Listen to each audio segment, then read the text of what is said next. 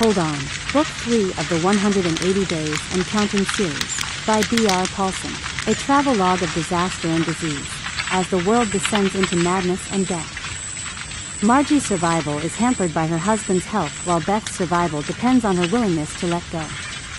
Scott's survival hangs in the balance as his fever spikes. Cady watches helplessly as those she loves face the hardest of trials, and there's nothing she can do to save them. As each person in Cady's life heads toward her, the deadliest of them all works his way north and faces his own mortality in the face of the end. None of it matters if their humanity doesn't stay intact. Chapter 1. Cady.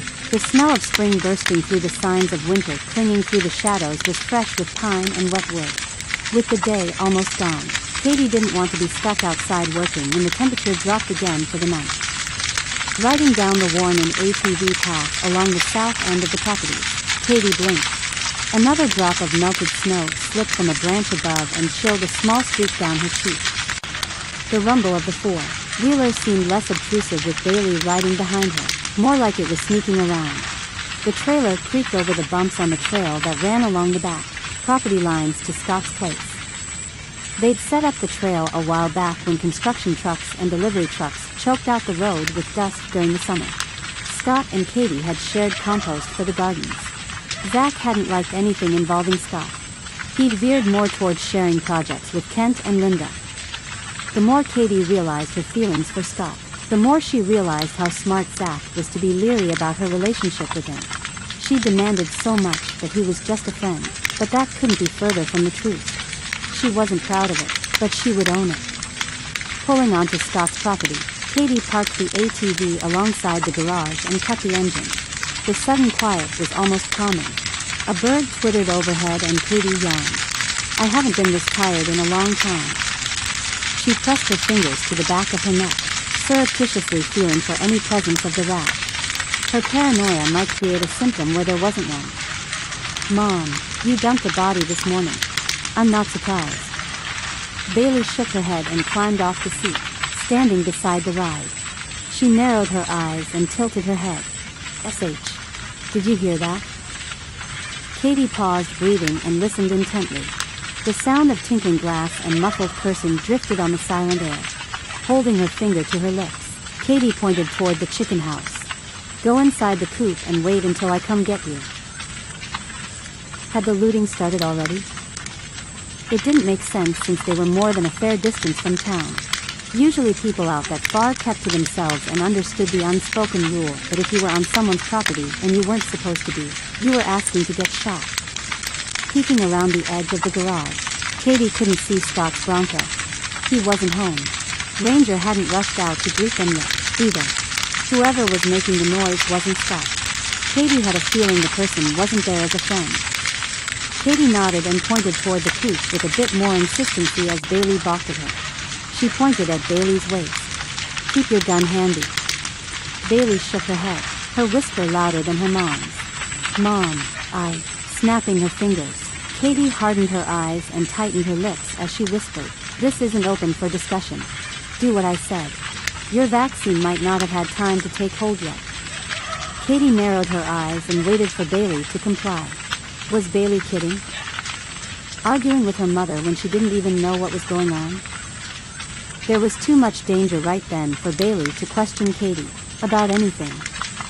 With all of the baby supplies in the trailer, Cady couldn't just jump on the four-wheeler and thunder off fast enough to get away.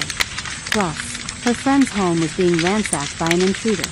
Where would Scott stay if he came home to find everything ruined? If he got sick, he wouldn't have the strength to put everything back together.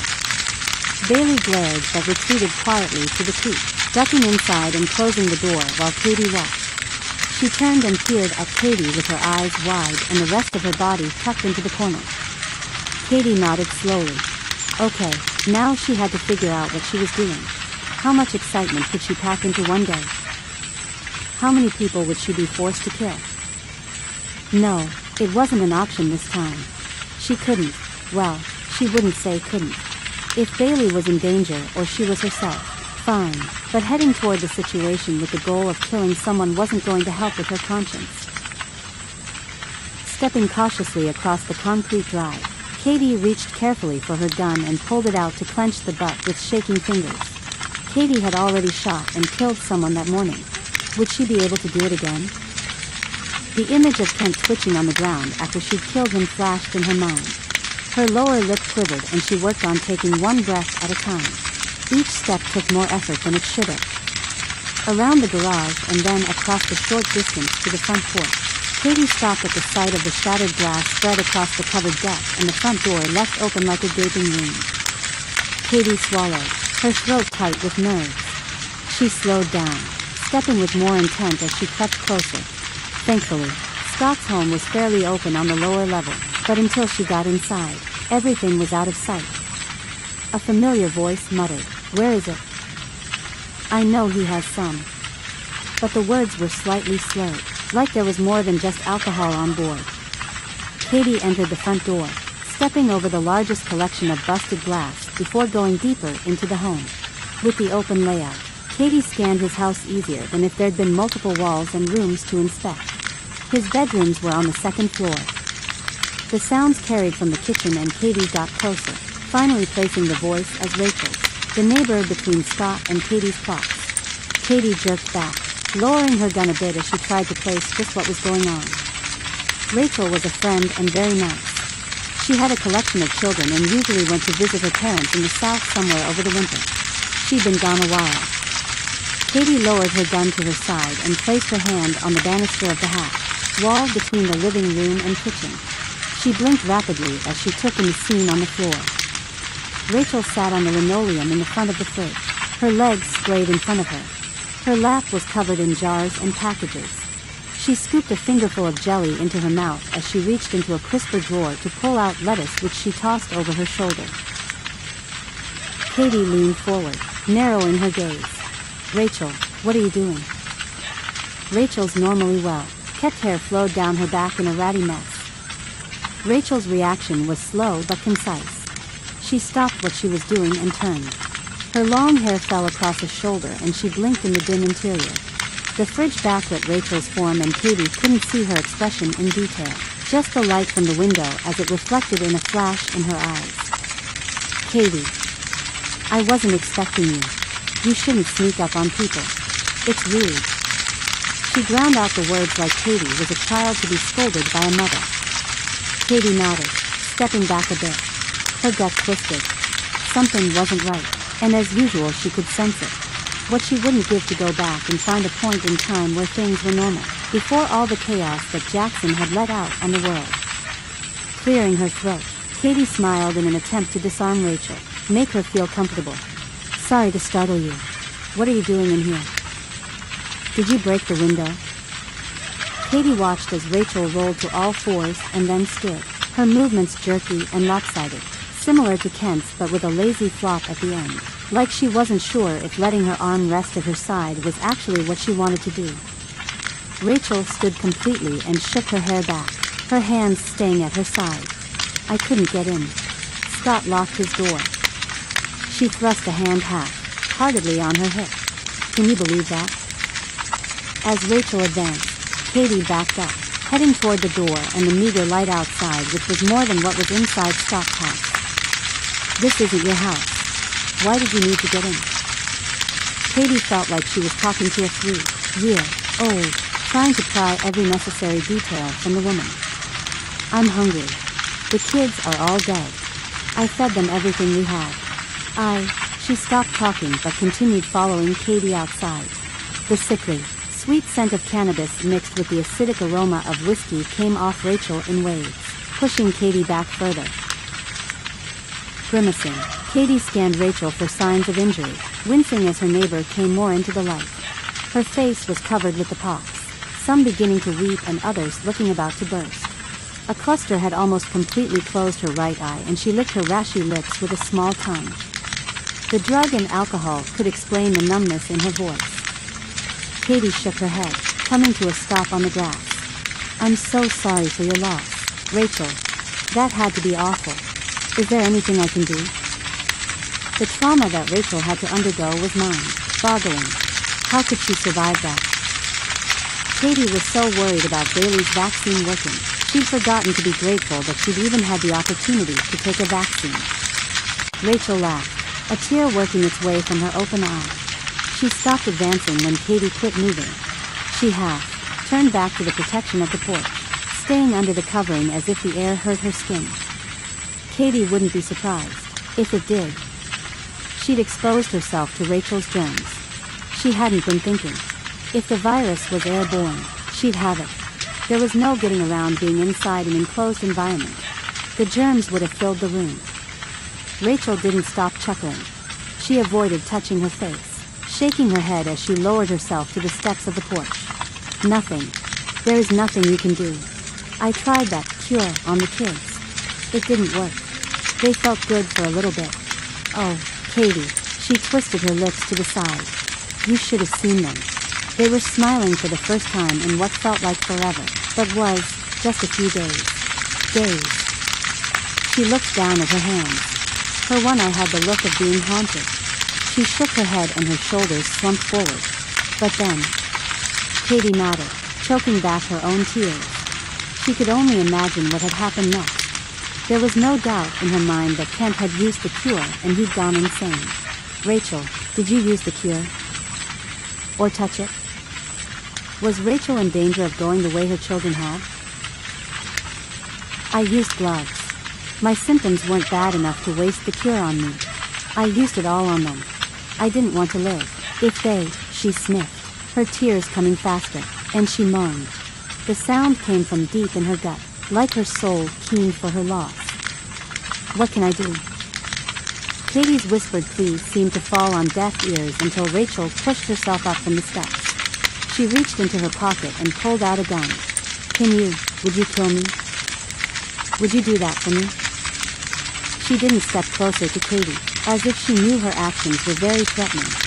She reached up and rubbed at her nose, breaking open a few sores on her face and releasing their contents to smear across her skin. Cady swallowed back the nausea creeping up her throat. She couldn't say she was sickened by the sight of the pox bursting open or that Rachel had asked to be killed. The combination of the two was a sobering combination. Where did you get that? The weapon looked like one of Scott's standbys. A sob tore from Rachel and she lifted the gun and waved it in the air. I found this in his nightstand. I looked all over for him, but he was gone. I even loaded it. Cady. He was supposed to be here. He could have done it. He could have shot me as I walked away. But you're here. You can help me. I don't want to be abandoned by my church. She cried openly, her pain evidently tearing her apart. Cady's eyes widened. Rachel was Catholic. She remembered attending Mass with her neighbor once a while back. She nodded, but didn't back down. Rachel, I don't want to kill you. I understand why you want to die. I do. But there has to be another way out of this. You have to be able to fix this. Of course, Rachel didn't want to live anymore. She'd watched her children die and was in more pain than Cady could imagine. Cady would want to die, too. It wouldn't be hard for Cady to think up just how scared and alone Rachel had to be feeling. Rachel stared at the ground. I don't want to try anymore. Please, Cady, please, do this for me. Please. I forgive you in advance. I can't keep living like this. I need, please. Her face contorted, her features pinkening and whitening in spots as she moved her mouth and cheeks. Cady sobbed, unable to fight Rachel's desperation, but unable to kill her. Please. I can't, Rachel. How did she tell her friend that she'd already killed Kent because he'd tried hurting her? She couldn't say that.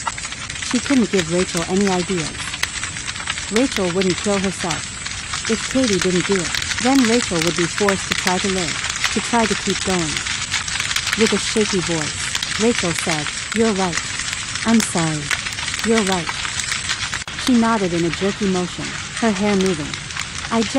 In the next second, she lifted the gun, pressed it to her temple and squeezed the trigger. Cady jolted forward and then back at the sound of the gun. Blood and bits splattered toward her. She coughed slowly in disbelief.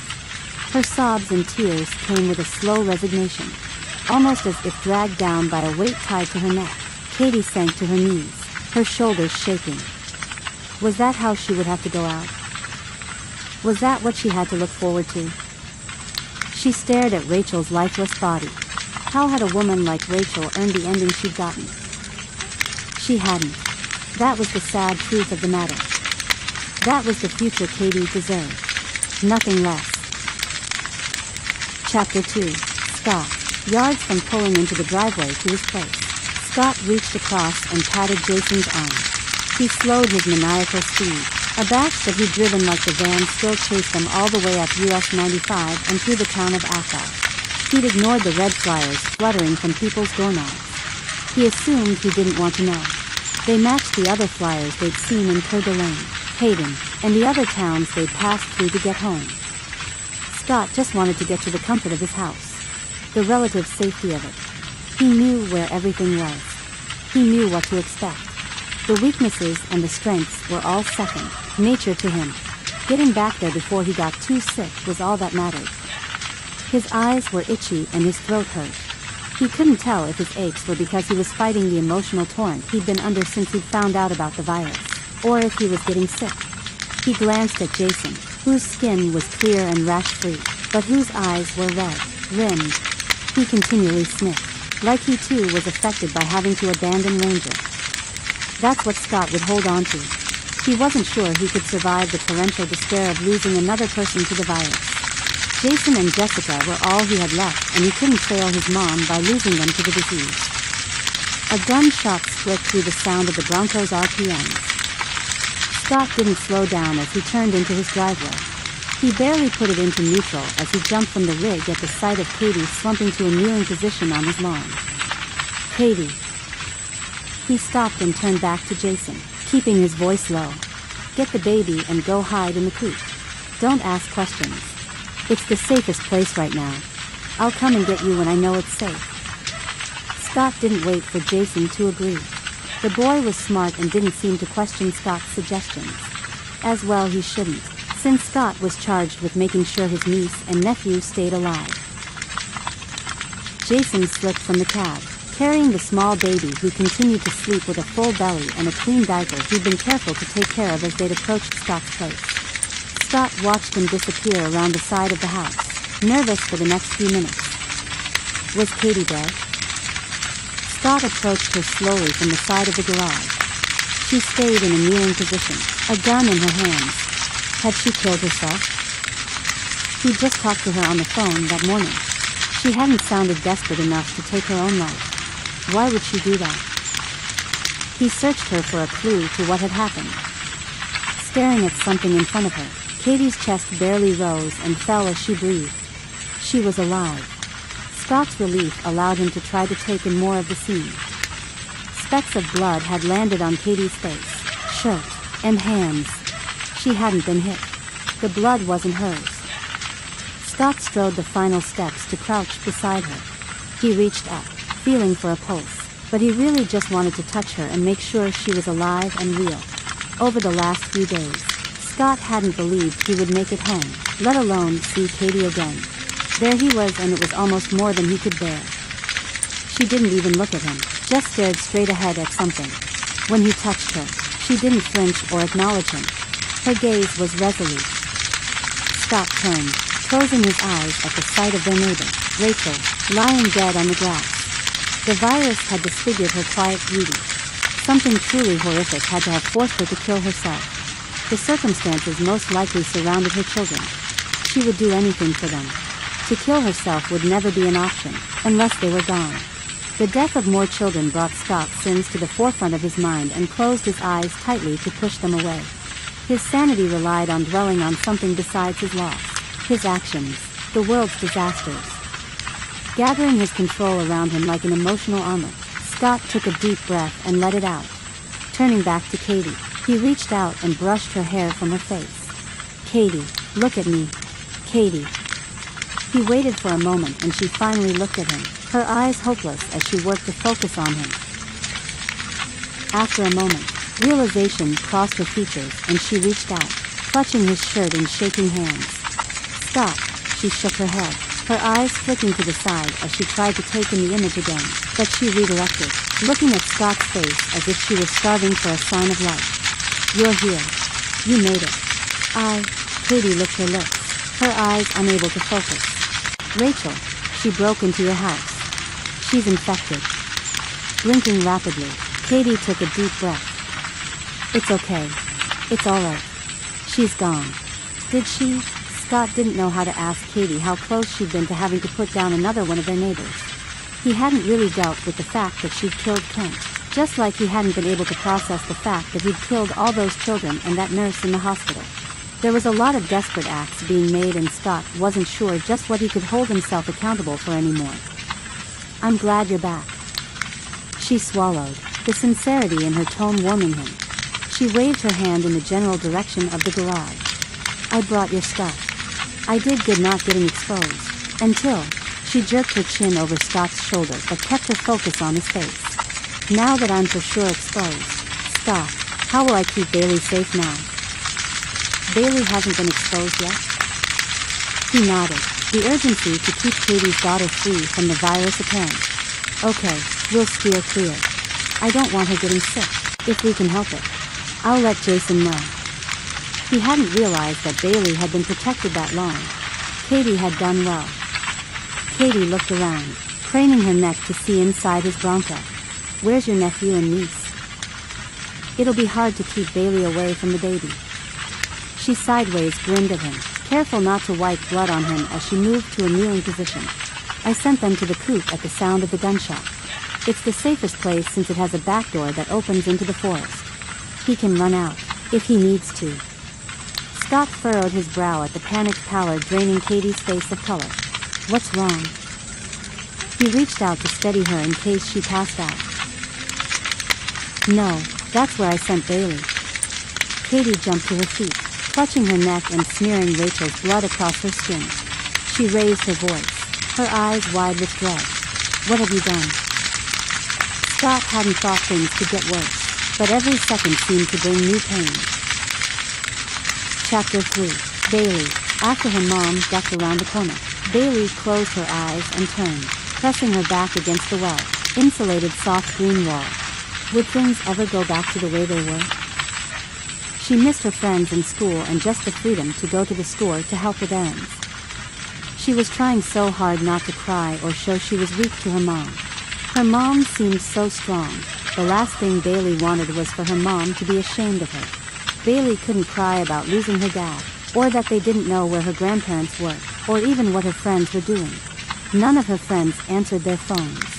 She was stranded in some kind of a weird dimension where everyone would wake up and realize they were all wrong. Even as she imagined it, she'd never felt more wrong. Bailey wasn't trapped in an alternate reality. She was trapped in her life, stuck, and soon her mom would get sick and then Bailey would be alone. The coop smelled of fresh hay and paint. Scott was a perfectionist and overly maintained his things. Even the chickens had been cleaner than any animal Bailey had seen before, and they had healthy birds themselves. Bailey clenched her gun in her hand, making sure to keep her finger off the trigger. What would Dad think, if he saw her now? She was so far from feminine it was scary. Thinking of Dad led to more thoughts of Mom. What did Mom mean by the vaccine might not have taken hold? That was ridiculous. When you got vaccines at the doctors, they never warned you to stay in your house until the vaccine had time to take hold. Maybe it was just another way Mom was trying to smother Bailey under her protection. Forcibly giving Bailey the shot had been almost unforgivable. The only thing that kept it redeemable was the fact that Mom had done it out of love. She just wanted Bailey to live. Bailey got that. She sank onto the bench beside the door, leaning forward to rest her elbows on her knees. Hanging her head, she leaned over. A gunshot broke through the silence of the padded building and she jerked to her feet. Pushing up against the wall, Bailey held her gun with trembling fingers. Who had shot? Mom or someone else? Bailey tried to breathe, but she couldn't hear with her ragged breaths cutting through the silence. Nothing followed and Bailey's palms grew damp. What was she going to do, if it was anyone but her mother? Could she kill someone? She wasn't even 14, yet. Her birthday was soon and she didn't want to miss it, but was that enough to kill someone? No, but to shoot someone. All she had to know was if her mom was in danger. Maybe Bailey could do it then. Maybe she could face someone else and shoot them, if she needed to. She hadn't been able to shoot Kent when he'd attacked her mom. She'd been good at screaming, then, but nothing else. She leaned back, pressing her shoulder blades into the wall. What was she going to do? Did she run out the back of the coop? Where did she go? Scott was supposed to be there soon. Would he be able to save her or her mom? Maybe Cady had been forced to shoot someone else. That would be 2 killings in one day. Her poor mom. Cady wallowed in her guilt. She always seemed to overthink things. The crunch of footsteps on rocks reached Bailey, growing louder as the person reached the coop. The door opened and Bailey stared toward the opening with wide eyes. Who would step through? She gripped the butt of her gun, her teeth chattering as if she were cold. Panting, Bailey waited to see who was coming in. Why hadn't Cady said anything? Was she okay? Cady would have called out to her or something, wouldn't she? A young man walked through the door, closing the panel behind him. Something in his left arm took the majority of his care. He murmured something, lowering his face. Bailey lifted her gun, aiming it at the center of his chest. Don't move. Had he heard the tremor in her voice? She wouldn't scare a butterfly. Hopefully, she lived long enough to work on her intimidation skills. He stopped, raising his gaze from the bundle in his arms. He swallowed, taking in her appearance and then focusing on the gun in her hand. Carefully, he shook his head. Whoa, wait, it's okay. I'm not here to hurt you. Bailey licked her lips. She had to take charge of the moment. She couldn't. She lifted her chin and demanded, "Who are you?" "I'm Scott's nephew. Who are you?" His voice was deep, like it had already changed, and there was something in the way he held himself that suggested he was comfortable inside or outside. He probably liked camping and reading. Both ideas Bailey could get on board with. It wasn't a dating show, but she liked the way he looked enough to pretend he was a good guy. Plus, he'd claimed to be Scott's nephew, but she didn't see Scott anywhere. She blinked slowly, lowering the gun. The combination of his answer and his attractiveness were very well placed weapons. If he was lying, she'd die, and she almost didn't care. "I'm Scott's neighbor." The suspicion left his gaze, and he smiled. "Scott said we might not see you right away. When I asked him how old you were, he said he didn't know. It'll be good to have someone my age to hang out with. I feel so isolated." He peeked at her from behind his thick lashes. After a moment he held a baby toward Bailey. "This is my cousin. Her name is Jessica." Bailey tucked the gun into the holster her mom had given her and leaned forward. The small baby had a slight tuft of dark hair and small lips. She didn't seem to mind being talked about or carried around as she slept peacefully. "She's so cute." Bailey leaned closer to see the small infant, conscious of the fact that Jason smelled like Axe deodorant. That's what she would think of the end of the world smelled like. "Yeah, she's like 2 days old. We rescued her." His pride resonated inside Bailey. She hadn't done anything because her mother had kept her locked in the house because she was afraid of exposing Bailey. Well, who cared? Who wanted to live while the rest of the world was dying? "I'm Jason. Do you want to hold her?" He tilted his face forward as he waited for her name. "I'm Bailey. Can I hold her?" Was there a rule she wasn't aware of about holding brand new babies? If her mom were there, she'd have some kind of a rule. In case Cady showed up, Bailey reached for the baby before Cady could say no. Bailey didn't care if there was a rule, as Jason transferred the baby into her arms. "Oh, she's so little." Bailey cooed, completely taken with the small girl. She tried not to stare at Jason, who had definitely grown even more attractive in the last few seconds since he'd shared the baby with her. Ducking, Bailey breathed in the baby's smell and kissed the smooth forehead. "She's just perfect." "Yeah, I think so, too." Jason beamed at his cousin. He crossed his arms and watched Bailey with the baby. He wouldn't need long before his frame would fill out and he'd resemble Scott even more. Yelling from the house reached them, and Jason maneuvered himself in front of Bailey and the baby as if he would save them from a fate worse than death. Bailey glanced up at him, grateful for his protective stance. Worry furrowed his brow. Jason cocked his head to the side as he tried seeing her and the door and window. Something is going on. Why are you out here? We came over to drop off baby stuff Scott asked my mom to get. Mom sent me out here when we heard someone in Scott's place. I heard a gunshot and now here you are. She looked out the window and then back at him. Did you hear the gunshot? Yeah, it's why Scott sent me out here with Jessica. Jason craned his neck, pushing her back away from the door. Someone's coming. Jason lowered his volume, keeping his words to a whisper as he backed Bailey further into the coupe. As they got closer, Scott and Cady's voices became more recognizable. While their words were hard to distinguish, they didn't need to be announced as their voices carried ahead of them. Jerking the door open, Cady stormed into the small building, jerking her gaze from Jason to Bailey. She shook her head as she slouched back, a half-sob on her lips. Squeezing her eyes shut, she clamped her hands over her mouth. Scott grabbed her by the shoulders and turned her to face him. It's okay. This is going to be okay. Being sick doesn't guarantee anything. They're all young. They're going to be fine. I have to believe that. Tell me you believe that, Cady. Cady shook her head, her eyes tearing up. No. You don't understand. Enough was enough. They were acting like the world was burning. What is the big deal? Bailey blurted out. I had the vaccine. You all should be upset about you. I'm fine. She directed her gaze at the baby, brushing the smooth cheek with her forefinger. Bailey wasn't worried about herself. She clung to Scott's words though as she looked down at the baby. Hopefully, Jason, the baby, Cady, and Scott would get over the virus. They were healthy. She had to hold on to that. Scott turned an aghast expression toward Cady, his hands still gripping her arms but in confusion.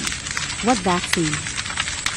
Bailey's eyes widened as she watched her mother's mouth fall open and her gaze rolled the coupe as if the answer lay somewhere inside. What had Bailey done? She hadn't known it was a secret.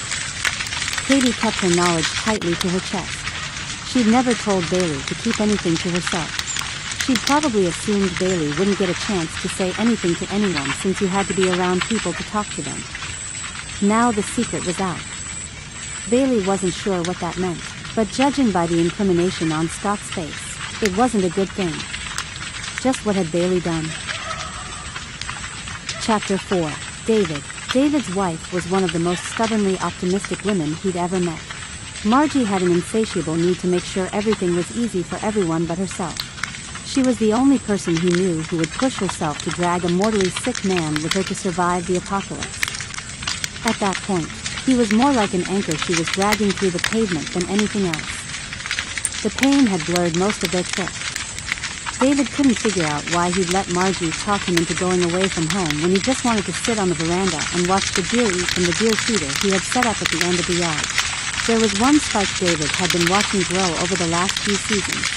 He wanted to see if he got a bigger rack on him this year. Somehow David had survived escaping the ship. That was hell in and of itself. Making it off the lifeboat and onto solid ground had given him a renewed burst of energy, until they'd had to sit in that small rickety car. Then the men, with their rough voices and their estimations that David was pretty much dead already. He hadn't needed that. Margie hadn't needed that. She'd squeezed his fingers so tightly, David had almost cried out from the pain. Back in the bug had been like Margie telling him to climb back into a torture chamber. The lack of suspension picked up every bump and line in the road. Even slight grooves became tracks the bug couldn't escape. His teeth had chattered from cold and irritation and David dipped in and out of consciousness. He just wanted to lay down. Honestly, he just wanted to die. At his last office visit, they'd assured him the tumors were growing.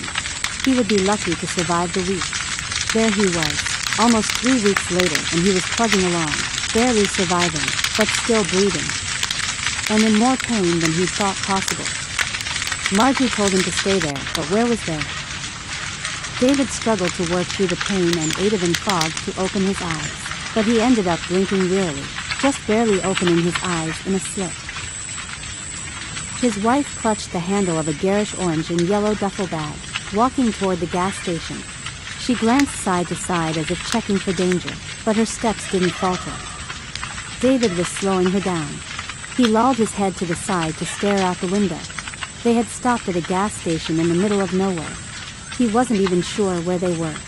A small collection of businesses that probably tried calling itself a town, but that was more or less a stopping point between other towns. Maybe the rule was if you had a burger kind, you were a township. With the bug's engine off, the chill from the setting sun crept into the metal paneling and up along his legs. He hadn't completely dried off from the rain whenever that had been, and the chill latched onto the damp material, making it more like razor blades cutting at his flesh whenever he moved. The cold ran up and down his skin, but he'd been in a fevery daze for so long he wasn't sure what was a real temperature and what was fever-induced. When he and Margie had talked about the end coming, they'd never planned on him being shackled with cancer and a weak immune system. How did you bug out with those conditions? You didn't. Margie had to get back to Cady's. That was obvious. The sooner the better. She wouldn't be able to get there, while lugging David alongside her. She was also the most stubborn woman. He loved her so much. She'd never willingly leave him behind. No, he had to make the decisions. He would never be able to convince her to leave him, either. David blinked hard, trying to remember what it was Margie had said, something about being right back. How much time did he have left before she returned? He swallowed past raw pain in his throat. Everything hurt and he had the awful sensation that he'd wet himself while he rested. He didn't want to continue on like that. What kind of a life was he living? What kind of an existence was he dooming Margie to? If she did stay with him, she'd get sick and stuck. She had to move faster, get back to their daughter's home before Margie got sick. It was only a matter of time. He was limited with what he could do. He had to pull himself together long enough to think up a plan, and it had to be fast. She'd be back. He wasn't sure when or even how much time had passed. His weakness was going to be his biggest frustration. When Margie had been digging around for keys at the shore, David had seen a gun in the glove box. A gun.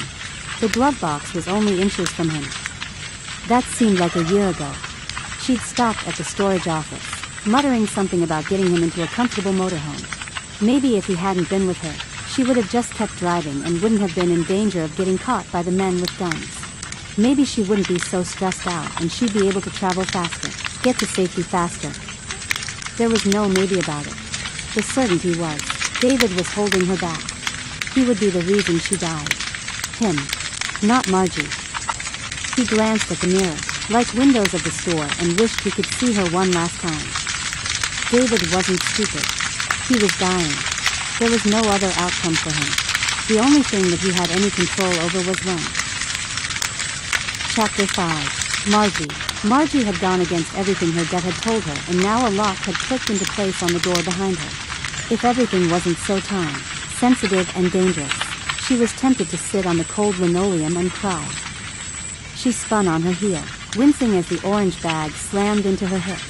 Why hadn't she paid attention to her instincts? She'd known better. She could have siphoned gas from one of the cars along the street. She could have done something, anything, but walk into that gas station. David was going to suffer for her decision. He would get cold, and when his pain spiked, he wouldn't have the medicine because Margie had it in her bag. Pushing on the door, she shook her head. No, no, no. Her voice rose with each word, yelling at the end. The time for worrying about causing a scene was long gone. In about 2 seconds, she was going to start throwing a fit. Out of the tinted glass, she could just barely see David's shape in the windshield. He was all by himself, and she was trapped in that store. The bag slid down her arm as she flattened her palms and slapped the door, kicking at the bottom frame and pushing with all of her weight to get out. Let me out. David. I'm coming, David. She scanned the wall of glass for a weak spot. She didn't even care if someone was in there, which there would be, if the lock had slid into place. As far as Margie cared, though, they could shove their lock where the sun wouldn't shine. Her goal was David, taking care of David, and nothing was going to get in her way, certainly not a gas station glass door. She glared, gritting her teeth, and then kicking the bottom of the door as hard as she could. How could the car be only 10 yards from her? It might as well have been 5 miles for all the good it did her. David must be so scared. She paused in her rampage on the door to touch the glass. Yep, it was getting colder. He wasn't just getting scared. He was getting cold, and she was standing in there and not helping him. Hey, you done? A woman's surprised voice pulled Margie from her panic. She'd been so upset with her cage. She'd ignored her captor. Get rid of the captor and she could get out. Margie whirled, slamming her back against the glass. She narrowed her eyes as she took in the woman's appearance. She had to find a weakness, and fast. A hand on her hip and a triple-pierced eyebrow arched high. The cashier's pink and green mohawk was from a decade different than the crow's feet beside her eyes and the sagging skin of her jowls. She was a heavy woman with one arm decorated in a complete sleeve tattoo and the other only 3/4 finished with the outline of a fish wrapping her wrist. Pointing toward the front, the woman spoke again, flashes of silver coming from her mouth. A sign she'd pierced her tongue as well as many other pieces of metal sticking from the cartilage in her ears, her lower lip, and her nose. You won't want to go out there. It's almost dark. The woman shrugged, her expression softening. It's not safe after dark anymore. Something I never thought I'd say in Easton. Her smile was kind, but unrelenting. Margie just wanted to breathe. She needed to get back to David. He was helpless without her. She couldn't breathe fully until she sat beside him in the car again, or had him in the store beside her. Why did you lock me in here? I need to get out. She waved her hand in front of her a moment. Thank you for the warning. I have to get out there. My husband is sick. He's in the car. Please, I need to get out to him. Why hadn't the woman unlocked the door yet? Didn't she see how urgent things were? The woman moved closer to Margie, her name tag defining her as Kelsey. The vanilla name didn't fit the spicy exterior.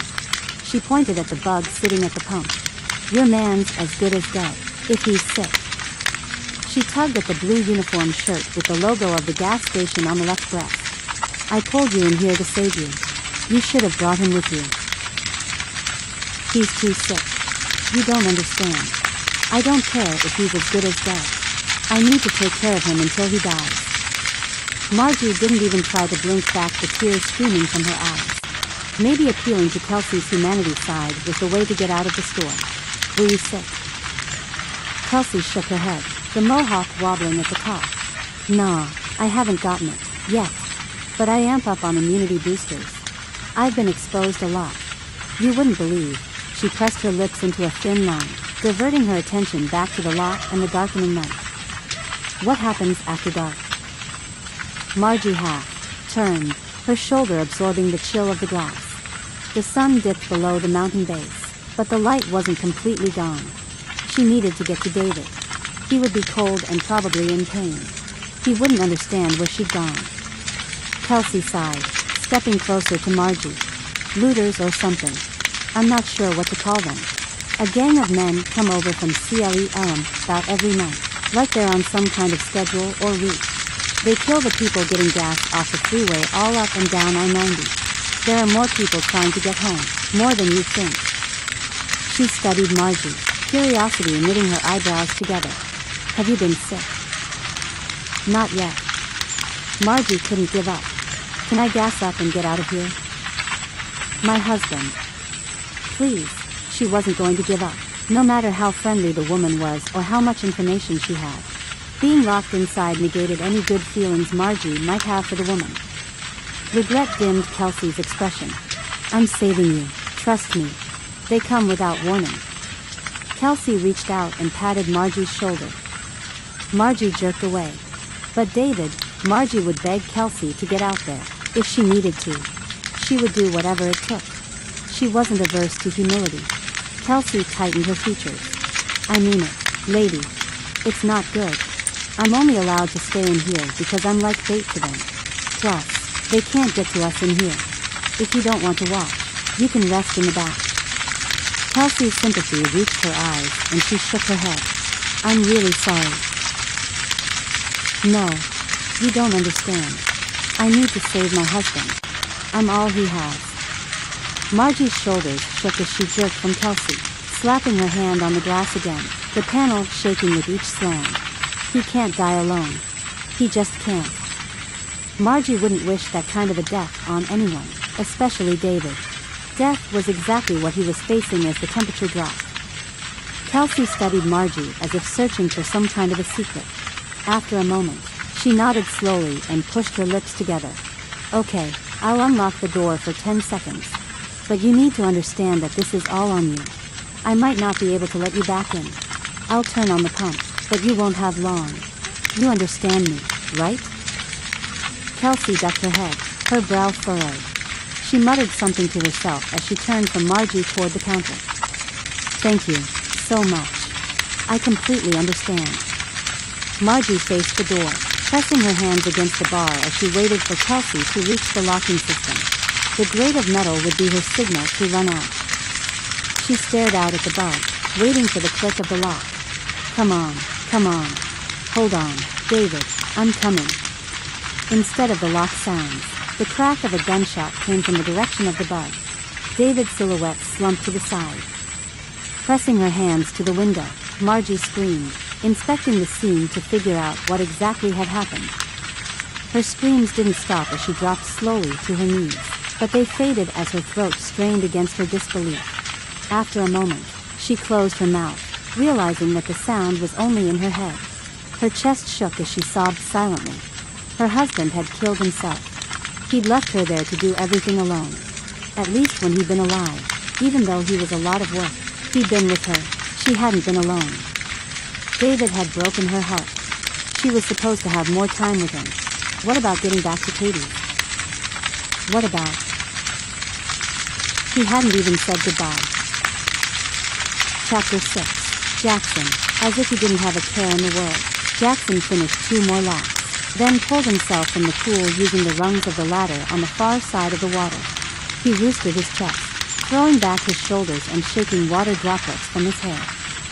The belligerent cowboys strode slowly around the marble flooring, obviously familiar with the slick nature of the wet stone.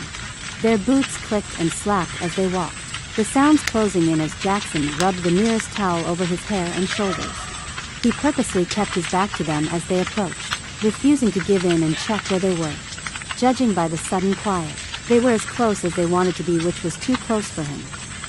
Moving slow and relaxed, Jackson dried off his face and pulled on a robe hanging from a hook beside the hot tub.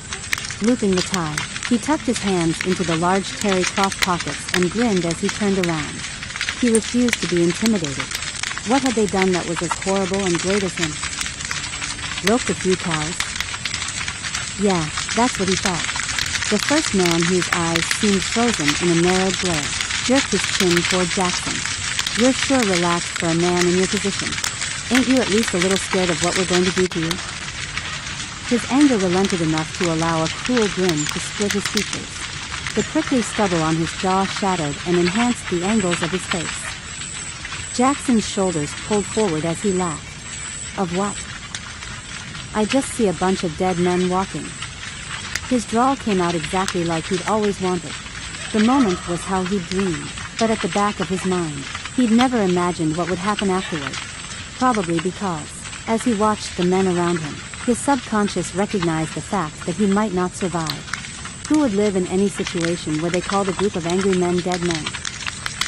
One of the 4 who had followed the main man around the pool reached forward and tapped the leader on the shoulder. You gonna let him talk to you like that, Brett?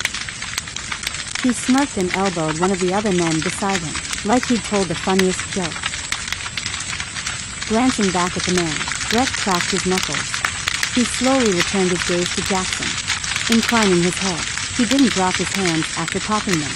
You're pretty cocky for a punching bag. What's your name before I make it hard for you to talk? Jackson. He could take a punch. He'd taken more than that over the years when people found out he was Mexican and in the wrong neighborhood.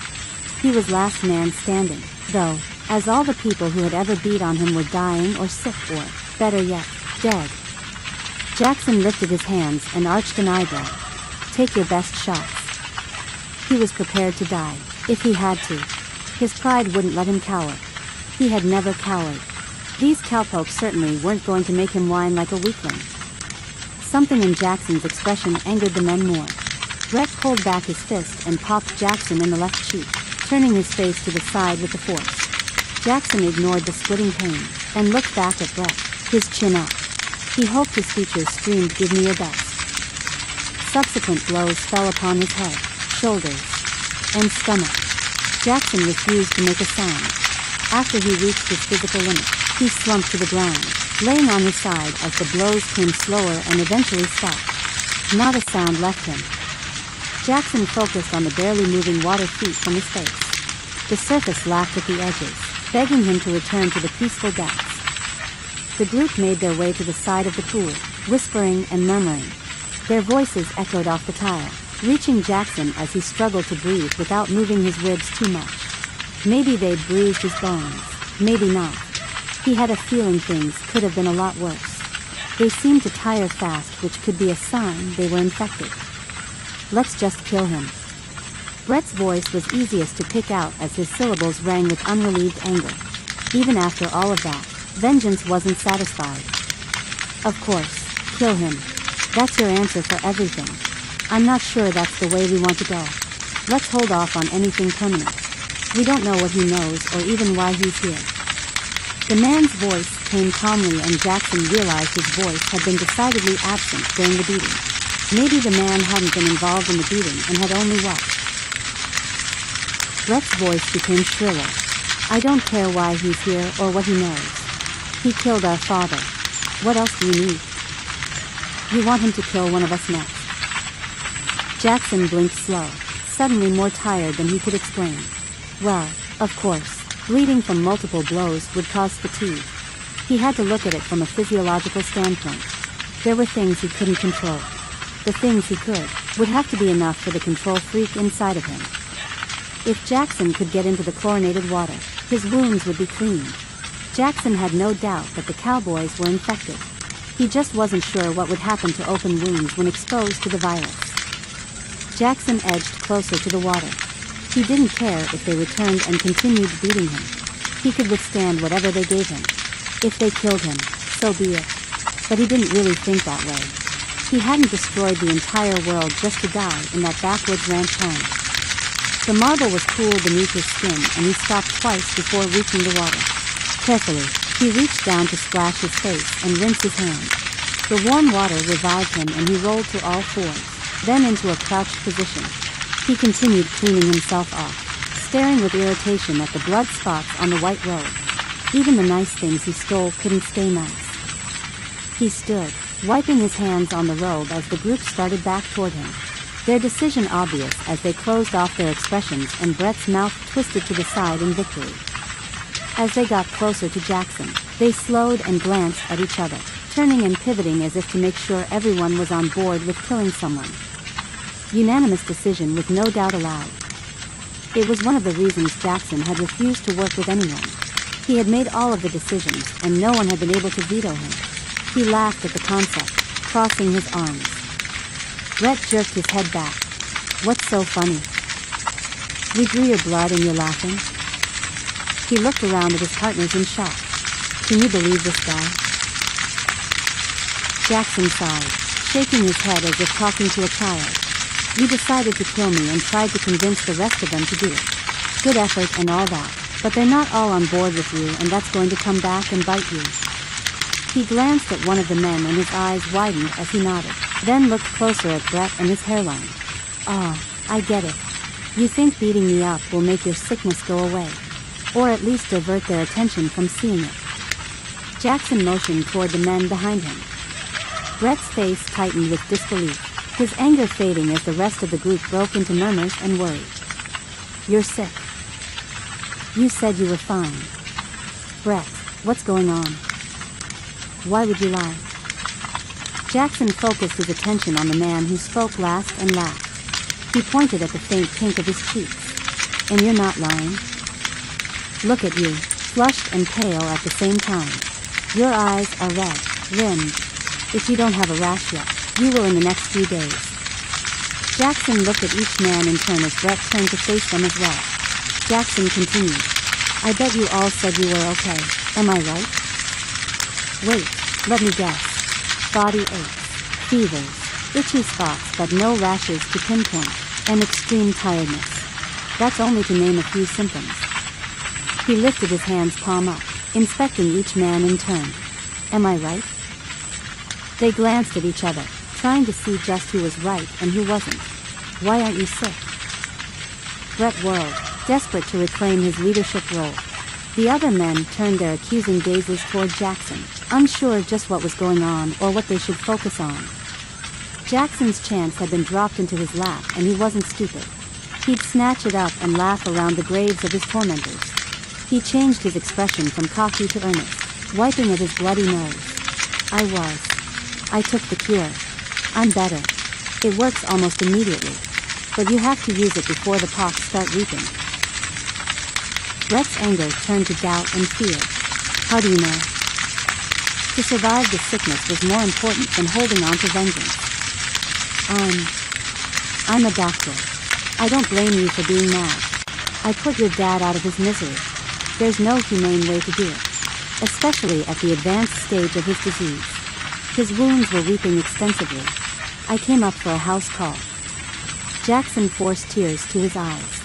He hated that he even had to convince them of anything. He begged me. I only came in here to swim because I can't face the town. I want to forget what's going on out there. As a group they nodded, as if they, too, understood what it meant to get away from the horrors all around them. He almost had them. I don't blame you for wanting to kill me. I get it. I faced the disease and I wanted to die. Had I been in your father's shoes and no one had brought me the cure, I would have begged for relief in whatever way I could find it. The cure wouldn't have helped him. He was too far along. Jackson stared at each man until they met his gaze. You all have time to get the cure and avoid the same fate as your father, or worse. Do you have the cure here with you? A nameless man turned toward Jackson as if he didn't care what Brett's answer was, but Brett turned to him for the answer as well. They were all desperate to survive whatever they had, the same thing that was killing their friends, family, and neighbors, the same that had claimed their father. Jackson shook his head. No, but I can get it. He would leave and never come back, if they let him leave. The temptation would be strong to get the cure and take it back to them, just to watch them suffer. They deserved something horrific after the beating they'd given him. Brett laughed, shaking his head. He lifted his finger and wagged it back and forth. Have you leave and never come back? Nice try. He shrugged. We're cowboys. We're not stupid. The men huddled together, leaving Jackson out of the group, which was fine. He moved to the side, using his self-control to hide any sign of pain or damage. A pounding started in the back of his head. Just what he needed. A headache from the beating. He needed water and something to eat. He dropped the robe, pulling his clothes on over his wet underwear. They'd dry. He had to get ready to escape. It didn't matter how empty the world was of people to see his nakedness. It would never do to finish up the end of the world in his skivvies. Leaving his bag behind the chairs, Jackson turned back to the group as they separated into 2 and 3. The 3 approached Jackson. One jerked his head toward the rest of the house. The 2 left ahead of them, a sense of urgency to their steps. Jackson cleared his throat as he followed behind the threesome. Can I get something to eat? The man who had argued with Brett the most seemed to be second in command. He stopped walking and glanced back, tilting his cowboy hat to the side. The fact that you're not sick gives you more leeway than if you were.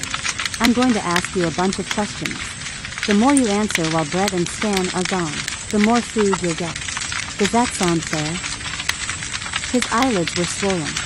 Small red arteries looked about ready to burst in his bloodshot eyes.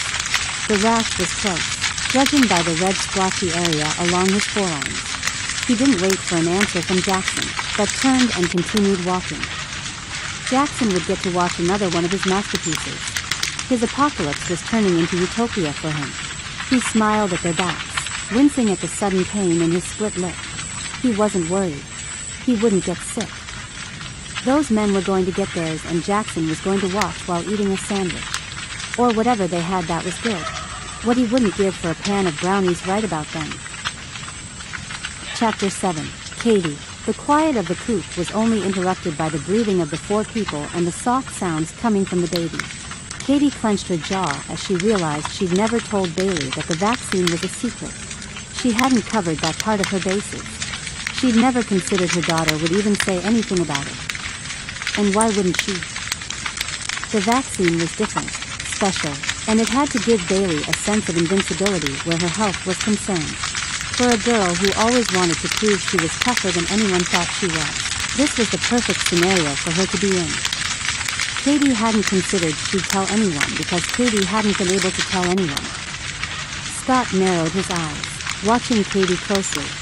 "Cady, what does Bailey mean she took a vaccine?" His voice was filled with disbelief and betrayal, all the things Cady didn't want to hear from him. The angle of his jaw sharpened as he stared down at her, waiting for a reply. He had no idea how glad Cady was to see him.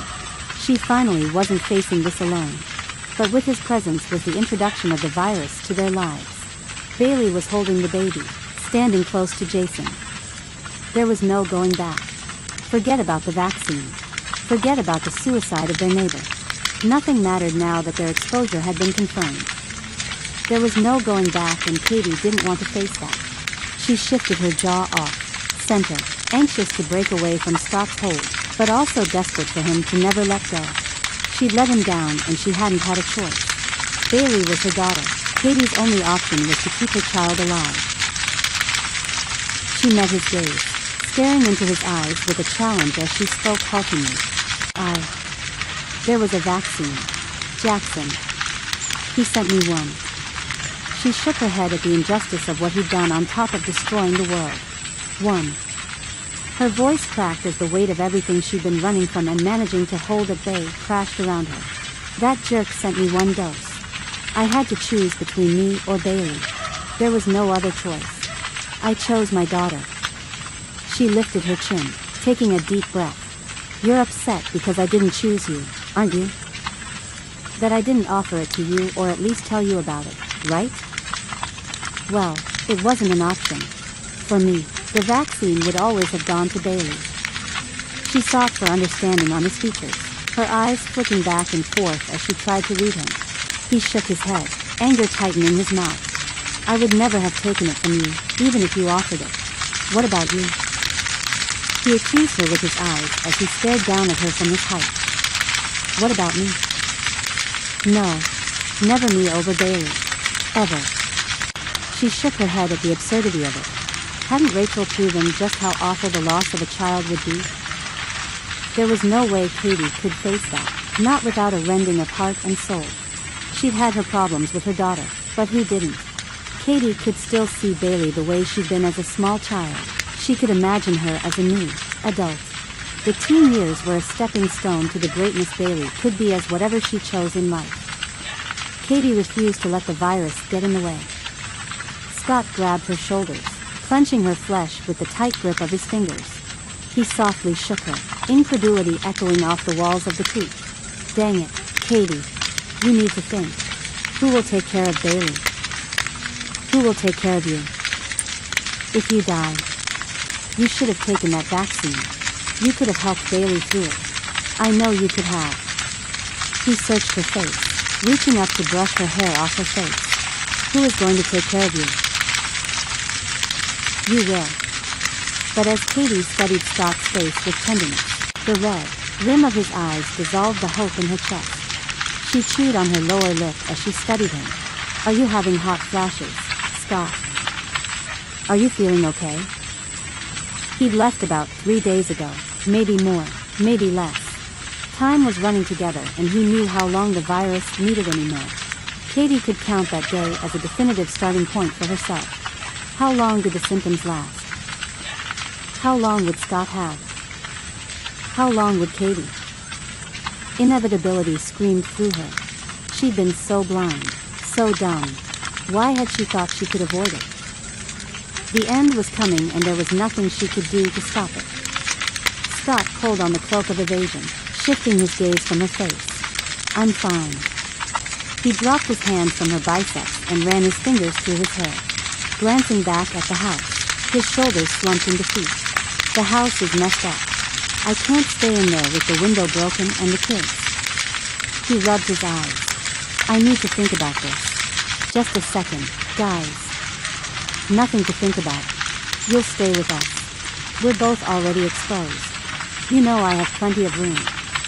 She pleaded with her gaze for the chance to make it up to him, the fact that she'd hidden so much from him, that she hadn't been able to keep Rachel from ruining his home, that she couldn't help him since he'd become sick, so much. There was so much she'd done wrong, that she would do differently looking back. Scott searched her face and then glanced at Jason and Bailey. As his lack of options occurred to him, he nodded slowly. Okay, yeah, that will work. Thanks. I'll load up what we need. Cady licked her lips and turned to Bailey. Take the ATV back to the house with those two. Get inside. It's starting to get cold. Maybe you two can unload the baby stuff and put it in my room. I'll help with her until I can't. She smiled half apologetically. She didn't to disappoint Bailey by dying, but she didn't have any other option. Bailey nodded with the baby in her arms, quietly leading the way for the boy. Cady kept her comments to herself about Bailey minding for the first time in forever. She'd keep the guys around if only to experience that one again. As the four-wheeler engine turned over and then moments later Bailey and the ATV disappeared from sight, Cady turned back to Scott. She took a deep breath, but Scott spoke before she could. This is going to get worse. You know that, right? Was that humor in his voice? Only Scott could face the end and laugh in its face. Cady shrugged, offering him a sad smile. You have no idea. Neither of them did, and that's what terrified Cady. Her timeline had shrunk. There was no going back. Chapter 8. Phil Stoltzman. Phil's rash had started earlier that morning. His wife and kids had left a couple days ago to stay with her parents in Tacoma, Washington, and Phil had stayed behind to work. He didn't work at a nuclear plant or a hospital. People didn't want him at work because they wanted to see him, or needed his help. No, the population needed him at work. They needed him in the guard office as the prisoners of the Washington State Penitentiary also struggled with the difficulties of the sickness. He'd been at work all morning and couldn't figure out the magical combination on the Sudoku page he was on. Coughing had become as normal as breathing. He moved slower, and didn't care that he'd missed multiple scheduled times, like letting them medium security inmates out of their cells for socializing. He didn't care. He was alone. There were no other guards there to help him. Everyone had called in sick or just not shown up, mostly the latter. Along with that fact, Phil faced the debilitating reality that he couldn't help the men inside. He wouldn't leave the main office. He couldn't face the men who were sick, or who shared a cell with a dead body. There was nothing he could do by himself. If he went inside the blocks, he probably wouldn't make it out again. The prisoners knew something was up. They knew the security was down. How could they not? They hadn't seen a guard in a few days. Their food had slowed to a trickle. Many of them weren't waking from whatever the horrible disease was that had spread inside the prison walls faster than discontent. Phil was at the end of his rope. He glanced up at a security camera and jerked backward, dropping the Bic pen to the floor. The prisoners had gotten out of their cells. They ran up and down the yellow and gray catwalks with a jerking determination. How had they gotten out, and what was Phil going to do about it? There wasn't much he could do. He coughed again, reflectively lifting his hand and coughing into his fist. He was really just tired and wanted to go home. There was no way he could control that prison. With over 2,000 inmates and no way to count how many were still alive, Phil didn't know if it was even worth trying. How many of the normal population had died outside the prison walls? His own wife was extremely sick and Phil just wanted to join her. He didn't want to be there. Phil pushed aside his sense of responsibility. The men had gotten out of their cells. They'd be able to get food and water. If they were lucky, they'd figure out a way to escape, but hopefully not until Phil was long gone. The chair scraped on the painted cement floor as he pushed back from the table. He stood, so tired. Could he make it to the car? A knock on the door which led to the inner workings of the pen made Phil gasp and turn. The prisoners had made it to the office. If Phil didn't get out the collection of doors to his car, he'd never make it out alive. He froze, staring at the man grinning back at him through the glass on the office door. Manson Stint. He was in maximum security and known for his brutality. Phil didn't shift his glance from Manson's face as he slowly edged closer to the red button that would lock down the entire prison. Every door would lock and make it impossible to leave. There was no other way. If men like Manson's stint were released out to the public, sick or not, there would be no standing at the pearly gates for Phil. He'd be shunted down to hell like a piece of trash. He leaned to the left, his gaze trained on Manson's smile with a chipped front tooth. He kept his hair slicked back and he was wiry, with more muscle than fat, but at only 5'2" he didn't even have a lot of that. Manson's eyes pinned Phil and then flicked to the side. He widened his gaze and shook his head, jimmying the doorknob with a ferocity that frightened Phil to move faster. Slamming his hand down on the button, Phil glanced back as Manson broke through the door with a crowbar. He'd made it through just as the high-security locking system did its job. How had a prisoner gotten a crowbar? The metal was rusty, and as Manson rushed Phil, raising the tool in his hand, Phil was actually a little relieved. He didn't want to die from the sickness, and he didn't want to go out the way he'd heard prisoners could kill guards. As the crowbar descended, Phil wished he could see his kids and his wife one more time. Maybe they'd be there. Maybe they'd escape the virus, too. At least he'd been able to keep Manson locked inside. That was the best thing. No one wanted Manson out. He might be worse than the virus. Chapter 9. Margie. How much more pain would Margie be expected to survive? Would she be stuck in a perpetual pit of despair?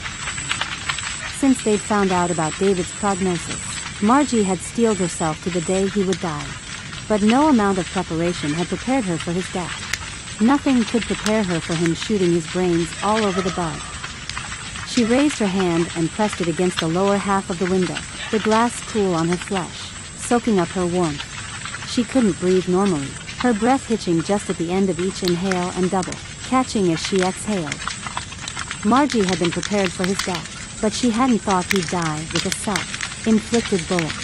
She'd imagined he'd go while they were on the cruise, maybe after having a delicious dessert, and he'd tell her what a good life they'd had together. He could have called Cady and told her how much he'd loved her. Or maybe, when Margie had shifted her plans and gotten them off that ship, she could have gotten him back to their daughter's place and he could have died watching Cady's chickens. Something. Anything had to be better than the horror that had just happened. This way, the way he'd gone out. Margie didn't even have the comfort that someone else had taken his life to explain the suddenness. He was just gone. He'd gone and hadn't told her his plans. He just left her with questions like how long had he been waiting for her to leave him in the car? How much pain had he been in to force that kind of move? What had he been thinking? Kelsey sank to sit on the ground beside Margie, her gasp loud enough to be heard over Margie's panting. Did he just kill himself? She stared out the window, her painted lips turned down. Margie leaned forward, her forehead thumping onto the glass beside her hand as she tried to catch her breath. She nodded, her whisper dragging from her like acid. Yeah, he killed himself. He'd taken his own life, and knowing David, it was because he hadn't wanted to burden Margie anymore. She didn't care what the reason had been. There wasn't enough. He hadn't been work she couldn't handle. He'd been worth it. David hadn't been a burden. He'd been her meaning for going on. What was her reason now? Kelsey's hand on her back startled her, but Margie didn't pull away. The offer of comfort was welcome. She'd pretended to be strong for so long and hadn't realized the drag on her until then. Guilt ravaged her as she realized an underlying emotion was relief. She wasn't responsible for his death. She hadn't pulled the trigger. She hadn't lost him to the virus.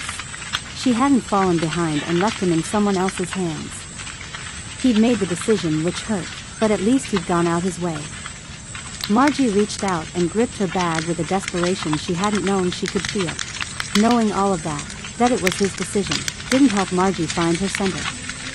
What else was there to live for? Nothing. Not when she was stuck in Easton with no way to get home to her daughter and granddaughter. She had nothing to focus on. Unsure what to do, Margie winced at the sudden appearance of headlights shining through the glass. She just wanted a break from the pain, and there was another car. Was Kelsey going to try to get them inside, like she'd gotten Margie? Bullets clinked on the glass of the door. skittering backwards on her rear. Margie ducked with each crunch. She shrieked as she dropped back further. What are they doing? Can they get in here? Kelsey exhaled tiredly. She shifted to her side and lifted herself up, bracing her hands on her knees as she stood. No, they do this every night. I'm not sure if they're trying to prove a point or what. Quite honestly, it's getting old. She held out a hand, and waited for Margie to accept. Come on. Let's go in the back. It's easier to deal with. Shaking her head, she walked around to the counter. I need to turn off all the gas to make sure they don't somehow coerce the machines to give them more. I'm not sure how they're getting their fuel, but who knows. Kelsey turned off the backroom lights. The glass is bulletproof. Most of the store is impenetrable. The owner was from Pakistan, and after September 11 he got paranoid. There's a full studio apartment back there. I haven't had a chance to leave since this all started, but, she smirked. I haven't needed anything except someone to talk to. You're the first one to actually make it inside. The last one, she waved Margie forward and pointed down the aisles. Pick what you want to eat. I'll get another cot out. I think he had a couple of them back there. I know he had plenty of blankets. Margie clung dully to her bag, walking randomly up and down the aisles, looking for something, anything that might be appealing. Corn nuts reminded her of David, and she squeezed her eyes shut. How long would it take? Certainly, longer than a few minutes, but she needed the pain to numb down now.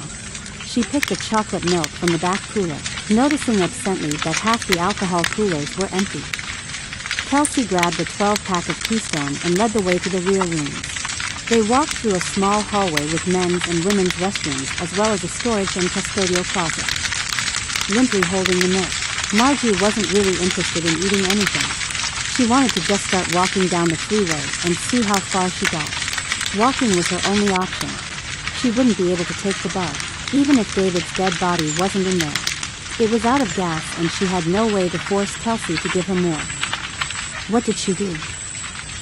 She could go outside and face the bullets. What was the likelihood that Cady and Bailey were alive anymore anyway? How delusional was she going to be about the future? Did she want to survive all alone? Kelsey held out a fold-up chair and motioned for Margie to sit at the card table set up in the back. The homey setting was offset by the cement block walls and concrete floor. A rug or something would break up the austere monastery sensation. What do you think we need to do? Kelsey pulled out a bag of jerky and sighed. What I wouldn't give for something different. I'm sick of the nacho cheese. It tastes like plastic. The hot dogs. I'm just ready for something different. I keep staring at Burger King, but it won't open, no matter how much I wish. I have something. It's not a hamburger, but it's different from gas station food. Margie pulled out her bag of Cruise buffet food she'd snagged before jumping ship. Offering it to Kelsey with the opening facing her, Margie nodded with little expression. Help yourself. Kelsey's eyes widened. Really? She didn't hesitate as she grabbed the bag and dug through the pastries and fruit. Oh, my gosh, a banana. Do you realize, we probably won't see another banana for a long time? Things have basically fallen, like Rome, and there aren't enough people alive, that I know of. I mean, there are idiots like the ones outside, but they aren't going to bring me bananas. The yelling, honking, and gunshots were severely muted from Margie since they'd come to the back, but the occasional sound could be heard just along the periphery of their conversation. Margie worked not to focus on the bursts as she heard them. Sighing, Margie unscrewed the lid to her drink. I'm not sure what to do. I lost my husband. There's not a lot left for me to live for. I don't even know if my daughter and granddaughter are still alive. She ignored the call to try to reach Cady. Selfishly, Margie just wanted to sink into her sadness. You're not the only one to lose someone important. My son. Kelsey shook her head and pulled out a blueberry stone, and her eyes widened as she bit off a small corner. After a moment, she continued. None of that matters. Giving up would be a waste. This is uncharted territory. We have to make a go of it. Margie nodded begrudgingly. I need to get back to my daughter in North Idaho. I'm not even sure she's still alive. Sorry, I already said that. She was so confused. A lot had happened in the last 24 hours and Margie wanted to throw up at the stress load. No more worrying. Kelsey held up a beer and tilted the bottle toward Margie. Here's hoping. Let's plan on leaving in the next day or so. She swigged the beer and bit into her stone, wincing as she pulled back. Ew, not a good mix. Setting the beer down, she focused on the pastry. You're going with me? Margie sipped her drink. As nice as it would be to not be alone with her thoughts and grief, Margie didn't have any way for Kelsey to join her. My car isn't an option. Maybe Kelsey hadn't realized what had actually happened. David had ruined the bug. She couldn't use the car again. Not ever. Not to be too crude about it, but I wouldn't go in your car at this point, if it was the last one in the world. Kelsey chewed her bite and swallowed. I can't stay here. This isn't living. I've just been passing through Easton for 10 years now. She grinned widely, the piercings in her lip moving with her mouth. I need to leave. Is it okay if we travel together? 2 women are better than one. I'm tougher than I look.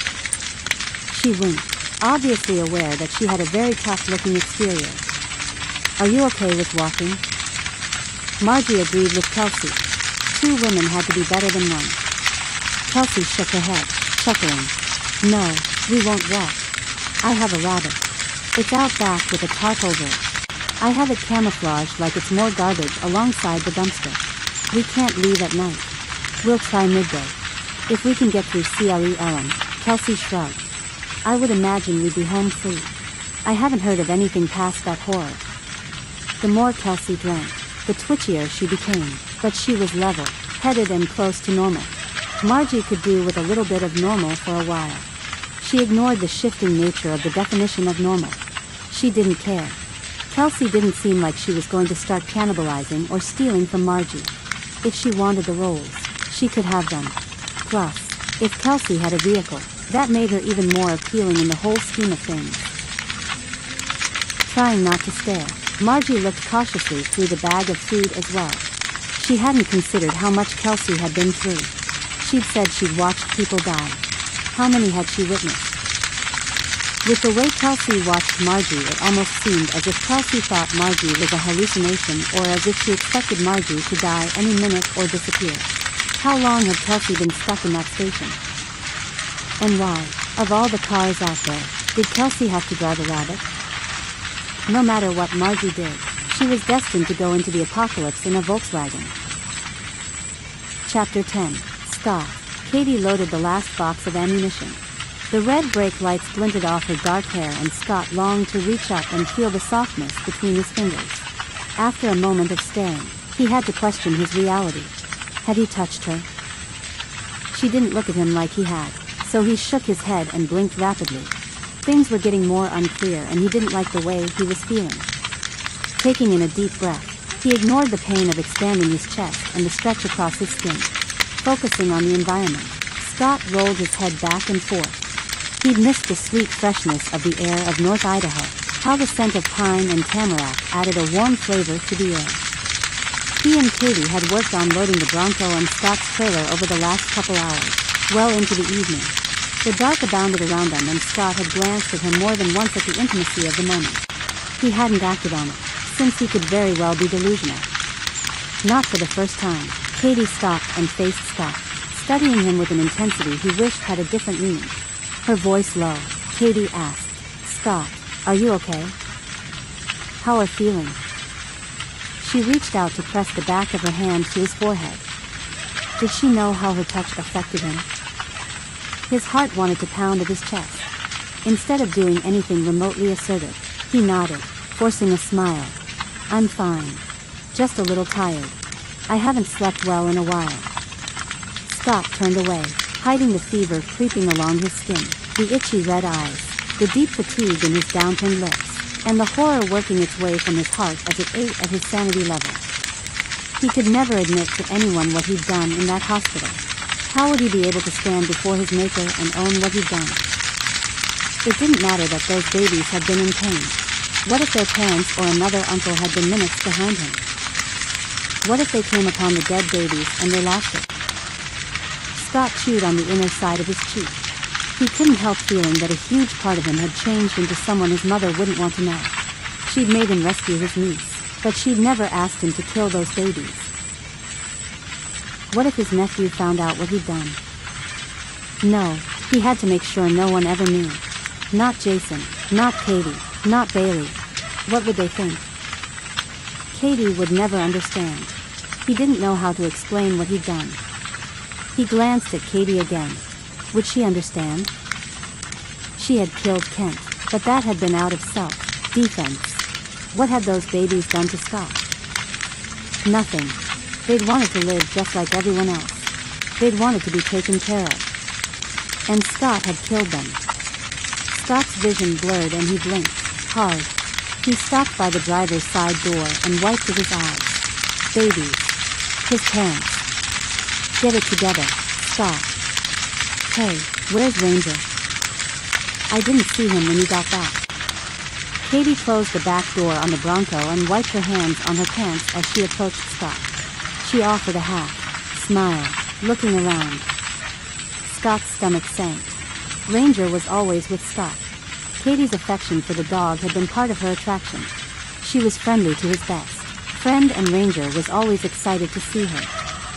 Scott choked up, pausing in his reply.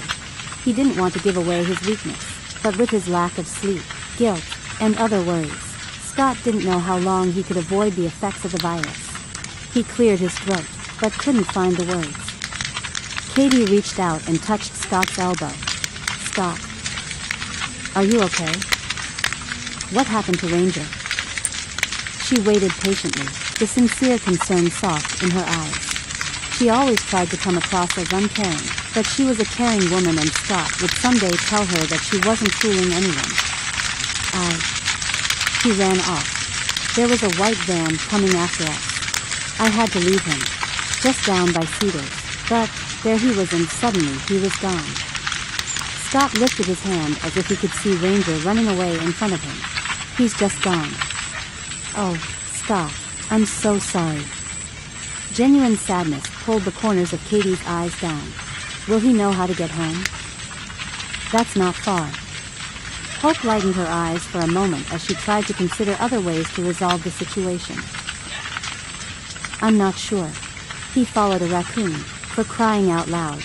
He's not like that. Scott laughed as he wiped tears from under his eyes. I don't know why I'm crying. He's just a dog. Indignant, Cady shook her head, stroking his arm. He's not just a dog. He's Ranger. There's no replacement for a dog like that. She reached for Scott's face, tilting his chin up so she could see his face in the light of the open door.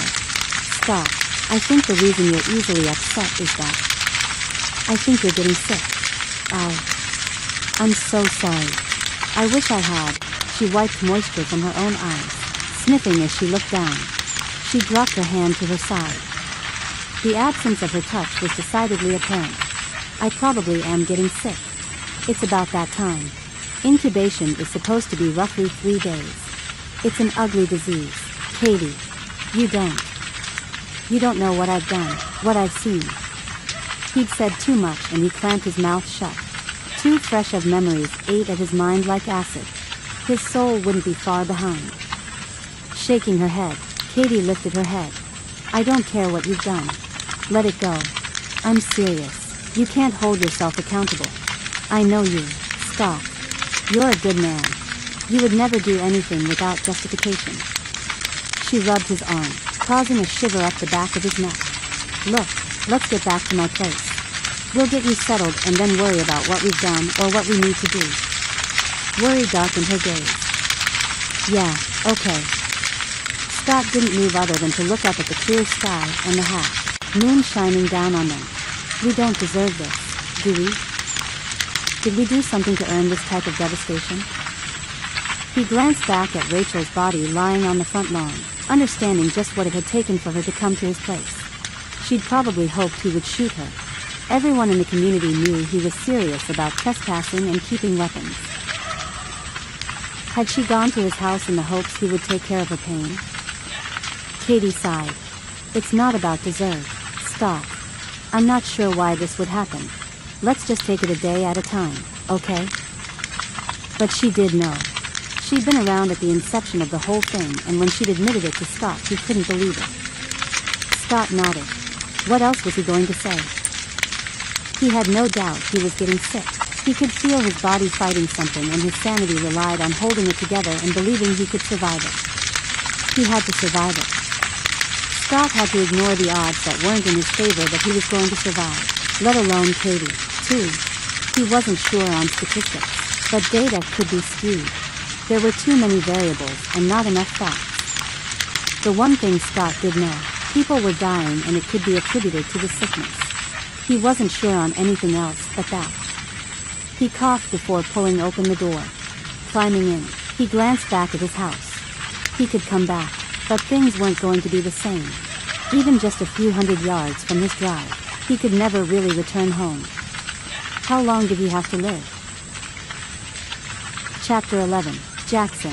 The moon searched for a place to set along the southern mountain range when Brett and Stan finally returned from their trip into town. Dawn was moments away and Jackson was past exhausted, which just irritated him more. The entire situation had taken the fun out of the events. His body ached from the beating and the exertion in the pool. Their engine's roar announced their arrival, triggering Jackson to do something other than just sitting around. Jackson motioned toward the hallway as he stood from the bench he'd been forced to sit in. He hadn't had a lot of answers for them, that he'd been willing to give, so he'd been left with crackers and peanut butter.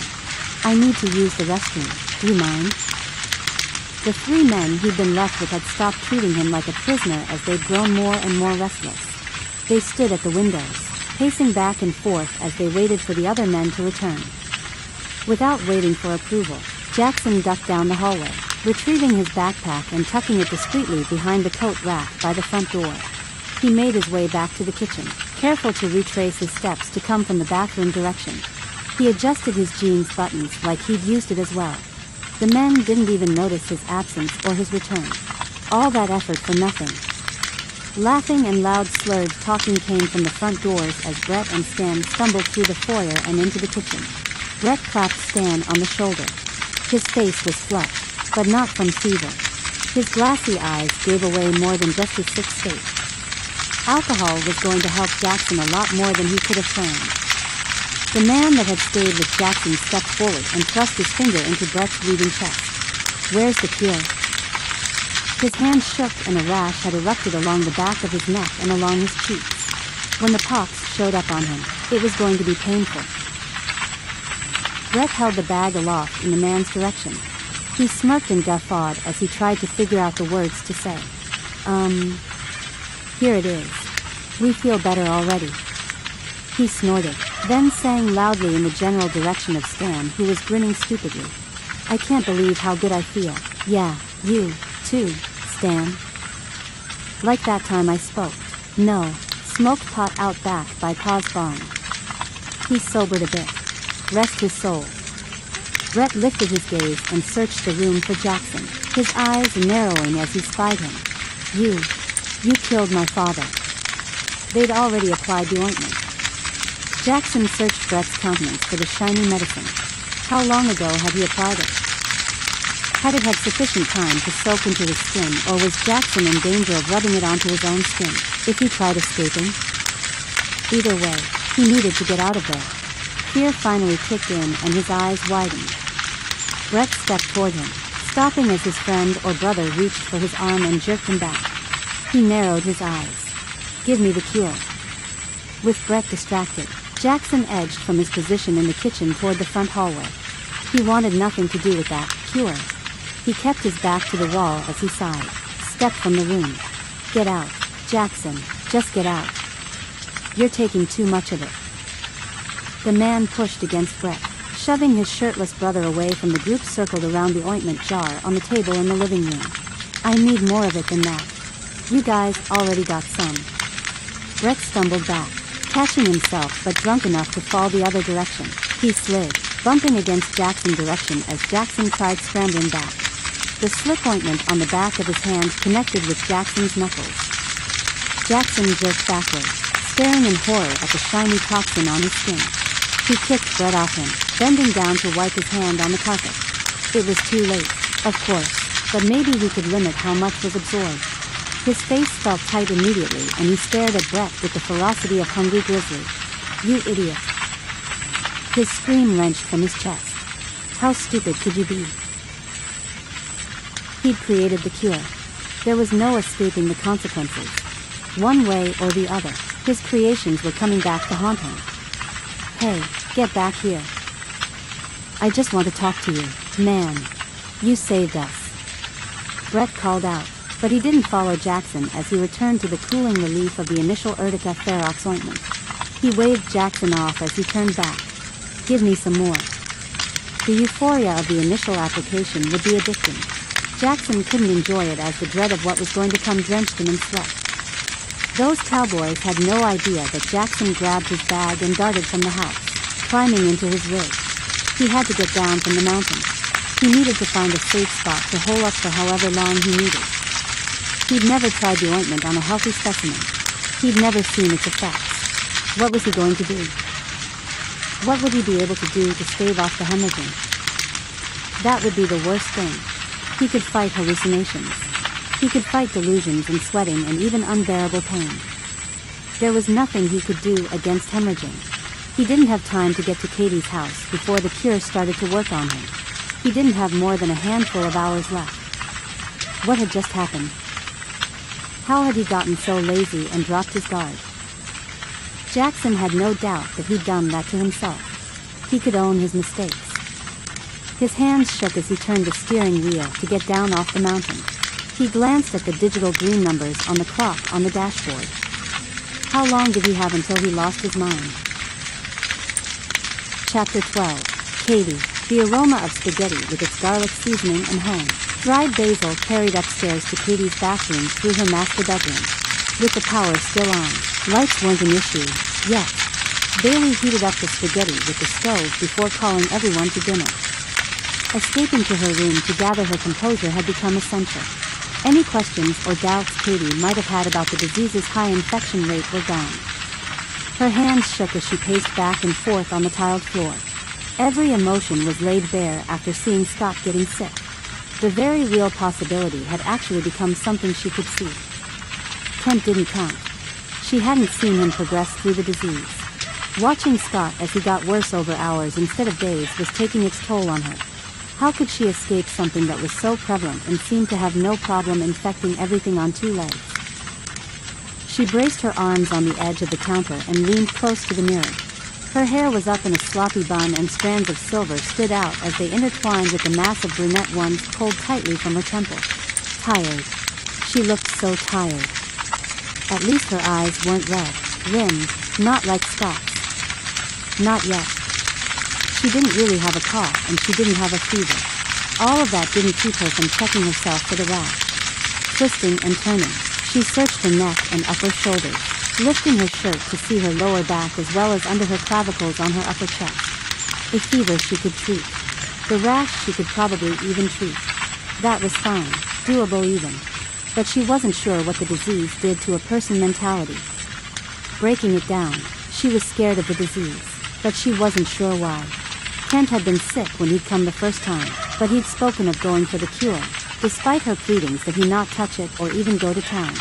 When he'd returned to Cady's place, he'd been out of his mind, but Cady couldn't be certain that he had used the cure. She had no idea. Chances were very good he had, and the way he'd been acting hadn't been congruent with just a disease. Rachel's state of mind had nothing to do with the cure. Sadly, her sickness and the horrific loss of her children had contributed to her mental status. She hadn't had any contact with the cure. There was nothing tying the only two deaths she had witnessed together, except the disease. Cady hadn't seen anyone survive the disease, or heard of anyone surviving. At that point, it was the disease killing everyone combined with their circumstances. If she could focus on getting rest, getting Scott rest, would their chances increase to survive the illness? Most likely, unless the end game of the virus also messed with the host's mental state. She leaned her head back and groaned softly. If only she could find someone who had survived it. She wasn't even sure on the true length of the disease, which would be different for everyone, but she didn't even have a basic timeline. The symptoms started out with red, rimmed eyes, fever, cough. From what she'd seen, there was a rash that progressed to a pox. After that, she was unsure. Scott was getting weaker. Cady had winced each time he'd stumbled while they unloaded the Bronco into the garage. He hadn't seemed to notice. Either that or he fought through and didn't want her to see. If it had been Cady, she would have felt that way. The sickness seemed to be moving fast with him. Unless that was the way it came on. Slow, and then bam. Mom. Time to eat. Bailey's voice had taken on a hopeful tinge, like she wouldn't have to worry about watching her mother die alone. I'm coming. Just a sec. Cady wasn't going to let Bailey watch her die. She turned off the light. When was the power going to go out? The world wasn't essentially gone completely, but there had to be less people every day to work the utilities and their jobs. Once the power stopped, she would have to black out her windows. Actually, she would do that the next morning before she got too sick. Bailey wouldn't know how to do it. Blacking out the windows would keep the lights hidden from anyone on the road and giving away their presence at the house. With the generator going, the sound would give them away, but in the garage, the generator would be mostly muffled. Cady just had to get it into Bailey's head how important it was to air out the garage when she turned off the generator and to not linger in there while the generator was running. The emissions would kill her. Night lights were randomly placed throughout the house, one of which was in a wall plug-in beneath one of her bedroom windows. Softly closing her bedroom door for a moment, Cady sank to the floor beside her bed and used the light from the nightlight to make sure the handgun she'd stuck to the underside of the mattress was in place. She hated to consider it an option, but once Scott got sick, he would change. He wouldn't be himself and Cady had to be on guard as long as she was able. As much as she hated the thought of killing him, she had to protect Jason, Bailey, and the baby. Plus, what if the pain did get so bad she had to take care of things? Cady had to be prepared for every eventuality. If Scott was getting sick, Jason probably would be close behind him. How much would Bailey see? If Cady had the presence of mind, she would get her daughter and run up to her parents' place. But Cady selfishly didn't want to get sick and leave Bailey all alone. Jackson had sent the vaccine and Cady had been able to use it to protect her daughter as much as possible. There was no going back now. Plus, Scott needed her. Cady pushed to her feet, pulling her long sleeves up to her elbows. Leaving her room, she glanced up and down the hallway in case someone had followed her upstairs. Downstairs, she hid all indicators that she'd been making sure she had herself defense weapon in place, in case she needed to kill her guests. No, that wasn't something one said while sitting to eat dinner with company. While Bailey served the meal, Jason offered the baby to Cady, whose smile felt foreign on her face. As she cuddled the tiny infant, she raised her gaze to Jason. You've done really well, Jason. Jessica seems to be thriving. The young man blushed, half shrugging as he tilted his head towards Scott. My uncle saved her. I just rode shotgun and fed her as we came home. He looked towards Scott with something close to hero worship. Cady smiled, nodding, glad to hear Scott get some recognition. Yeah, Scott can be pretty amazing. So, what happened? How did you save her? Cady focused on Scott. Her neighbor and now housemate shifted uncomfortably on his seat. He cleared his throat, something haunting in his gaze that he couldn't seem to shake. It's well. I just went into the hospital and pulled her out. He smiled at Bailey as she scooped spaghetti onto his plate. He grinned. Jason and I are so thankful you ladies welcomed us in. We haven't had home-cooked meals in a while. Just a Marie's, right, Jason? His sudden topic change seemed weird, but Cady didn't question it. She understood evasion. Scott was trustworthy. If he'd done something, he would have a good reason. He didn't do things unless they were morally right. Jason scoffed, rolling his eyes. If you call crackers and peanut butter Marie's, then yeah, we had Marie's. Bailey laughed, rolling her eyes. Oh, wow. My mom has some that are like lasagna and beef stew. They aren't the best tasting, but I guess they fill the hole. She glanced shyly at Jason and Cady almost groaned aloud. Was that going to be a problem? She was going to get sick and not be able to chaperone the two teenagers living together under one roof and playing house. Bailey's birthday was in a few days. Cady hadn't gotten her anything. At that point, Cady just hoped she would be healthy enough to wish her daughter happy birthday. There were so many things running through Cady's mind. She couldn't focus on any one thing. The answering machine clicked on, Cady's college welcome message echoing loudly around the lower level. With the baby still in her arms, Cady jumped up, rushing to turn down the volume. She picked up the phone to answer without waiting to find out how it was. She had nothing to worry about since telemarketers would be sick as well. Hello? Cady turned from the dining room and faced the kitchen. Hopefully her mom was calling. Cady was so worried she'd blocked the problem from her thoughts. Cady? It's Beth. I'm so glad you're there. Her friend's voice sounded far off with a staticky overlay. Had reception gotten that bad? Only that morning Scott's phone call had been barely received. If Beth was calling, she'd still be on her cell. Bailey appeared at Cady's side, offering to take the baby with hand motions. Cady transferred her to her daughter's arms and turned back to the counter. Beth, you're alive. Cady's happiness drowned out the soft conversation at the table. She slid onto the stool and stared at the center of the counter, twirling the phone cord around her fingers. I'm so glad. How are you? Barely alive. S.J. died, right here.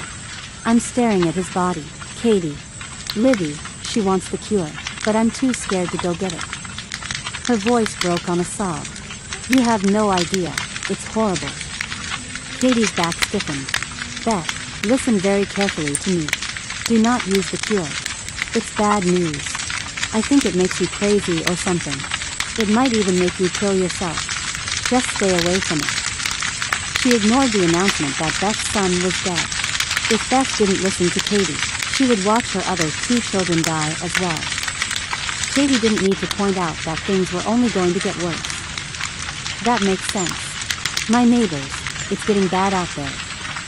Beth's voice broke up, and when she came back, her words had a slight tick in them like spaces were being taken out as she talked. Cady raised her voice slightly. Have you gotten it? They both knew what it was. Not yet. Elderberry syrup. You? Beth's voice broke up again, the silence claiming a section of her words. The lifeline between Cady and Beth was tenuous, and Cady didn't want it to snap. I was just exposed today. Do you need anything? What can I do for you? Can I come get you? No point avoiding the germs now. Cady might as well load her house up. Beth seemed to have lost all hope as her voice fell flat. No. I still have 2 kids alive. I can't leave them. Yet hung in the air as she paused. Cady scrunched her nose, attempting to keep her sadness in. She didn't want to cry, but Beth had to watch her children die, and there was nothing she could do to help her. Cady had saved herself that. She'd given the vaccine to Bailey, and she didn't have to watch her only daughter die in front of her. Her decision was validated to protect Bailey. Even if Beth hadn't meant to, she'd taken away every doubt Cady had about her decision to act. S.J. hadn't survived the sickness. He hadn't had the cure, and he'd still died. A healthy young man, and he'd been unable to fight the disease. His death took a lot of Cady's hope and squashed it. Cady lowered her voice, trying not to share how sad for her friend she truly was. The power will go out soon. I'm not sure if the weather we have is actually spring moving in, or if we're going to get a late winter cold snap. If it gets cold, use that rocket stove I made you. Cady lowered her eyes to her hand twisting the cord. People aren't themselves. Beth, be careful of looters. They're going to be ruthless. They need to be careful of me. Something ferocious negated the humor in her words as she spoke. Cady had no doubt that if left with a spoon and no other weapons, Beth would carve out the hearts of anyone trying to harm her or her children. That's just the way she was, except when it came to her husband, Stephen. I absolutely would bet on you. Stay alive, lady. They hung up, and Cady realized Beth hadn't mentioned her husband, just as Cady hadn't mentioned Zach. In fact, There had been no mention of goodbye. Chapter 13. Margie. The shooting and carrying on at the gas station didn't stop, even as Margie and Kelsey settled onto their cots. Kelsey handed Margie a thin wool blanket that was surprisingly warmer than it looked. Even through the concrete walls, Margie could hear the revving of engines, the repeated blasts of gunfire, and yelling. How long will they do this? She was emotionally exhausted, and the constant barrage wore on her emotions. She didn't want to think about what they might have done to the bug or David's body. Usually they're gone by now, but they must know there's someone new in here. Maybe they're going to try to get in. I don't know. Kelsey sounded resolved to whatever was going to happen. She didn't seem overly worried since they were barricaded inside a secured building. Rolling to her side, Margie studied Kelsey's silhouette in the flashing headlights that filled the store with light every few seconds. When do you think we can leave? She couldn't imagine staying there longer than absolutely necessary. If she could, she would have left when Kelsey was going to let her out, if David hadn't killed himself. Now she had to find something to give her drive again. She needed a purpose, a goal, and getting back to Cady would have to be enough. Well, like I said, we can't leave for a day or two. The cot Kelsey was on creaked as she shifted to face Margie. She adjusted her blanket, the tips of her mohawk bobbing toward the ground as she jerked her arms around. Margie tightened her jaw. Yeah, that would make sense. Give those men a little more time to get sick. At least most of them. The longer we wait though, the more chance we have of getting sick ourselves. Margie wasn't sure why she hadn't succumbed to the illness yet. She had to figure out what the driving force was behind the virus. If she could help figure out the virus's weakness, maybe she could figure out how to treat it. If nothing else, she might be able to survive it. Well, we haven't gotten sick. I don't think it's smart to act like we will. Kelsey huffed. I don't even feel like I'm getting sick. She flopped onto her back, the cot creaking as she moved. Margie wasn't sure what would set Kelsey off. She spoke as calmly as possible. Of course not, but we have to plan like we will or could. I believe in the whole mind over matter concept, but I also believe in reality. The odds are we will get sick. I'm not sure why we haven't yet, but there's no logical reason why we won't. It's not like a previous disease we've had. Wait, or was it? Cady had said something about varicella. Could the virus act like the chickenpox? Once you had a major disease like that, you were less likely to have it a second time, at least at the same strength you'd had it before. Kelsey and Margie hadn't known each other before, so there was nothing between them that was acquaintance associated. Even their backgrounds were severely different as well as where they came from. Medical history would be the next ground to check for any commonality. What's your health history? Like pretend I'm a doctor or a nurse that you're visiting for the first time and I asked you for an oral history of your medical background. What would you say? Margie closed her eyes to listen to Kelsey's answer. She needed paper and a pen to take notes, but with no other distractions, this would have to do. The woman thought for a moment and then replied, I've had your standard partial vaccinations. I wasn't run through the whole gamut of boosters and stuff because my dad said one was enough. I had chickenpox at 4 years old and measles at 7. Kelsey laughed with melancholy. When I got the chickenpox, my mom called all the neighborhood moms and let them know I had the chickenpox. If they wanted to send their kids over to get exposed, they had to promise to help watch me during the summer while she worked her shift at the hotel. She even had a chart of IOUs. Kelsey shook her head, fondness strong in her tone. My mom pimped out my germs. Man. Margie joined in the laughter and then waited for Kelsey to continue. I've had multiple breaks in my arm, legs, and wrist. I broke some ribs when I went to that Woodstock revival thing.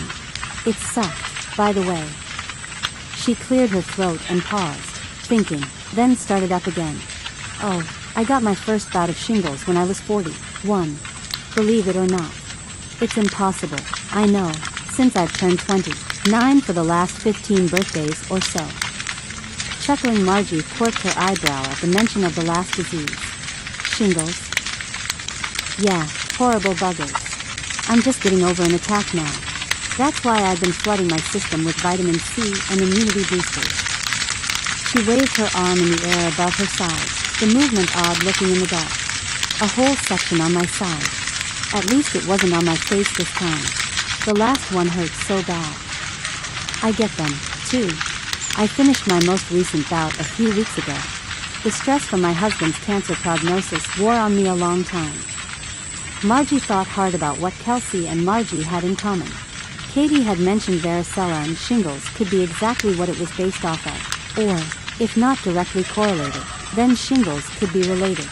Could it be beneficial to have had shingles or the chickenpox? Would those antibodies help with the development of more or of the staving off of the worst parts of the disease?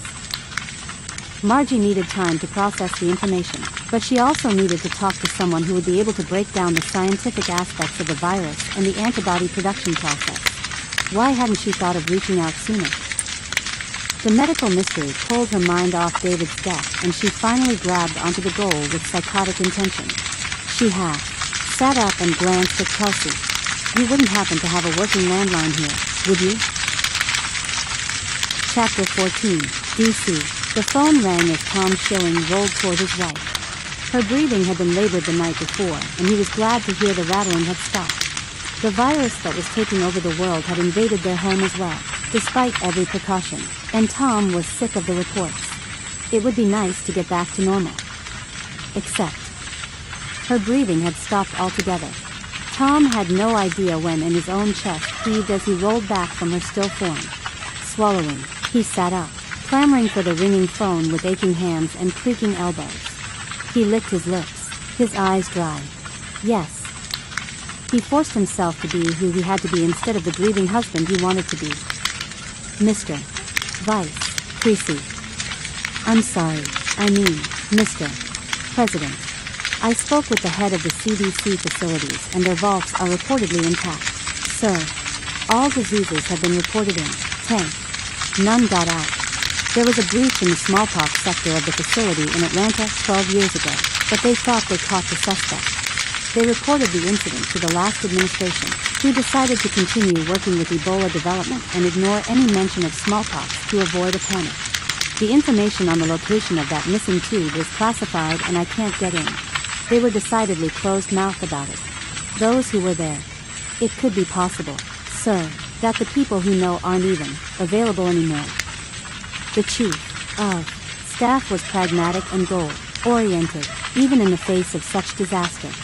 He'd been a top choice for his position and Tom was glad he'd been appointed.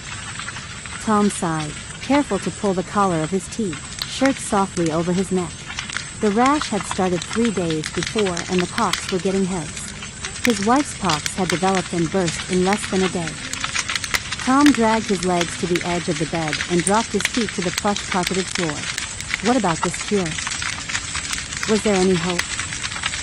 He'd wanted to try it, but the advisory council had refused him access since the ointment may or may not be associated with the president's death, and the attorney general's death, and the prime minister's death in Great Britain.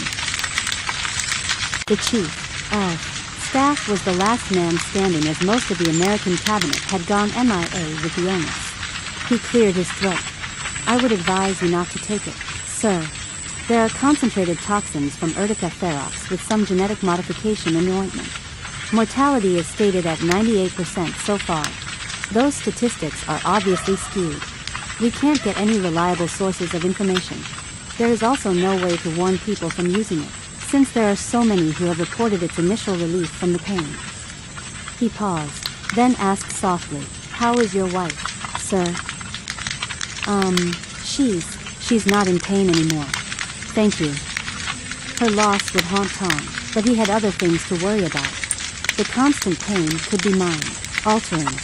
He understood the desperation for relief and the need to take whatever might offer even the slightest amount of relief. He clamped his eyes shut and then tiredly reopened them to face more. What about international reports? Well, sir, Europe is black. Australia is still online, but only at about 35%.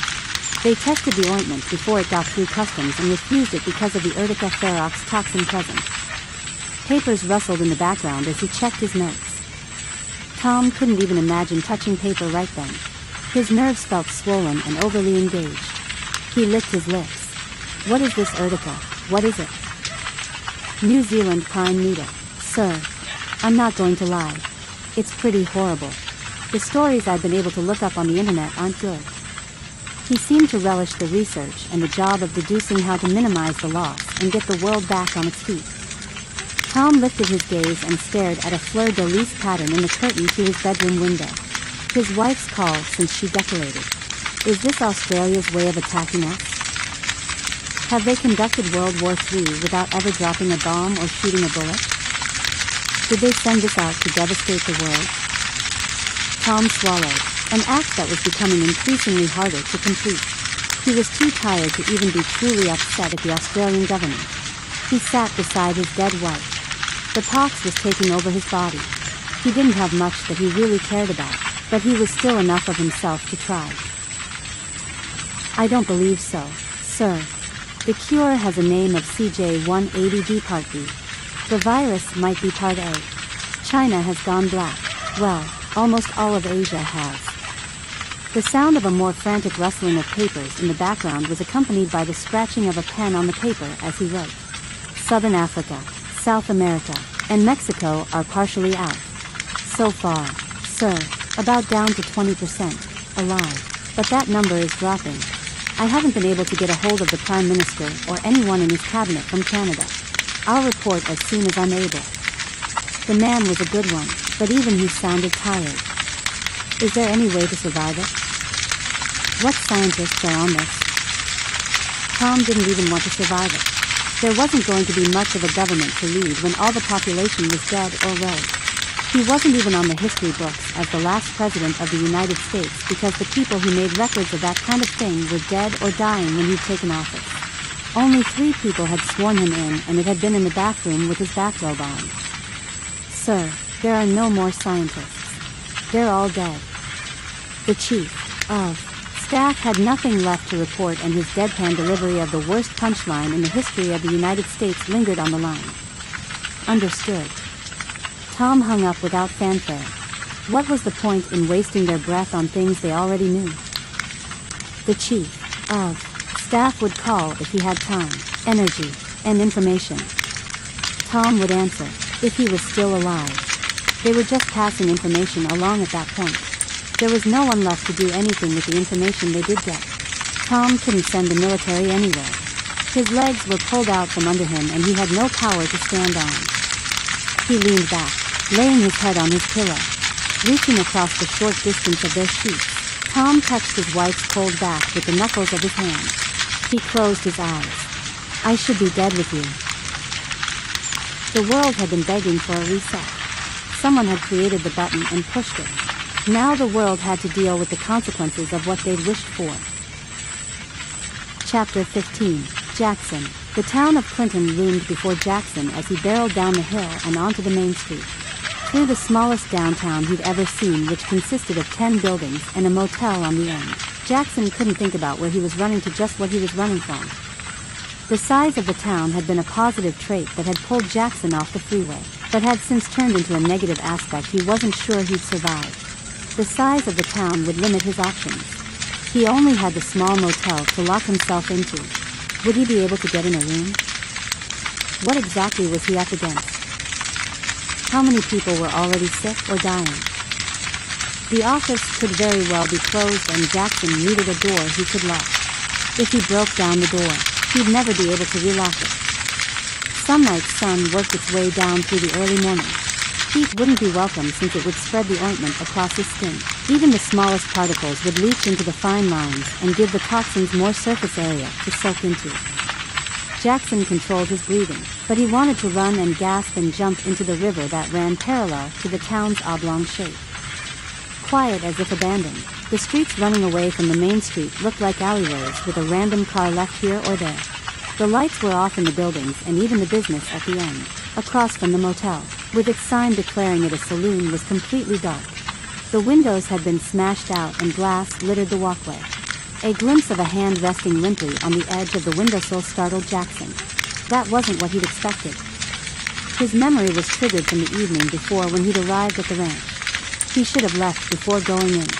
He should have, what? Stopped his plans? No, he wasn't going to do that. He wasn't going to be afraid of something he created, something he modified. He knew what the dangers were. He knew what the possibilities had been. Jackson was just mad that he hadn't been prepared for it. Why hadn't he thought it out? He should have left before they returned with the cure. He knew better. Murphy's Law was the only thing that he hadn't accounted for. He slammed his palm into the top of the steering wheel and gritted his teeth. Come on. He knew better. His ego had gotten in the way, and he'd been more interested in seeing the cowboys get their karmic payback rather than thinking clearly. Parking as close to the front of the motel as he could without actually being in the building, Jackson grimaced. There was a lot he still had to do and not a lot of time to do it. Climbing from the cab, Jackson winced at the sting of a chilly breeze across his hyperware flesh. Was that a construct of the toxins? Or was he overly aware because he knew he was infected? His wounds would weaken him, and he would have to take that into consideration as he prepared to hunker down. He stared morosely at the tops of the pines swaying in the wind, capturing the sunlight trying to get to the ground. Maybe the rays were trying to get him. Jackson shook himself back to action. Grabbing the backpack, he pulled the guns from the pockets and tucked them under the front seat.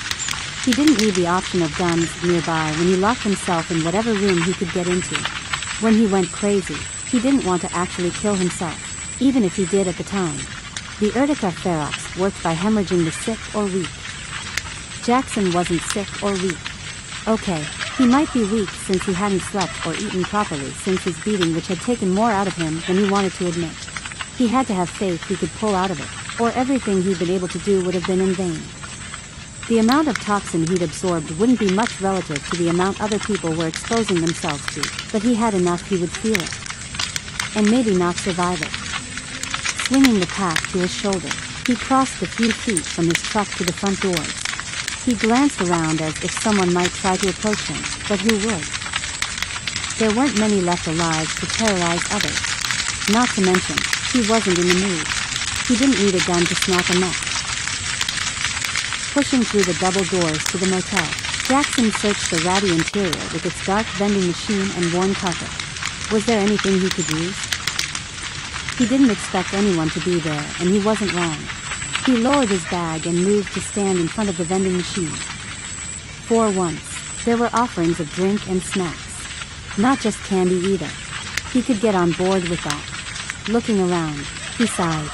No bigger objects to smash the glass with. Really? Like they thought someone was going to steal stuff. Jackson stepped back, squatted, and then thrust himself forward, lifting the back leg in a front kick and impacting with his heel. The glass shattered and Jackson shook off the glass pieces. He picked his bag back up and opened the top. Removing the weapons had left him with a little room, and he loaded it with pretzels, peanut butter crackers, nuts, trail mix, and as many bottles of water that he could. He glanced at the spot on his hand as if he could see the clear ointment. There was no going back. He was trapped in a mess of his own making. Flicking the top shut on the pack, he stood and swung it back onto his shoulder. His boots scuffed the floor as he walked. Was he getting weaker? He didn't feel weak yet, but he wasn't sure. The toxins would mess with him neurologically. He didn't need that. He needed to lock himself away and just suffer through it. Approaching the counter, he chewed on his bottom lip. The place wasn't upscale enough to have a digital locking system in use. They would have keys, but where would they be? He rounded the counter and located the room keys hanging on small brass hooks behind the counter. Plastic blue diamond key chains dangled from each hook with a gold number for the key. They couldn't make things easier, could they? Well, they could have at least had the decency to stick around and help him get his bag into the room and pick up the vending machine mess. Jackson curved his lips at his attempt at humor. Loneliness was going to be more of a problem than he thought. There wasn't even a random stranger to make comments to. He didn't have his email to talk to Cady Ann. He was embarrassed by the admission, but he just wanted to get to her. She could take care of him. She would, wouldn't she? A headache was growing in the back portion of his head. He didn't have time to sit around wishing for things to be different. Grabbing the number 3 key, he didn't waste time inspecting the hallways. He rushed to find the door with a 3 on it. Being on the bottom floor was even better. If he tried jumping from the catwalk, He'd end up hurting himself and not dying, which would be even worse. One thing Jackson wouldn't accept was failure. Even failing at suicide wasn't an option. Letting himself inside, Jackson slammed the door shut and locked the doorknob, then the chain lock above that. He glanced around, grabbing for the nightstand sitting beside the bed. Wiggling the heavy piece across the floor, Jackson moved it into place in front of the door. He would only be able to get out if he was strong enough to move the stand. He turned to the room, panting from working so hard. Using his unaffected hand, he wiped at his brow. Nothing was there. Was he already hallucinating? The worst thing was that he wouldn't know when he was hallucinating and when he wasn't. The room's less than ostentatious presentation didn't bother Jackson. He shuddered as the chill of the empty room seeped into his bones. No sunlight got into the room through the windows, and it didn't seem anyone had been inside in a while. Since the electricity was still on, Jackson flipped on the thermostat, engaging the heater, which blew even colder air for a few minutes. Jackson shuddered as he closed his eyes and waited for the heat. He had to be warm. He couldn't focus. Once the heat started coming out, Jackson returned to the door to double-check the locks. Looking at the nightstand, he was glad to have a plan in place there. But the window would take no effort at all to get through. He shook his head and strained to push the dresser in front of the large window to block that way in or out. He had to stay inside, no matter what. Unplugging the TV, Jackson kicked off his boots and jeans. He shoved them under the bed and then climbed between the poplin sheets. He couldn't get warm. Did he take a shower? No, he couldn't remember if water exacerbated the problem or not. Why hadn't he researched the second phase more? He'd been so cocky in his vaccine, so confident that he wouldn't touch the cure or come in contact with it, that he hadn't studied it more. The bed faced the television set up above where the dresser had been. Staring at the blank screen, Jackson waited. There was a faint tingling in his skin where he'd made contact, but that just confirmed he'd absorbed the drug.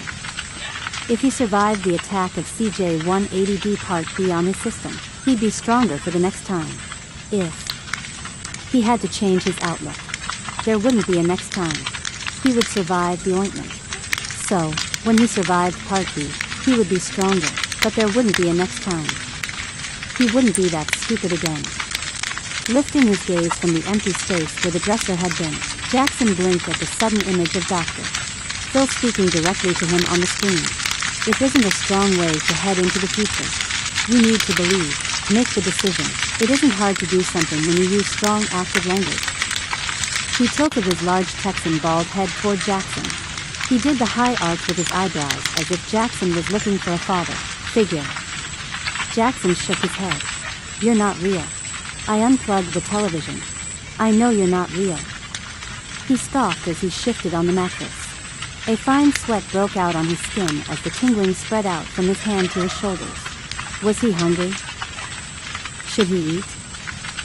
Doctor. Phil kept pulling his focus from what he should be doing. The TV personality looked him up and down in the same manner Jackson's father used to. If I'm not real, then why are you talking to me? Wrinkles appeared on the doctor's forehead as he raised his eyebrows impossibly high. There's more at work here than just hating the population. You need to look inside yourself to find peace. I'm not looking for peace. I'm looking for justice. An itching pain started along the back of his spine, spreading outward. Jackson held his breath as the pain increased. When he survived the Urtica ferox, he would know he could survive anything. Wait, had he already thought? Wait, what? He ignored Dr. Phil laughing on the screen. It's not looking good, Juan. It's not looking good. Chapter 16, Scott. Scott shifted on his feet at the doorway to the living room. He'd been in her house so many times. He knew his way around like it was his own home, which in a way, it was now.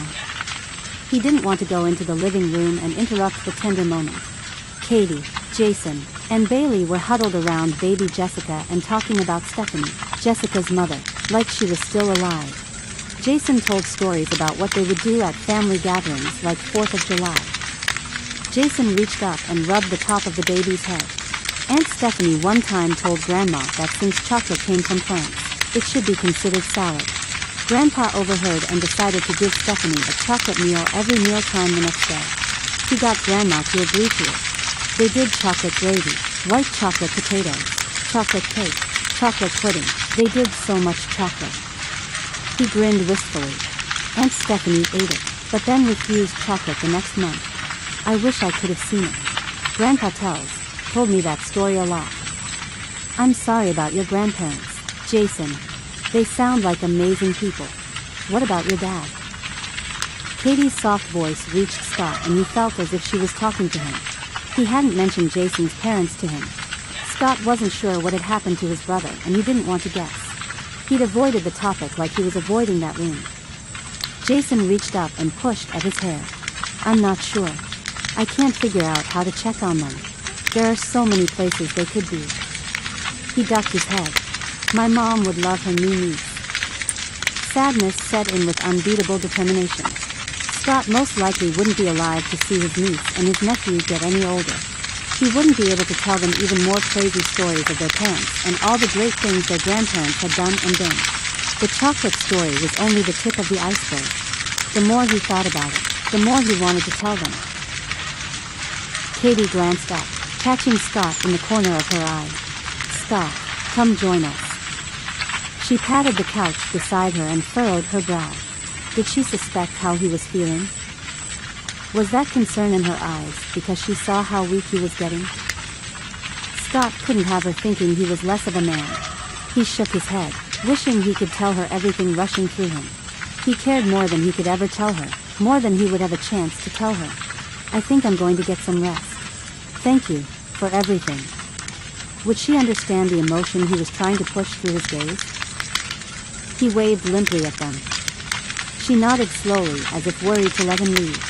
Jason said something, snagging Cady's attention, and she turned to him, smiling and looking back at the baby. Using the hand railings along the left side of the wide stairs, Scott climbed each step deliberately, careful not to drag his feet. He wanted to fall to all fours and crawl the rest of the way, but he forced himself to stay on two legs and at least partially upright. He had to make it to the room. Cady had set him up in the guest room just by her own room, at the top of the stairs. He didn't have far to go, but the more steps he climbed, the further the top seemed. He paused halfway through the flight and stared down at his feet. Okay, one step at a time. Instead of looking up, he trained his gaze on the step in front of him, then the next, then the next.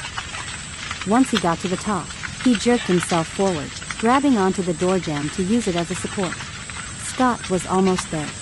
He could sit on the bed and rest, let the past week wash away or catch up to him. He didn't have to worry for a bit. Cady had all but given him permission to check out so he could get better. He'd heard the worry in her voice as she talked to her friend on the phone. Her concern sparked even more fear in him. He closed his eyes and straightened. He could make it to the bed. He could do it. He had to have faith that everything would work out. He didn't have any other options. Lurching forward, he closed the door behind him and stumbled to the bedside, sinking onto the soft mattress with a weary sigh. Sitting on the side of the bed, he hung his head. He should brush his teeth, take a shower, but he didn't have the energy those acts would require. How was he going to get better? He needed a plan. What would be the smartest way to approach the illness? Killing himself? Or sticking it out and hope there was a miracle? Scott didn't have a lot of options. He couldn't traumatize his nephew any more than he'd already been affected. Both his death and the sickness would accomplish that. Plus, he selfishly wanted to see just how much time he could get with Cady. She had feelings for him. He knew it. She'd admitted to it. He just needed more time to prove it. If he rested, actually slept and took the time to heal, he might have a shot. There were no reports of survivors because so many people were using the cure instead of letting themselves work through the sickness. Traditional medicine might not work. He'd done the research on chickenpox after Cady had told him what she suspected the relationship was between the two. Maybe the essential oil helichrysum would work. Cady usually used it plus Ravinsara on her shingles when she got them. She always sang their praises. Scott would have to ask her the next morning.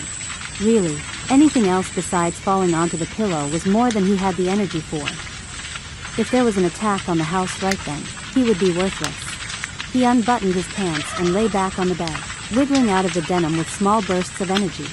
Somehow he got his pants off and folded and resting on his boots, but he'd never be able to remember how. If he could just get some sleep, grab some rest, he'd be better. He could fix anything with rest. Lights flashed across his vision when he closed his eyes. Maybe he'd stare at the wall a while. He climbed between the sheets, grateful for their cooling warmth. He stretched out, wincing as his joints stretched and moved. If the pain was already working its way from his joints outward, he had to expect more pain would attack his muscles. What exactly had he come down with?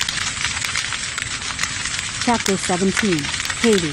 Cady tucked Jessica into the hospital, issued bassinet and set the plastic portable sleeping box onto the corner of her own bed. With the large size of her bed, her room was the best option for Jessica to stay, at least for a little while longer.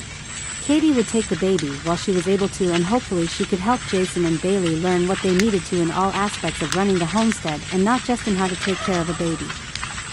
Scott had left them earlier than they had been ready for bed. Jason and Bailey picked a movie from the stack against the wall after laughing over the huge selection and talking more about Jason's family.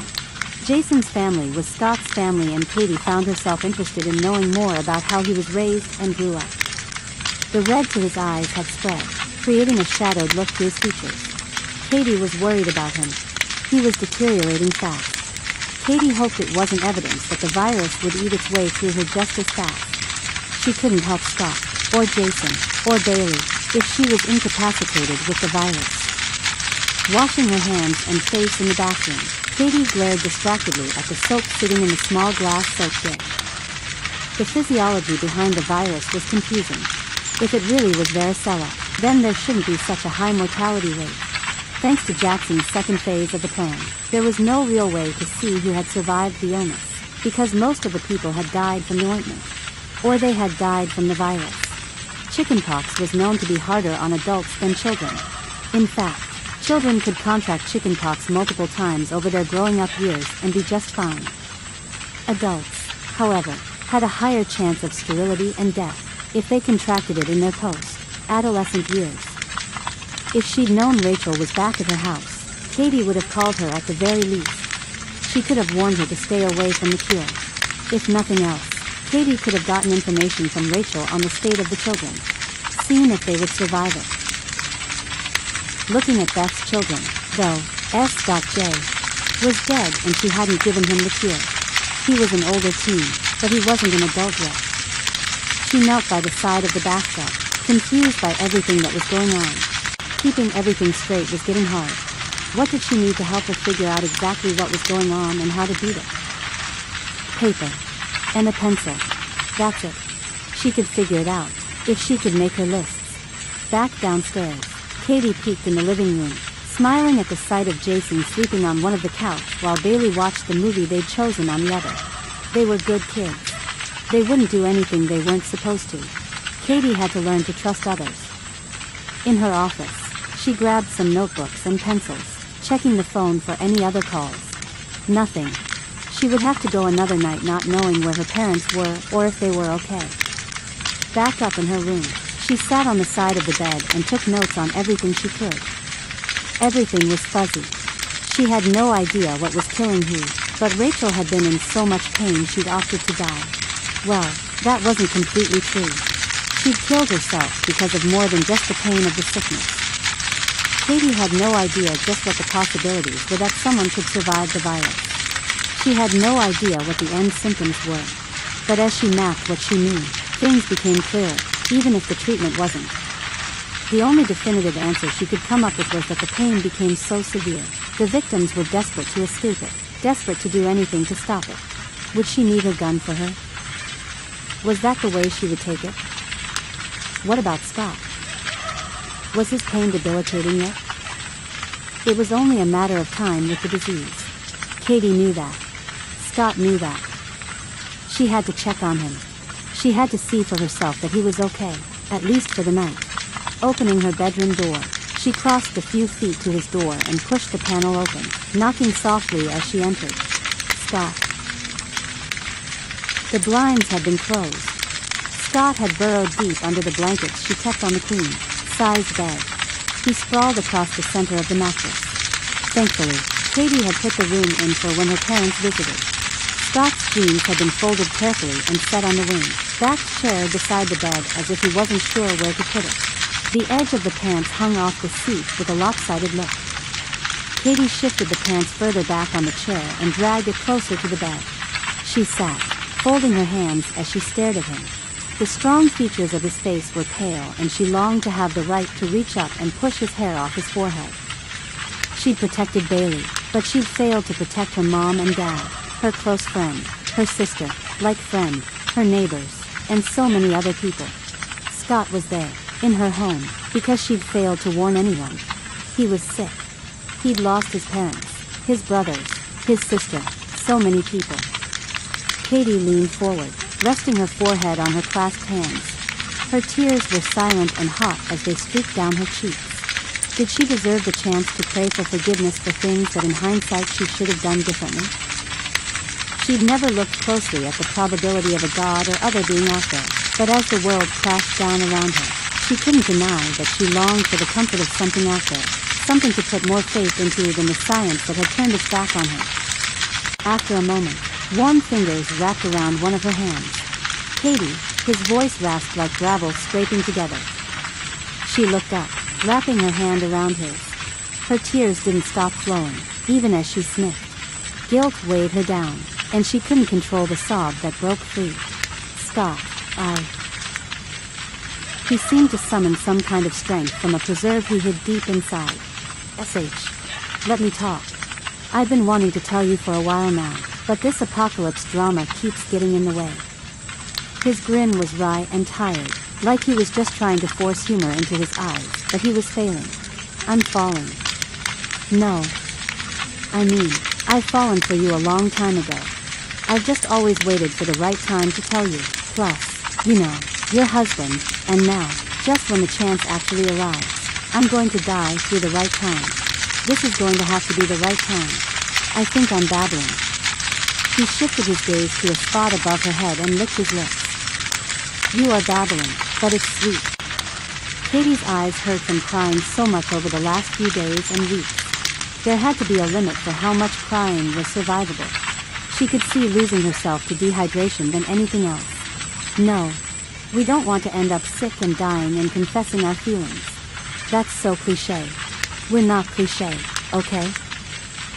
Cady tried matching his attempts at humor, but she fell flatter than his attempts did, and that scared her. She wasn't sure what was going to happen, and her lack of knowledge left her with a sinking fear deep in her gut. Say you care about me. His whisper was more demanding than any shout could be. Cady nodded, blinking back more tears. Of course, I do. There's no question. But if you die on me, I'll never forgive you. She shook her head, biting her bottom lip and narrowing her eyes. He chuckled. I promise. I won't die. He weakly squeezed her hand as his breathing grew more ragged. Look at you, making promises you can't keep. Cady sniffed, already feeling mad at him for breaking his promise. Because he would die. She didn't see any other way out of his fate. Or any way out of hers. You'll see. Just wait and see. Scott released her fingers and sighed, turning his face away from her. He moved his legs, moaning at something only he felt. Cady studied him, nodding after a moment. She stood, leaving him to his rest. As Cady climbed into her own bed, careful not to jostle Jessica, she didn't hear the answering machine click on in the kitchen all the way downstairs. Cady, it's Mom. Shingles. It has something to do with shingles. I'm alive. I'll try calling again tomorrow night, if we haven't left by then. If you have the virus, or you're getting it, try all of your treatments for shingles. I need to find some oils. Do whatever you can to stay alive. I'll get to you. I love you. The machine clicked and Margie hung up. Chapter 18. Cady. At least Mom was okay, even if the rest of the world had been run into the ground. Cady had nothing else to hold on to except the fact that her parents were still alive. She could hold on to her sanity if one person she loved was going to make it. Cady balanced the cookie sheet she was using as a tray on her hand. She placed a cup of tea and a small container of honey beside a plate of eggs and a small bowl of oatmeal. She reached up into the medicine cabinet of her kitchen and grabbed 2 roll-on vials of helichrysum and ravensara. Laying them on the napkin beside the plate on the sheet, Cady hoped she wouldn't have to use them. They didn't hurt. She just didn't want the rash they were supposed to treat. The last thing she needed was a slice of aloe plant. She broke off a fat blade and rested it beside the vials on the napkin. Scars laced one large blade of the plant that sprouted from a 5-gallon bucket she kept healthy. If nothing else, she could at least offer skin care via plants and oils. While Bailey and Jason still slept, Cady glanced out at the burgeoning spring morning. Even as a deadly virus ravaged the world's population, the sun was determined to make its presence known. Early morning rays broke through clouds and glistened off morning dew and still melting snow. Small puddles made themselves at home in the low parts of the yard, and Cady could just glimpse green grass struggling to break through the dead, brown and damp grass from the last season. She'd already let the chickens out and checked their food and water, as well as gathered their eggs.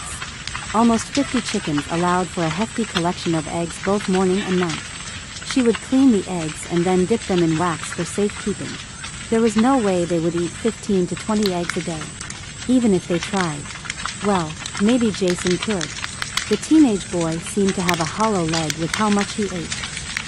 Cady lowered the tray and continued staring outside. Every joint in her body had taken on an ache that throbbed. But Cady had to ignore them. Even the cramping and spasms in her back below her sacra. Coccyx had taken on a personality all its own. As long as Cady denied the existence of the sickness, as long as she ignored it taking over her body, she would do fine. She would be able to avoid its toxic debilitation and continue on like she only had a headache. Except, Cady had to know that wasn't true. In the smallest, quietest, most honest part of her mind, she did, but even that part of her wouldn't admit the truth. There was too much to be done. Leaning forward, Cady grabbed the washcloth and wiped at the counter. Thinking back to that morning and when she'd gotten up to feed and change the baby Scott had brought home with him and his nephew, Cady had been able to get the newborn back to sleep. Laying back down in her own bed, she'd stared up at the ceiling, unable to go back to sleep herself. How could she when she had no idea what was happening out there? No news, no reports, no calls from anyone. Thankfully, Cady had wandered downstairs and paused at the blinking light on the message machine.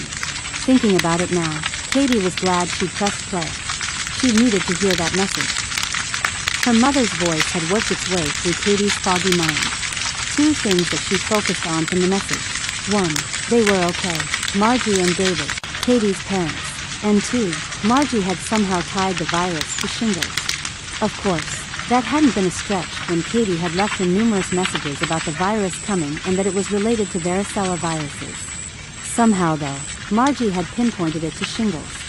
She'd admonished Cady to treat the sickness like shingles, if she and Bailey were still alive. There was no caller ID attached to the call, so Cady couldn't try calling Margie.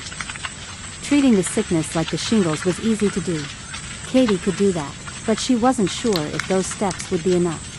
She'd seen the effects of the virus. The illness and symptoms seemed to mess with the victims mentally, not just physically with the rash, fever, coughs, and aches and pains. No, there was a mental psychosis that they seemed to fight with. Cady couldn't figure out why. Maybe the pain level was so intense it drove a person slightly insane. Or maybe seeing so many people dying around them broke the victims in half. Cady wasn't sure what it was, but it was something to keep in mind as she got sicker and she treated Scott for a more advanced illness. If all she could do, however, was treat the virus like shingles, then that's what she would do. Whenever Cady got her shingles, she rubbed helplessly and ravensara on the rash and around the tingling skin. She also used aloe to soothe the itching burn. Vitamin C was usually the topper with plenty of rest. Ibuprofen and Tylenol never seemed to do anything, so she wouldn't even attempt the more pharmaceutical medication. That's how she was going to have to treat Scott's illness. She would have to touch him and he might take things the wrong way, or maybe they would be the right way. She wasn't sure. All Cady knew was that she had a lot riding on her and Scott getting through the virus. A relationship between them wasn't at the top of the priority list. She would treat him the way Margie had instructed. Then she would treat herself the same. Cady knew she was infected. She wasn't sure when the symptoms would start to manifest themselves, but if the aching joints were any indication, she would come down with it sooner rather than later. The incubation periods were inconsistent across the board. Where Jason had been exposed longer and in more concentrated amounts, Scott was the one to come down with it sooner, as was Cady. Hopefully Jason was able to avoid the mortal effects of the illness. Cady didn't want her daughter to see even more people she cared about die. She rinsed the washcloth and wrung it out, hanging it over the center divider between the sinks. Cady didn't want to go upstairs and face her future. Scott was getting sick and fast. It was only a matter of hours or days before she was in his position and he was, dare she say, dead? Shaking the negativity away was harder than she'd hoped. Grabbing the tray, Cady headed upstairs. She would take care of Scott the best she could until she couldn't move anymore. She didn't want to lose herself in the virus, but she was afraid that if she didn't, she might lose herself altogether.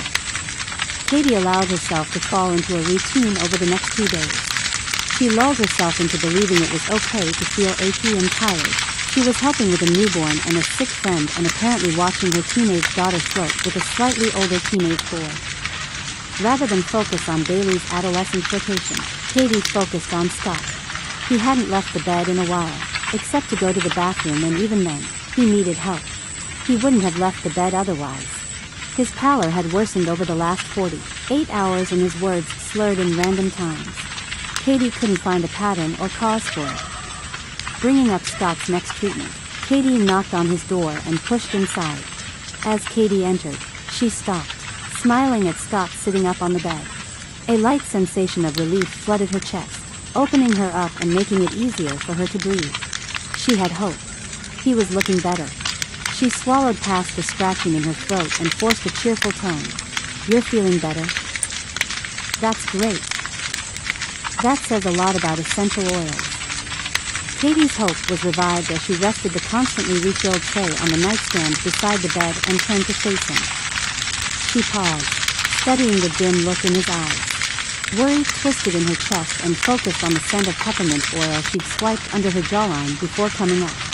Furrowing her brow, Cady leaned closer to get his gaze to focus on her. "Scott, are you okay?" Hesitantly, she reached out and touched his forehead. The fever burned hot and furious against her palm.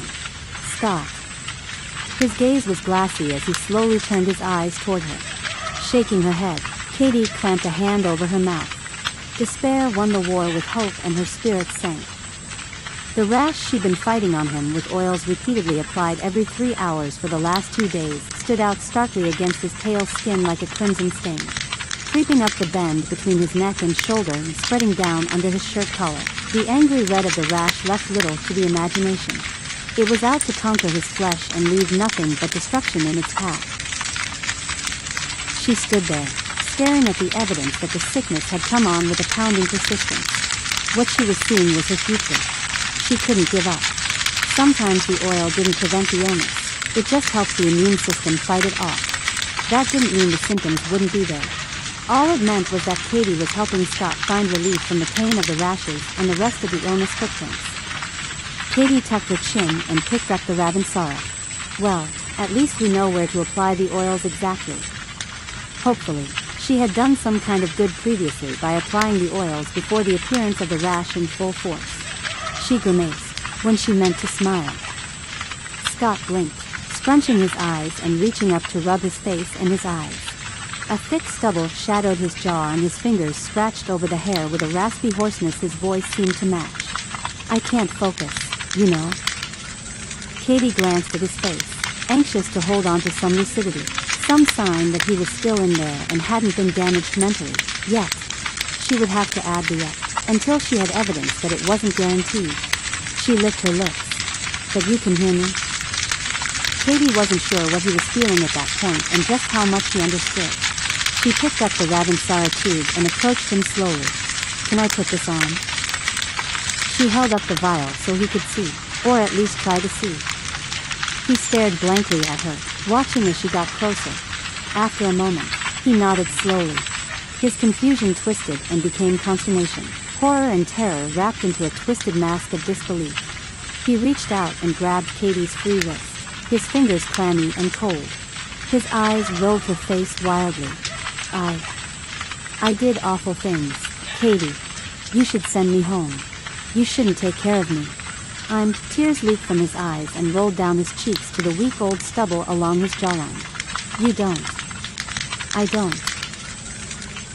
Cady shook her head, more than enough sorrow for them both in her heart. Rubbing her thumb along his jaw, Cady ducked her head to stare into his eyes. You're okay. There's nothing you've done that you can't forget. Just push it away. Stop. You did what you had to do. Cady reached out and softly ran her fingers over his face. She wiped his tears away and nodded encouragingly when he finally raised his gaze to hers. Let's not worry about it anymore. Focus on getting better physically, and then we'll deal with the emotional and spiritual parts of us that are broken, alright? Now, I need you to focus. I know you're hurting, but can you tell me how much and where? If they focused on their overall pain, they might not want to get better. They might be able to understand the suicidal move their neighbor made a little more clearly. He cleared his throat and straightened his arms to shift himself backwards an inch or two. Everywhere, but mostly where the rash is. It burns. I know I deserve it. Like hell. He lowered his eyes and took a deep breath. Cady didn't question him on whatever he'd done. She couldn't believe Scott had done anything that was truly bad. He wasn't the type. Cady had killed someone and he'd brushed it off like it was part and parcel of the situation. Nothing was worse than killing someone. She found that to be the case so strongly. She said so. Nothing is worse than killing someone, especially innocent people. I killed Kent. Sweet Kent. You can't have done anything that bad. So, let whatever it is go. You're going to be fine. Cady unscrewed the tube lid and leaned closer to him. His stale cologne wafted over her and she wished it wasn't mixed with the scent of sleeping man. She murmured, I'm going to put this on the rash. Let me know how it feels. She slowly rolled the oil on, watching his face as she applied it. As she touched him, he winced, but then the more she did, the smoother the wrinkles in his forehead became. Touching his face and checking along his hairline, Cady whispered, Is that feeling better? Yeah, it's actually easier to think with the pain down. I meant to tell you we should try the shingles treatment. He nodded his head slowly and rubbed his hands together at his waist. His eyes became more focused and his voice less trapped in a painful rasp. Cady laughed in relief. Yeah, my mom called and left a message. She put the shingles bit together, too. So, hopefully, the treatment cuts things in half. Unfortunately, it looks like it won't completely get rid of the virus, but that's how shingles and cold sores seem to work with the treatment, too. It took my last shingle case from 6 weeks down to 2. I'm not sure how long the sickness is supposed to last, but I hope the oils lessen it. She smiled encouragingly and screwed the cap back on. I'll put some helichrysum on and then later I'll come back with more aloe.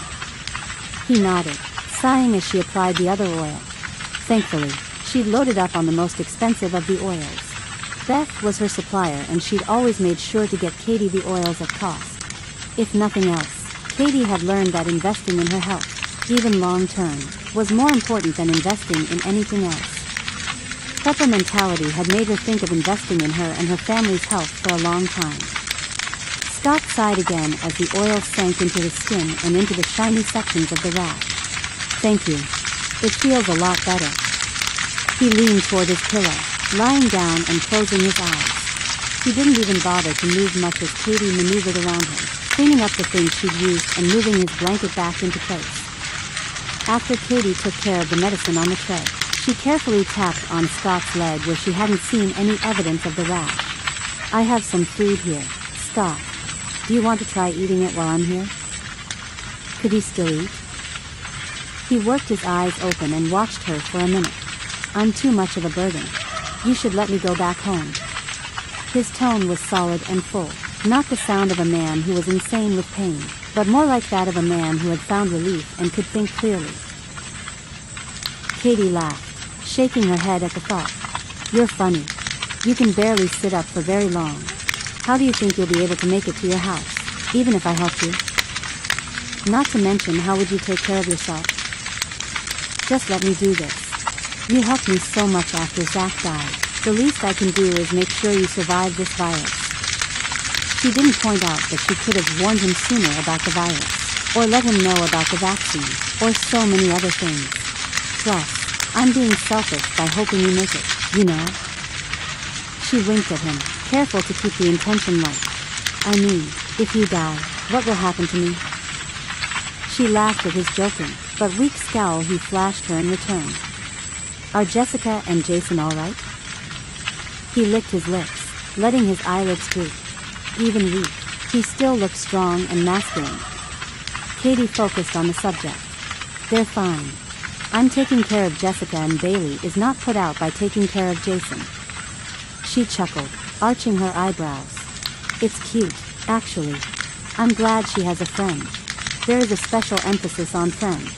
Hopefully, you or I are around to make sure they realize how young they are. Scott nodded like it was an afterthought, but didn't stop his eyes from closing all the way. The relief from the pain would leave him feeling exhausted, and he would be able to sleep without the disturbance of so much agony. Cady needed to make sure she didn't get in his way. Rest would help him get better. If the treatment helped with the pain, then Cady would make sure to keep it on hand. She had to let Bailey know how to apply it, especially if Cady was going to come down with the sickness soon. Everything, their care, the chickens, the house, the food, the baby, the guns, everything would be left to two teenagers. With how entranced with each other Jason and Bailey were, Cady hoped the house didn't end up burning down. She didn't have much choice but to hope they all survived the next few weeks. Even if it was the stupidest thing she could think of. Chapter 19, Margie, I can't get a dial tone. Margie leaned against the counter of the convenience store and stared at Kelsey. The other woman's previously noble mohawk hung in straggly angles to her shoulders since she washed it in the sink the night before. She held scissors in her right hand while stretching her hair out as far as she could. Are you seriously cutting it off? Margie tried not to let her jaw hang open, but Kelsey was proving to be more of a character than even her tattoos, piercings, and hairstyle had suggested. Anything would be better than the stringy mess she had now, anything except maybe going bald. Shrugging, Kelsey pointed toward the front of the building with her scissors. I'm getting bored. Since we can't leave until tomorrow morning, I don't see the point in waiting around doing nothing. I can't find any more mousse or hair wax. If I cut the hawk off now, it will be less of a headache later, right? She set her jaw, reaching up and working the tool.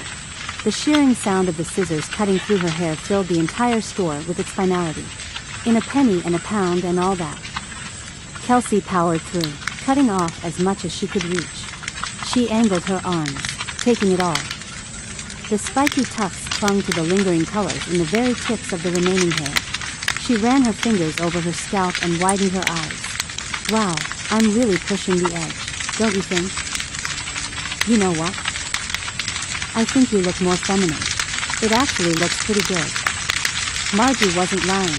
The softer angles of the hairstyle enhanced the woman's eyes and softened the jolly look the mohawk had enhanced. Margie's compliment brought a smile to Kelsey's wrinkled mouth. Her lipstick stain had worn off a while back, but the creases in her lips had soaked it in and gave her a permanently puckered appearance. The smile smoothed them out, adding more youthfulness to her appearance.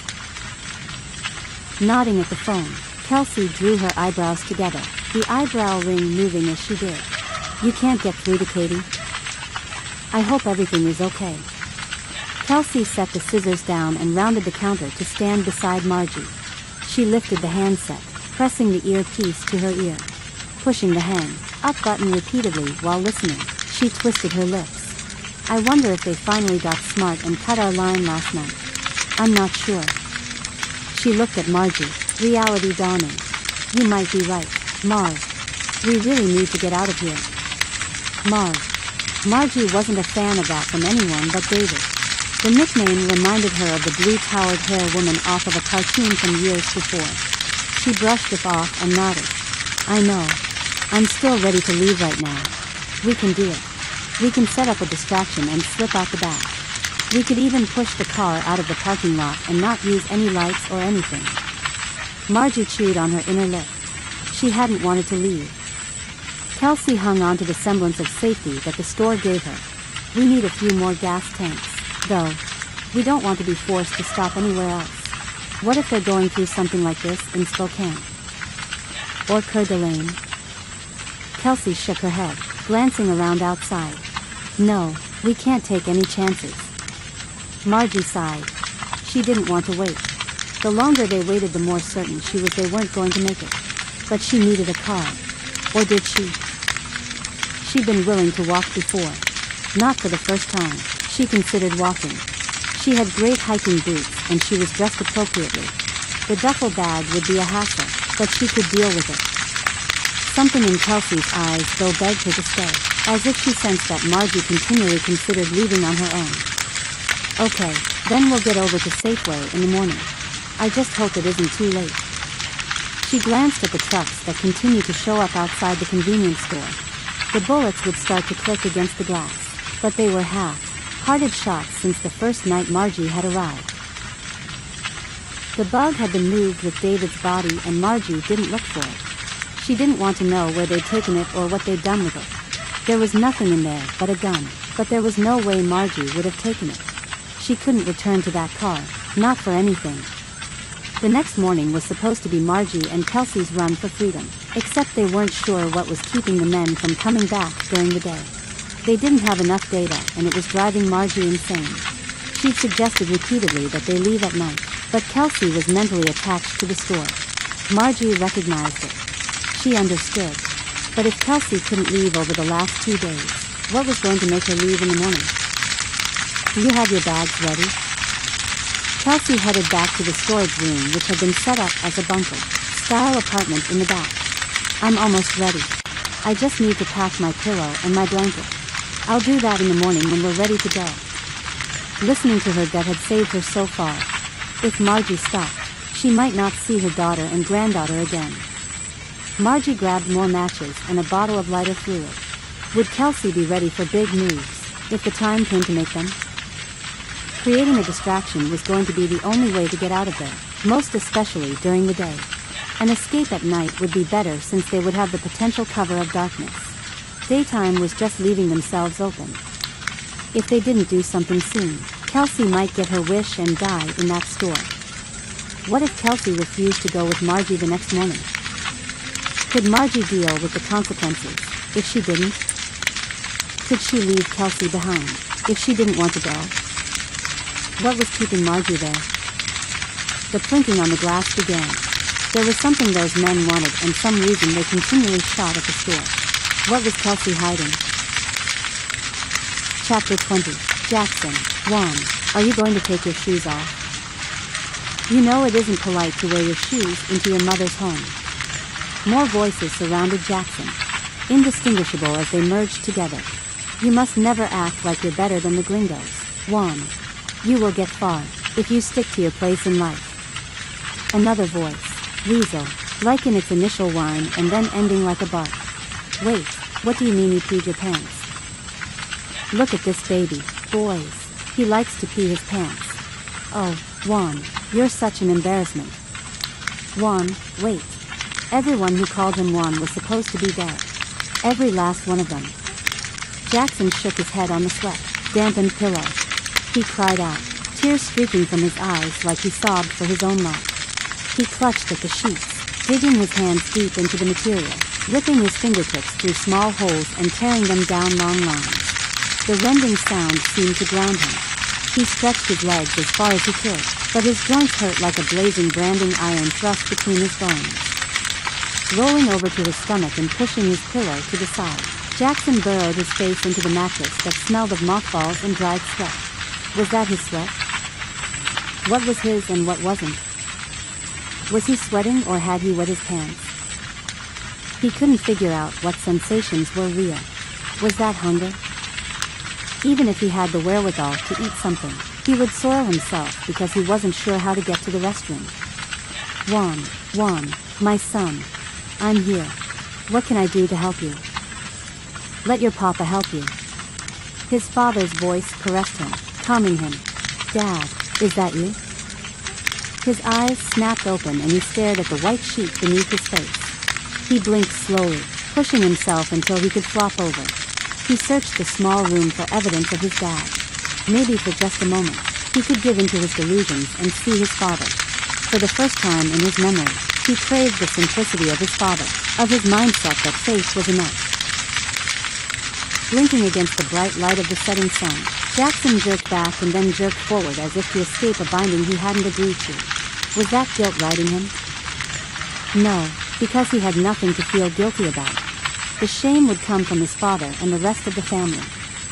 Don't you feel bad for what you did, Juan? You should serve penance, beg for forgiveness. His father's voice demanded justice for a population that didn't understand the meaning of the word repentance. Dad? No, I'm not sorry. Why? No, I'm not sorry.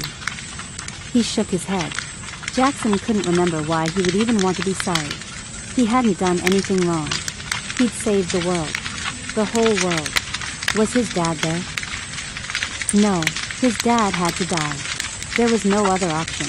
His father had contracted the disease. Most likely, his stupid sister-in-law had given his parents the cure.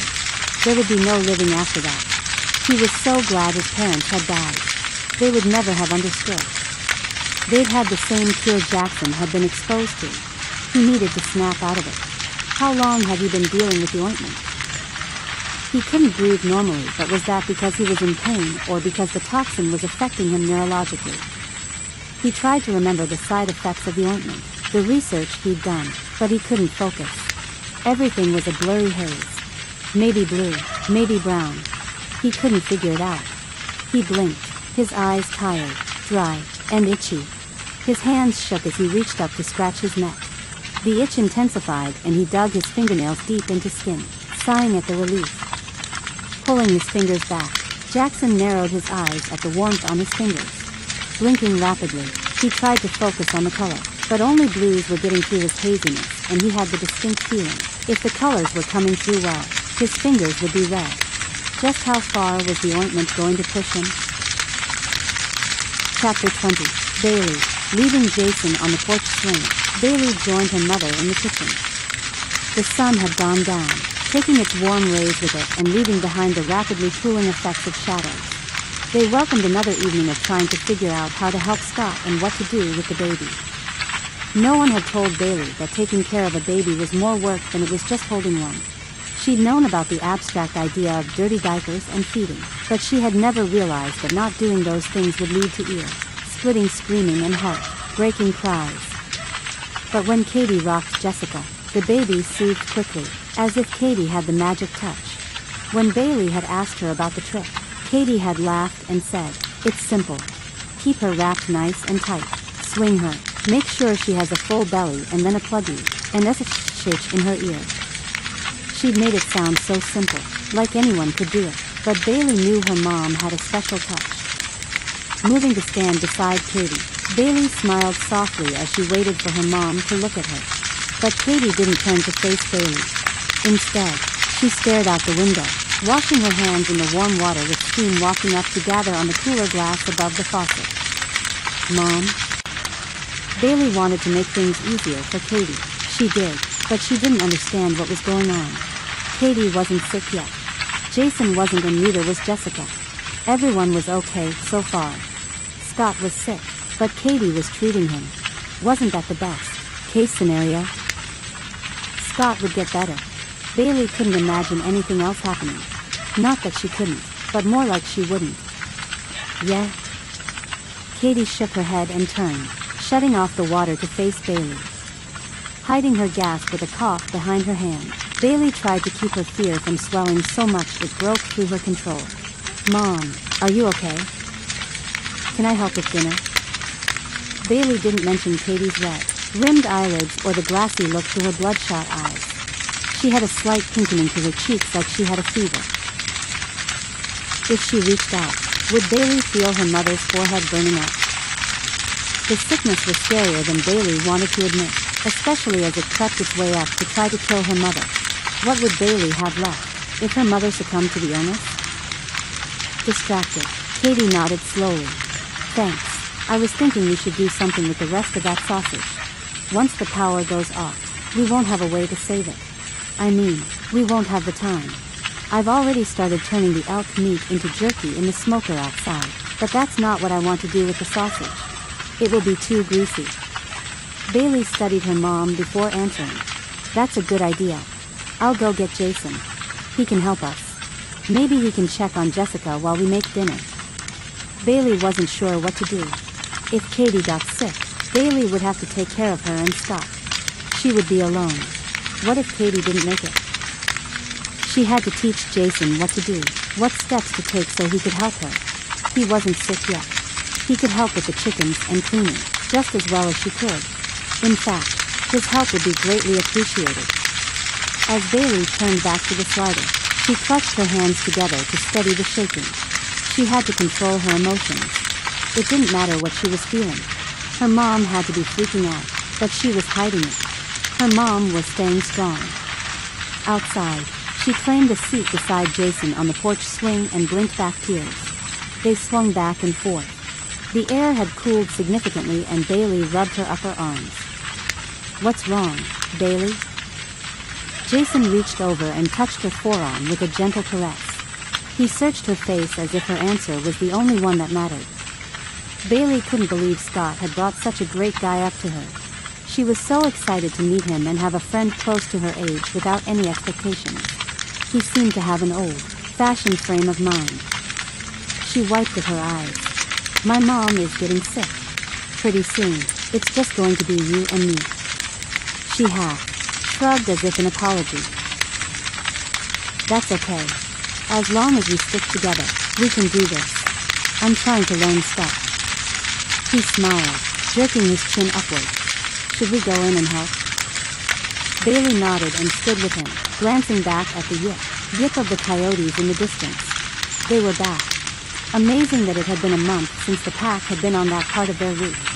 She had never seen the coyotes up close and she wanted to keep it that way. Turning from the outdoors, Bailey followed Jason inside. She'd let the coyotes continue on as they normally did. She had a dying mother to worry about. Chapter 21. Scott. Scott's pain was unimaginable. Even experiencing it, he couldn't believe he was enduring it. The only bouts of incomplete relief came when Cady applied the oils she had. Food hurt to chew and swallow. Even breathing had a jagged edge to it, like a serrated knife rubbing up and down in his throat. He checked with his fingertip for any rash inside his mouth, but thankfully, he was pox-free past the barrier around his mouth. Somehow the bed had become both his prison and his haven. The light hurt his eyes when the sun was up and the darkness left his skin feeling itchy and chilled. If there was a name for what he was going through, hell would be appropriate, but in the moments when he was most in pain, like then, he had to admit hell sounded like a break from the pain. A knock on the door broke through his own tormented thoughts, which were unable to focus on anything other than the pain for short periods of time. Cady came into the room, the soft light from the LED nightlight on the wall beside the bed illuminating her shape. Scott slowly blinked as he watched her, his eyes trying to bring her vision out of a blurry state and into sharper focus. He worked his mouth to speak, but his lips wouldn't open and his throat refused to cooperate. He hurt so bad. She settled a hip on the edge of the bed, leaning over to flip on the bedside lamp. Her hair was pulled back in one of her lopsided buns. She wore a white tee, shirt and black yoga pants that hugged her curves. As she crossed her arms, Scott was startled to see she didn't wear a bra. He wasn't so sick. He was dead. He blinked again, disappointed as she came into focus to find that he was wrong. She was wearing a bra and he was just having inappropriate thoughts. At least he wasn't dead. Thankfully, he couldn't articulate anything at the moment. What if he'd blurted out what he was thinking? Cady resettled beside him and stared out the window. She smelled like sausage and pesto. Just looking at her dulled the pain. Scott didn't look away from her. If he turned his gaze toward the light, his eyes would hurt. Plus, he couldn't figure out what emotions were running across her features. What was she thinking? Her lips moved and he stared at the soft bow of her lower lip. Scott, can you hear me? Cady studied his face, ducking her head as she tried to see if he was all there. Her eyebrows knitted together as she studied him. After another moment, she looked away. It's probably better if you are asleep. or can't understand what's going on. I'd rather we could talk about it, but if you could talk, I probably wouldn't say anything. She was speaking, but he couldn't put the words together. Her tone was regretful, sad. What was she going on about? Scott couldn't move. His muscles spasmed and he closed his eyes against the mounting pain as they clamped and fought him to stay riveted in place. What was causing such excruciating pain? He just wanted an escape from the pain. He could barely breathe, but at least he could hear as she continued speaking, unaware of the struggle he fought. He wanted to scream for help, but he couldn't move his mouth. She plucked at a pill on the quilt. I'm getting sick. I can feel it. It's creeping up and I'm trying so hard to hide it from Bailey. She's so worried about me. She knows I'm sick. It's not like I can hide this, right? I can see it in her eyes when she looks at me. Jason doesn't have it yet, or Jessica, but how long? How long will they have until they have to go through this, too? Cady sniffed, rubbing her nose. Her shoulders slumped as she gave in to her exhaustion. I don't want to do this alone. I'm scared. Her whisper shattered the silence she'd fallen into. Cady was getting sick. Scott moved his tongue, but nothing happened. He was trapped in his head. She couldn't be sick. Cady, I'm here. No, I'm here for you. She was sick and yet she was in his room, taking care of him. That was Cady, hiding her own pain and distress just to protect those around her. She wasn't the most verbose with her feelings, but she showed more emotion through her actions. Cady sighed, tugging at her earlobe. I'm ashamed of so much. Could I have been able to save Bailey without killing Kent? On the other hand, could I have helped Rachel more? She's Catholic, right? She killed herself. That means she can't be buried on their church grounds. She laughed, wiping at the tears coursing down her cheeks. Not that anyone is going to be burying her. She glanced at Scott. Did you hear the coyotes last night? They're back on their route and yipping pretty good. They should be around for a few months. At least that hasn't changed. The coyotes. Scott had thought he'd imagined the carnal sounds they made the night before. Once they found something to eat, they were pretty vocal about it. Most likely they'd found Rachel. He had winced at the thought the night before. Unable to react in the moment, he focused on breathing. Could animals get the sickness? Was it one that could cross species, like the bird flu? Scott didn't know enough about the virus or about any virus to be sure. But he'd never heard of an animal getting chickenpox. Maybe the virus was enough like that pox to not evolve in that direction. He certainly hoped so. He had to hope that Ranger was out there somewhere, trying to survive. He didn't want his dog to suffer through the same kind of pain he was enduring. His dog. How he missed his dog. He ignored the memories over the last week, the things he'd done. He didn't want to remember what he'd done, who he'd injured, the innocent souls he'd hurt. Scott blinked long and slow. Were those tears burning his eyes? At least he was able to tear up. He hadn't lost all bodily function. Fear suddenly struck him. What if he lost control of his bowels or his bladder? With Cady right there in the room with him. I'm so scared. Cady's quiet admission destroyed Scott's thought process. He couldn't be scared over something so ridiculous while she was scared of what was going to happen. He'd been able to hold it together because Cady had seemed so certain everything was going to be okay. Her quiet confidence had lulled him into believing he was just getting through a sickness. A bad one, but just a sickness all the same. He clenched his jaw to speak, to say anything, but not even a groan left his mouth. His vocal cords were frozen. Cady, hang in there. I need you to hold it together. I can't stay sane if you're losing your own hope. Despair is close. Cady, so close. Please, don't give up. Cady shook her head with a small, short motion. She wiped under her eyes and sniffed. Just between us?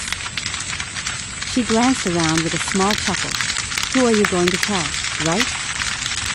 I have a backup plan, gun under my bed, you know. I can't let Bailey deal with the burden of taking care of me. I can't. She's too young and with the responsibility of taking care of Jason and the baby. She shook her head again, looking at Scott apologetically. I'm not saying you're a burden, Scott. This is all easier for me. I'm capable. Bailey is, too, but she's young. There's going to be some horrible things ahead of her and she needs to be ready. I'm not sure I have enough time to make her ready.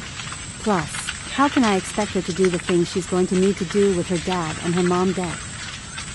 That's too much to ask of anyone. All Scott could do was stare at her. The prison of his head and body secured him in their tethers, and he couldn't do anything as tears streaked out of the corners of his eyes, into his hair, and down to his ears. Cady had mentioned the burden Bailey would have of taking care of her and then backpedaled to say he wasn't a burden. Of course, he was a burden. Anyone in that situation would be. Denying the fact was just lying, maybe even lying to herself. That wasn't going to help her in the long run, or him. Scott didn't want to be more of a burden than Cady could handle. As she was getting sick, his continued care would fall to Bailey, who would also be taking care of the baby, her own mom as Cady got worse, and possibly Jason. Scott wanted to ask Cady so many things. At least he'd been able to tell her how he felt, but the silence he was locked into now was more torture than the pain. What he wouldn't give for more of the oil, but she'd only been in there a short time ago. She had no idea he wanted more. If the pain abated enough he could move or speak, he'd ask her for more. Beg, if needs be. An ice bath sounded like it would work. Or even the gun she'd mentioned. He believed that a gun would make him feel a whole lot better right then. She had no idea what she was even talking about, but Scott did. He wanted the gun she had more than anything. If he wasn't paralyzed, he'd go in her room and use it himself. If he could just get to his house, he wouldn't be a burden on anyone. He could take care of things with his own gun, like Cady planned to do with hers. They would both have a chance at finding some kind of peace. He needed to get out of there. Scott couldn't breathe. A pressure constricted around his chest. He couldn't gasp. I'm dying. Help me. Cady continued talking, oblivious to the torture Scott endured. I wish I'd never given Bailey the vaccine. If I had it to do over, I'd walk her and I out into the woods. She raised her gaze toward the dark window. It would be fast and painless. There would be no need for the guilt, the worry, the constant doubt and crushing fear. Cady glanced back at him and carefully reached out to touch the top of his hand. I wouldn't have had a chance to tell you how much I do care, though. She grimaced as her tears came faster and she coughed a little bit. Just so you know, I do care, very much. I'm not sure I'm completely in love, yet, but that's because I keep talking myself out of it. Like, why would I let myself fall for you when you're most likely going to die, right? I just lost a husband who was mediocre in how he felt about me, mediocre in the emotions he drew out of me, and his death devastated me. I can't imagine how it's going to feel to lose you. You make me feel anything but mediocre. Her touch burned and Scott could neither pull away nor enclose her fingers in his. One more thing to add to his list of pain. Another long pause filled with unspoken secrets. Then Cady continued. I honestly can't believe how fast you came down with this. I'm fighting it, which means you did. I know, but since you were gone, it seemed like you got it too fast, you know? She had no idea how fast the pain and sickness had taken hold. You know, I wonder if there is something tied in with the shingles. Whenever I got shingles, it came on when I was stressed and tired. You were extremely tired and under a lot of stress. This virus attacked you fast. She fell into a pensive silence as she studied him. Scott had to get to his house. He could do it. Maybe Cady could help him out. He didn't want to be a burden anymore. There was so much he could do for himself. He had to believe that if he could get home, he could sit in his lazy boy and watch a movie. No one would have to wait on him. He grabbed the gun taped to the side of his nightstand, stick the muzzle in his mouth and end his misery. End Cady's pain. Cady slowly leaned down and brushed her lips across his forehead. She pulled back. If I get too sick to come back in here. I love you. She winked, releasing another tear to streak down her cheek, but she didn't wipe this one away. Her heartache increased the pain riddling his body. Standing, she turned, switching off the lamp and padding from the room. How could she not know he was there? How could she not sense his pain? Help. He just wanted help. The click of the door could as easily have been the sliding bars of a prison cell, locking Scott in his own private hell. He had to get out. He would. He just had to figure out how to force his muscles to work again. Chapter 22. Manson stint. Bending over, Manson panted heavily. He rested the crowbar against his leg and glared at Phil with irritation. The guard's body slumped face down on the gray, speckled painted concrete floor of the office. Blood seeped into a puddle beneath Phil from the deep creases Manson had beat into his skull. Killing was never ideal, but usually had a necessity attached to it. He'd never had to eat anyone, but Manson could see beyond the act to what was behind it. Wiping the spittle from the side of his mouth, Manson rolled his eyes. Joel, darn it, Phil. You just had to go for that button. But Manson hadn't gotten there in time. He'd known the man was going to lock the entire prison down. Manson couldn't have that. He needed out, and Phil had been the last one between him and freedom. The guard was actually a good one. Phil had always watched out for the weaker prisoners, making sure to keep those separated from others who would only be a danger to each other. He always greeted each prisoner of the penitentiary by name like they were equal men meeting at the library. He'd been a favorite among the prisoners, and during the shakedown the year before, he'd been the only guard the prisoners had refused to touch. Phil had walked around the grounds during the riot virtually unscathed. The other guards had talked about that day for months as if Phil had walked on water. Manson hadn't wanted to kill the man. The main security line had been triggered, despite Manson's attempts to stop Phil. The killing was probably for the best anyway. As the inmates broke out of each layer of their prison, they would most likely kill any guards they found, and in a less humane way than Manson had. He had a feeling that even Phil, with his favored position, wouldn't survive the desperation the prisoners were experiencing.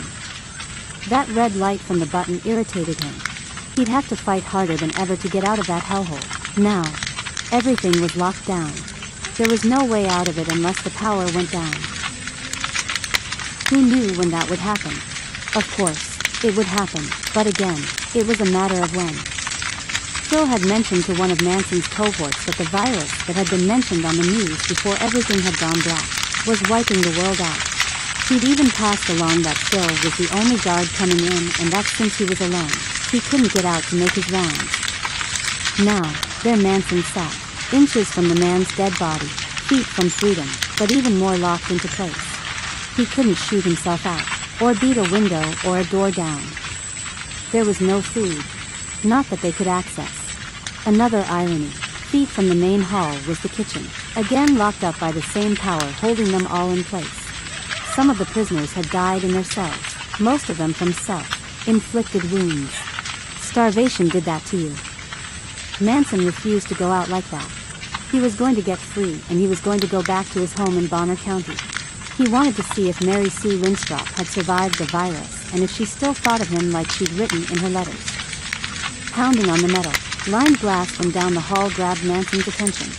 He didn't want to have to kill anyone else, but the option was there. He pushed himself from the cushion, spinning off his chair, and loped down the hall, keeping a firm grip on the crowbar. Luke Ahern slapped the flat of his palm again and again on the glass, his face mottled and soothing. You locked me in here? You locked me in? He growled. How could you? Manson lifted the bar up and tapped on the glass softly. Luke backed up, sudden fear rippling across his face. Manson tilted his head slowly to the side, a threat tightly promised in his expression. Calmly, he spoke. I didn't lock anything. Phil set us into lockdown. I can get some of these open, but not all of them. We can't get out. He would have to take control of the prison, and the first idiot to exert his leadership over was Luke. Luke moved back, nodding, suddenly remembering just who it was he was dealing with. Manson lifted the crowbar and beat repeatedly on the glass, finally breaking down the inner defense and finding the weak spot. He was known throughout the prison as being logical, practical, and even easy-going. For a prisoner with the longest term ever assigned to a felon on the West Coast barring the death penalty, Manson seemed like the man. Next, door, wire, rimmed glasses he didn't need gave him a studious air, but once they came off, he knew there was a dead glint in his gaze that stole the breath of many people, not in a good way. He'd killed too many times for there to be much good left in there. But he wanted to try. Wasn't that what this virus was? A chance at a new start? In the yard, most of the men stayed back, but once in a while, a newcomer would challenge the quiet man who sat by himself during free time. They would approach him like a rooster, ruffling their feathers and crowing about their greatness. Most of the other prisoners would let the new ones approach Manson, as if he might have gotten soft since the last time. They too wanted to see just how far he could be pushed. But Manson didn't flinch as they approached. He never looked away from his book. Usually a guard would see and stop the new prisoner, but once in a while, Manson would rip out their esophagus and leave them dying at his feet while he went back to what he was reading. He'd lean down and wipe the minuscule amount of blood he'd gotten on his fingers onto the stubbly grass by his shoes. That would earn him more time in the hold. He would always get released early because his presence kept the overall violence down in the prison yard. No one knew what his end goal was, which meant no one knew how to get on his good side. If he even had a good side. Not giving away anything kept him in power. He needed the power. He claimed it with a fervor that he'd sought everything else in his life. He wedged the end of the crowbar into the metal lacing and yanked, pulling out the mesh and leaving a hole big enough to reach a hand through. But that wouldn't be enough. Locks weren't in control at that point, or he would be able to unlock it from the side. No, he had to hook the crowbar through the small hole, place his boots on the edge of the wall and pull. Seeing what Manson was doing, Luke shifted into place, pushing on the door at the same time that Manson pulled. The metal gave, bending under the pressure. We just need a little bit more. Manson doubled his grip, interlacing his fingers and setting his chin. Why are you trying to get back in? Is there any way you can get out? Luke glanced past Manson, toward the light from the office. He had to be thinking that with Manson gone, he could run the prison. Smart, but at the same time, stupid. Luke wasn't leadership material. He was too hot, headed and didn't think more than reactionary in effort. Manson shook his head. There's less possibility that way, for now. Triple, paned glass and lined with lead. I need the power to go out first. We're going to take control of the prison and get this place back into shape. Luke dropped his jaw. Maybe because Manson had included him in his domination plans, or maybe because of the sheer size of the statement. Why wasn't important? Luke was in shock and Manson had even more up his sleeve. By the time he was done, they were all going to wish they had died from the virus. Chapter 23. Beth crawled backward, edging out of the bedroom. She closed her eyes as she sobbed without tears. All of her tears were spent. She had nothing left in her to cry. Closing the door on SJ's room, she sat in the hallway, rubbing her eyes with a desperation she knew would never go away. She didn't want to see the image of his bloated body. When she closed her eyes, there it was. She'd stared at it, waiting, wishing, hoping he'd been faking, hoping he'd wake up. What could she have done differently? Could she have saved him? Dragging in a painful breath, Beth struggled to her feet. She couldn't stop living. She had 2 other children who needed her. She could do this. Maybe she could numb her emotions until she stabilized her daughter and son. She leaned on the wall beside the bathroom doorway and struggled to find energy to go on. Beth walked crookedly to Liv's room. She heaved a sigh before pushing open the door and entering the pink and purple bedroom. Breathing out of her mouth, she blinked heavily. There was so much she didn't want to face. Holding Liv's hand would make all the bad things better, at least for a bit. Should it have been so quiet? Liv hadn't been able to stop moaning earlier. When had that been? How long had Beth lain in SJ's room, clutching her phone and alternating her gaze from the posters on his wall and his pale, still face? Hours and hours had passed after she'd talked to Cady. Beth hadn't tracked the time. She hadn't even tracked how many heartbeats she'd had after S.J. died. Had she been in his room for days? How long had it been? She couldn't remember. She didn't remember getting up and going to the bathroom or eating and drinking anything. All she remembered were the shots and yelling at night, the ins and outs of sleep where she'd escaped the hell of losing her son. Her throat ached. Beth wasn't sure if it was because she was getting sick or because she had cried herself to sleep feet from her oldest son's dead body. When was she going to wake up from the nightmare? Maybe leaving Liv alone had helped her daughter get through the worst of the illness. Beth scuffed her feet across the floor, the sound loud in the overwhelming silence of the house. She flicked on the light in the Liv's room, blinking at the garish orange glow from the round globe in the ceiling. Approaching the bed, Beth winced as she coughed, the act painful and demanding. She sure knew how to make an entrance. Hopefully, she didn't wake Liv up. Her daughter needed her rest. As soon as Beth checked on Liv, she'd check on Tim in the master bedroom. Certain the sound of her coughing would wake Liv, Beth settled onto the edge of her daughter's bed. At least she could try to find solace in there, away from SJ's remains. She couldn't even call it his body. She reached over to gently shake Liv's shoulder. But as her fingers closed around the curve of Liv's arm, Beth gasped. Yanking her fingers back, she stretched them open, then tightly squeezed her hand into a fist. Liv's body was cold and stiff. Not cool like a blanket had fallen off, but cold, like there was no blood pumping through her. The blanket situated on her held no more heat under them. Beth raised her other hand to her mouth, clamping the soft flesh of her palm against the sharp lines of her teeth. She bit down to prevent her moans from turning into screams. Tim. She had Tim. She had to. Her daughter. Beth slowly, cautiously, reached out again, keeping her mouth covered as she rolled her daughter softly to lie on her back. Liv's eyes stared unseeingly at the ceiling. Black tar, like substance leaked from her nose, and eyes like charcoal-colored tears and snot. Her mouth was closed like she'd had nothing to say at the end when the truth was, she had no one to say it to.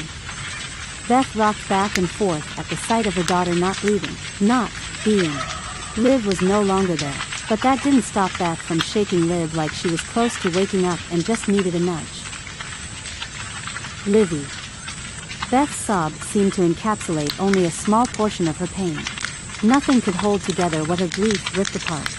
Liv, no, please, no. Livy. She pushed gently at her arm, mortified when the body moved like stiff board. Liv was gone. Beth couldn't wrap her brain around the loss of both of her children. She had to push aside the loss of the two to focus on the third. Maybe Beth could still save Tim. He slept in her bed. She had to see him. He'd been the one to rest the most peacefully. She hadn't heard him coughing or moaning, or anything. How long had she been in with SJ? Had her grief over her son cost her daughter? Would the loss of both cost her the last one? What had she done to deserve this? She tried to help them. Why wasn't she sick? Why hadn't she died? Thrusting up from the bed, Beth closed the door behind her. She didn't want to see Liv. Not like she was. Beth would even rather Liv was flipping her attitude than lying there dead. S.J. and Liv could both say they hated her, and that would be better than the images of their bodies branded on her memory. She didn't go into her bedroom quietly or considerately. If Tim was alive, he could do with being awoken. She needed to have one of her children stay alive. She could help at least one of them. Giving Tim more elderberry syrup would be the first thing she did. She could get the cure. She could do that much for him. Cady had said no cure, but had that cost Beth her children? They had died without the medicine. What if the medicine could have saved them? Opening the door, she rushed to the end of her four-poster bed and stopped short of going any further. No, oh, no, please. Beth closed her eyes and leaned her head on the post beside her. She pushed her forehead to the curved surface of the wood and mashed her nose against it. The grains bit into her cheek and teeth as she rolled back and forth. Flies hovered over Tim's body. The stench snapped through her grief and almost dropped her to her knees. Hadn't Liv and S.J. smelled? Why hadn't she noticed with them? She turned her head to the side and dry heaved, trying to vomit the pain, grief, and shock from her body, from her soul. Her body rejected the loss. She rejected her pain. She didn't stay to examine the corpse of her middle child. She dashed back out of the room, slamming the door behind her. The images of her dead children had imprinted themselves on her brain, deep down into her soul. She would never be able to unsee them, never be able to unlive the losses she'd experienced. If her neighbors had gone through half of what she had, She understood their need to take their own lives. The pain was excruciating. Cady's offer to come get her had never seemed more appealing. If not for the escape, then for the simple fact that Beth could commiserate with her friend. They could wallow in their losses and, if Beth had her way, they'd get drunk together and pass out. That's what she needed. An escape. She wasn't in the right frame of mind. She didn't want to kill herself. She wasn't a defeatist, but in that moment, she could see why it was appealing. Beth didn't need to talk to Cady about their dead husbands. What else could Stephen be? What else did Beth want for him? Nothing. Her children were dead. That's all he had been to her there over the last few years. The father of her children and their provider. He'd been abusive and unfaithful. Saying goodbye to him was easier than the forced farewell to her children. There was nothing left for her to need from him since they were gone. Did they have any alcohol left in the house? She'd used the majority of their vodka to make tinctures. If anything, she'd get drunk off her vanilla extract. She wasn't too proud to get her relief from where she could. Leaving the hallway, she made her way into the living room, blinking at the bright lights from the ceiling fan shining down. She hadn't been in the living room for a while. She sighed, her shoulders slumping as she struggled to face her discoveries and what they truly meant. Her children, dead. Dead.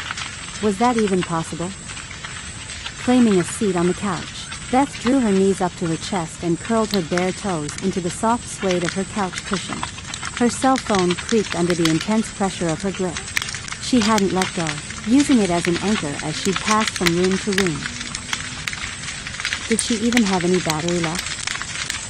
She pushed the power button, squinting at the screen. 5% and 1 bar. That was it. Did she have enough to get through to Cady? She swallowed her grief. She could ignore it for a few minutes. She would have to deal with the loss in spurts. Too much at once would drown her. She dialed her friend, anxious to leave some of her pain with someone else. Let someone else tell her how to feel. She wouldn't be able to manage her grief if she didn't at least understand it. Please, please, Cady, please, be there. I need someone to tell me I'm going crazy. Wasn't going crazy better than reality at that point? Through the bay window, Beth watched as the sun set, casting long shadows across the lawn. The scene was fuzzily obscured by the gossamer, like veiling of the curtains. Beth pressed send, but the busy signal made her press end. She tried 3 more times, only to face that sound again and again. She couldn't try again. Not now. Not when the sound would be the heralding of her failure. Her failures piled around her, compounding in her heart and soul. Her babies. Her sweet, sweet babies. All dead. All gone. She was all alone. Hot tears poured from her eyes, opening the floodgates to her pain-filled tuning. What would Cady do for Beth anyway? She didn't want to live, now that her children were dead. She just wanted to find peace. Finding peace wasn't an option in that place. There was no peace in her home. Not anymore. Maybe not ever. Chapter 24. Cady. Cady's eyes were red, rimmed, and there was no getting around it. It didn't matter how the light was. On, off, dimmed, her eyes gave away her illness.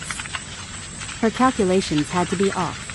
A full 3 days hadn't passed, unless she had been exposed when she dumped Kent's body. Unless she was so tired and stressed it sped up the infection period. Or, worse, if she'd gotten sick faster because of her propensity toward shingles. That didn't bode well for her theories about treatment being shingles related. Unfortunately, she had no way to be sure about any of it. How scary to face down one's death, not knowing how long she had until she would expire, but certain it was around the corner. There was no other way for the sickness to end. Cady had no evidence of anything but death as the outcome. It was only a matter of time. She swallowed a small sip of water, wincing at the cutting sensation in her throat. She had to pick one thing to focus on. If she tried to take in all of the aches and pains, she would fall to the ground and give up. That wasn't an option. She looked into the mirror after brushing her teeth and shook her head. Come on, let's do an inventory and then pick one thing that is controllable. She nodded to herself as if there were 2 people there. Her throat hurt, but it was bearable for now. Every joint hurt in her body, even joints she didn't know were joints, like where her hair connected to her scalp. An acutely sharp pain that came in waves covered her back and neck and up under her breasts. Her hands hurt like they'd been burned deep down into the tissue. Complaining about a headache seemed like child's play at this point. But yes, even her head hurt. The joint and hand pain would have to be shunted to the side. A little bit of lavender might help there, but Scott had confirmed the relief the essential oils had given his skin, so sticking with that treatment plan would be the most proactive plan she could come up with. She was going to go with the oils. Washing her hands, she refused to meet her own gaze in the mirror. She knew what she looked like. She saw hell in her eyes. There was no reason to dwell on it. The only thing she could worry about was that Bailey would have seen and knew that Cady was sick. Trying to hide the truth wouldn't be smart or helpful anymore. Cady had to prepare the teenagers for the inevitable. After she cleaned up, she made her way downstairs, shoring up her reserves to speak her concerns out loud. Jason and Bailey sat on the couch watching another movie, laughing as Jason cuddled with his baby cousin. He held her gently, gazing down at her every few minutes. There was plain love there, and Cady hoped nothing happened to break it or damage it. Cady claimed a seat on the couch that ran perpendicular to them, facing Bailey and Jason but watching the TV. She picked at the cuticle of her thumb. She didn't want to alarm them yet with an announcement about her health. She just wanted to sit for a minute and watch the Jim Carrey film as if nothing was wrong. The movie was an old one about a man who the world watched on television as if he were a reality star. Staring at the screen, Cady couldn't help wondering out loud, do you think anyone in Hollywood made it? Or anyone out there? Jason and Bailey glanced at each other. Jason spoke first, his words halting. We were just talking about this. How would the rich know? If your friend who spread the virus had a backup plan, they most likely used it, right? This is one of those situations where it doesn't matter what kind of preparation you have in place, or what amount of money, right? Jason transferred his gaze questioningly between Cady and Bailey. He shrugged. I mean, you knew about it and you're getting sick. So, what does that say about people who had no idea? It doesn't matter if they had an Oscar or not. Bailey jerked back beside him, glancing uncomfortably at Cady, folding her arms and chewing on her lower lip. When had she started looking like a young woman instead of a child? Cady didn't want to say anything in front of Jason at the risk of embarrassing Bailey, but Cady wanted to tell her how beautiful and grown-up she was looking. Everything had taken on a sentimental tinge as Cady realized just how close her death was. Checking Jason over more closely, she had to admit she liked his frank honesty. He didn't pull any punches, which was refreshing and something that was drastically needed. Nodding, Cady clasped her hands together between her knees and leaned forward. I am getting sick, you're right. I'm actually pretty close to needing to get to bed, and stay there. She blinked back tears. Now wasn't the time for goodbyes. No, she had to prepare them as much as possible. Glancing toward Jessica, Cady narrowed her eyes and then fell to her knees to crawl closer to the baby, peering at the hairline along the side of her neck. When did she develop this rash? Bailey glanced at Jason, alarmed. I'm not sure.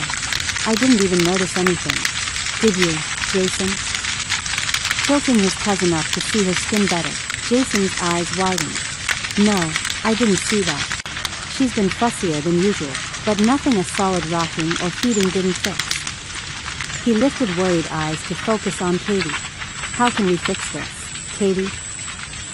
Setting her jaw, Cady nodded. I'll be right back. She rushed to the kitchen, ignoring the creaking sensation in her knees and hips as she walked. Was that the last time she would walk on her hardwood floors?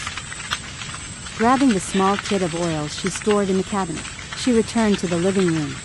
Claiming a seat on the couch beside Jason, opposite Bailey, Cady pointed toward Jessica's rash. She swallowed. These two oils are the most important, helichrysum and ravensara. Don't mess around with them. Don't waste them. I don't have a lot left, and if either of you come down with the disease, you'll need this. It's also good for shingles, burns, bites, and more. Cady studied Jason and Bailey to see if they understood. Beth would know how to make more, but Beth wasn't there. Cady might never see her friend again. They both waited for more instruction, and Cady took that as a good sign. You'll roll it on the rash or where there might be a rash forming. How do you know where a rash is starting? Well, you don't on someone else, but you can figure it out on yourself. You'll notice a tingling on your skin, like the beginning of a cold sore, or be sting right before the rash pops up. I'm not sure yet. What happens after the rash? I know it hurts pretty bad. Cady unscrewed the lid to the helichrysum and rolled the oil onto Jessica's scalp where the pink presence of the rash had made itself known. Smoothing the oil into her soft skin, Cady added, her skin is still smooth, which means the pox hasn't manifested itself yet. I'm not sure how the disease affects people this young. If it really is a varicella, there might not be that horrific of consequences with the proper care and nutrition. They fell silent as the reality of what had most likely happened to millions and millions of children included starvation and dehydration, death by unintended neglect. The horror of that very real possibility stuck with Cady, and she lowered her voice involuntarily. There's nothing we can do for those others. Here, though, we can continue to help each other. Break off a small section of the aloe plant and apply it over the other two oils after they've been absorbed into the skin.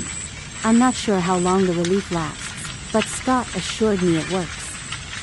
She smiled, setting the plastic bin of oils on the ground and sliding them closer to Bailey.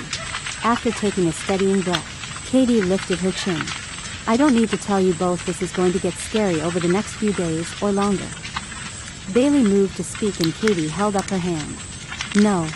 Let me finish. There's not enough time for denial. We must face what we have to do. No more second chances. She swallowed to relieve the swelling in her throat, but that just added to the discomfort. She continued past the pain. Look, I'm not sure what the death rate is on the disease alone. I don't know if everyone is dying or if there is a chance to survive the virus without introducing loss or the cure. I'm not. I don't know. She lifted her hand and then dropped it back to her lap in frustration. All I know for sure is it hurts, exceedingly. I'm starting into the middle stage, and I have to tell you, sitting here, not screaming, is taking more out of me than I thought it would. Bailey broke in. Mom, how do we make you more comfortable? Being comfortable won't save me, Bailey. I just need to have access to the oils and stay away from the light. Scott has been down for 3 days now, and I'm not sure how much longer he'll be. There was no delicate way to say alive. I don't know how long it takes for someone to die, to put it plainly. She pressed her lips together and didn't even attempt a smile. Anything she tried to pass off as well wishes would come across as a pain-filled grimace. Jason didn't look at Cady as he watched Jessica, but he spoke in low monotones. You don't think my uncle will make it? Reaching out to touch his shoulder, Cady shook her head. That's the problem, Jason. I'm not sure. There is no data about this disease that is conclusive. I haven't heard of anyone surviving it. As I'm coming down with it, I wish I had heard of just one person living past infection without using the cure and having access to oils and other palliative measures. At least then, I could go into my illness with a sense of hope instead of this desolate feeling of despair. She put her hand back in her lap, suddenly very aware of the cool air and her bare feet. She needed to get to bed, but she had one last thing she needed to tell them. Listen to me. The next week is going to be hard. Jason, you might come down with this still, which will leave Bailey alone to deal with everything. She leaned across Jason, taking Bailey's hand in her own. Don't be scared. It's a lot to put on you, but it can be done. As long as we stay in our beds and work on getting better, your job will be relatively easy. Use the oils and lots of fluid. If the power goes out, you know how to use the generator, but avoid it, if you can, for a while. There was so much Cady wanted to say, wanted to warn Bailey about, but nothing seemed appropriate or particularly important as she stared at her daughter. Right then couldn't be goodbye. She couldn't die, not yet. Bailey deserved better. Scott deserved better. Cady had to fight the illness with everything she could. Cady refused to abandon her daughter without putting up a solid fight, no matter what the virus had in mind. Chapter 26. Jackson, open up. We know you're in there. Rough voices scratched through Jackson's subconscious. He turned his head to the side, opening his eyes and staring at the dust ruffle of the motel bed. As he breathed in and out, little dust bunnies moved across the floor in front of him. He blinked at the subtle movement, trying not to move more than he had to. Pounding and the scratch of something at the lock pulled him completely from the realm of pain-filled sleep he'd been trapped in. Wait, was someone really there? The lock wouldn't hold them for long. If they really wanted him, they could break the glass to the window. Why would they want him? He didn't want him. Maybe they could come in and take him out with them. The pain didn't leave with the vestiges of rest. He forced his aching joints to work, pushed his jelly, feeling muscles to do something, even as he struggled to breathe. Was his diaphragm paralyzed as well? He had to agree with whoever might think he was a sick bastard. That toxin had been brutal, and he'd been pretty twisted to add it to the arsenal in his war against the world. Pride would swell in his chest, if he wasn't in so much pain. His own mistakes would keep him humble. As the pounding continued, Jackson watched the door, the panel expanding and retracting with each hit. He couldn't stand, just edge himself further past the feet of the bed so he could watch the door and crawl out of the pile of vomit he'd fallen into earlier. He hoped it was his vomit. With how often Dr. Phil had come around, Jackson wasn't sure what was his and what wasn't. Was he hallucinating? He couldn't be sure. The voices were familiar, but he'd been there long enough that those cowboys should be dead, or almost. There was a twinge of his brother's voice in the roll of the R, but his brothers were dead. He was certain of it. He'd watched one shoot them all and then himself. At least, he thought he had. Jackson glanced at the television. His only tell since the toxins had started to work on him. Dr. Phil was decidedly absent. He rubbed his thumb across his chapped lower lip. The skin was rough and sore, but everything hurt. He was having a hard time differentiating what was pain from the toxins and what was actually pain from whatever he'd been doing. If Dr. Phil wasn't there and he could hear other people, maybe his hallucinations were gone. Maybe he could go out there and see what those men wanted. They couldn't have good intentions. No one had good intentions anymore. Even Jackson didn't need his cynicism to have that be true. Would he be able to stand? He pushed his face into the carpet, moving his legs before he attempted to do anything with his arms. He moved his backside upward and dragged his legs forward, finally using his elbows to push himself up. Somehow, he made it to his knees, leaning on his arms and bracing himself on the edge of the bed. If he could make it that far, he could get to his feet. Grunting, he forced himself to ignore the nausea and the pain, and he stood, brushing off his bare thighs with slow movements. He glanced down at his muscular legs that looked pale and weaker than usual. When had he taken off his pants? As if by magic, they appeared on his legs, and he stared as his shoes wound themselves onto his feet. That wasn't normal. There was nothing normal about that. He touched his legs again, but found the sensation of skin against his touch. Not denim. His pants weren't there, or they were. So, either he could see them but he couldn't feel them, or they weren't there and he could feel their absence but see them. Oh, just thinking about the options brought his hands to either side of his head and he moaned again. Okay, worst case scenario. Which was worse? Seeing something that wasn't there or not feeling something that was? His pulse quickened and he sank to the edge of the bed, resting his head in his hands while he braced his elbows on his knees. No matter which way he cut it, he was still hallucinating, but what was real and what wasn't was the important piece he needed to figure out. Was his touch messed up or was his eyesight? Okay, think. The pounding came again, louder, almost angrier. He hadn't tested his hearing. How did he know if they were there or not?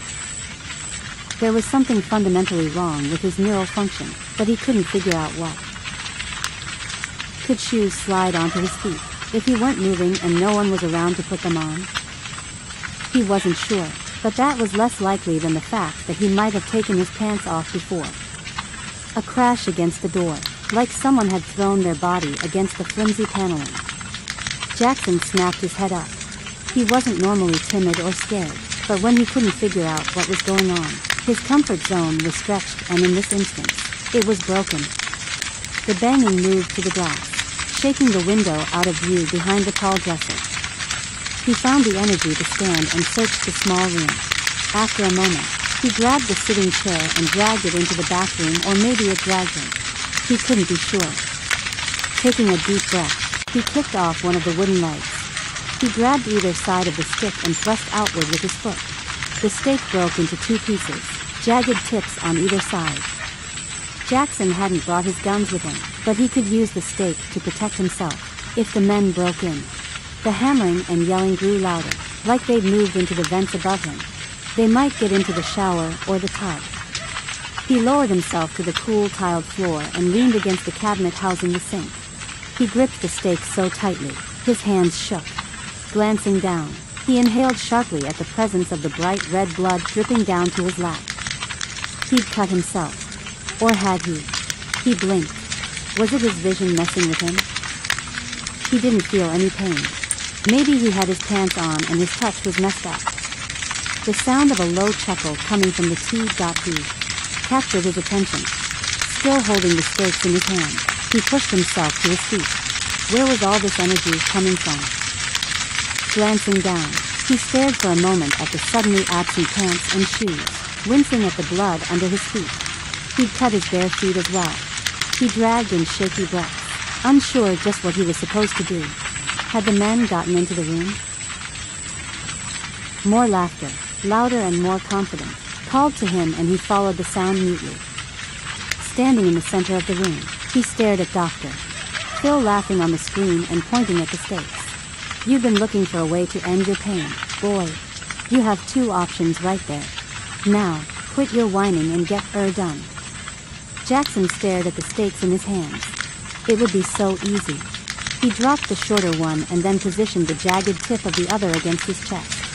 He could drop himself forward, thrusting the stake through his chest. He'd bleed to death, but it shouldn't take long. After a second, he stopped himself from getting into position. The pain was bad, but he'd known it was going to be. He'd expected it. No giving in. No killing himself to satisfy his hallucinations. He shook his head. Slowly, he whispered, "Not today, Doc. Not today." Tossing the stakes to the ground by the bed, Jackson fell onto the mattress. The chills were returning and his hands and feet shook uncontrollably. When would the ointment fade away? What kind of a fate had he resigned himself to? How much more could he withstand? Chapter 27. Bailey. Watching Cady as she stared at Jessica and explained the use of the oils, Bailey was hit with the reality of what was happening like a slap across the face. Cady was sick. No longer was it a matter of time or just a case of red eyes. Bailey had more to worry about than just Scott being sick or the possibility that Cady might get sick. Bailey had to plan for the eventuality of Cady's death, because wasn't that what it was? Cady had pretty much warned her that if she got sick, she would most likely die. There was no evidence of anyone surviving the sickness. They didn't even know what the symptoms looked like or how they presented themselves. All Cady was doing with the oil information was telling Bailey how to make her death less painful. What a horrible way to say goodbye. Make me comfortable this way, because I'm going to die. Swallowing past the tightness in her throat, Bailey smiled as her mom stood and went to bed. She put on her brave face, but she wasn't sure if it was for Jason or for herself. Jessica didn't care as she sucked peacefully on the pacifier in Jason's arms. Jason spoke softly, staring at Jessica. "Does it make me like a baby if I admit that I'm scared?" He turned fearful eyes toward Bailey, who looked at him in wonder.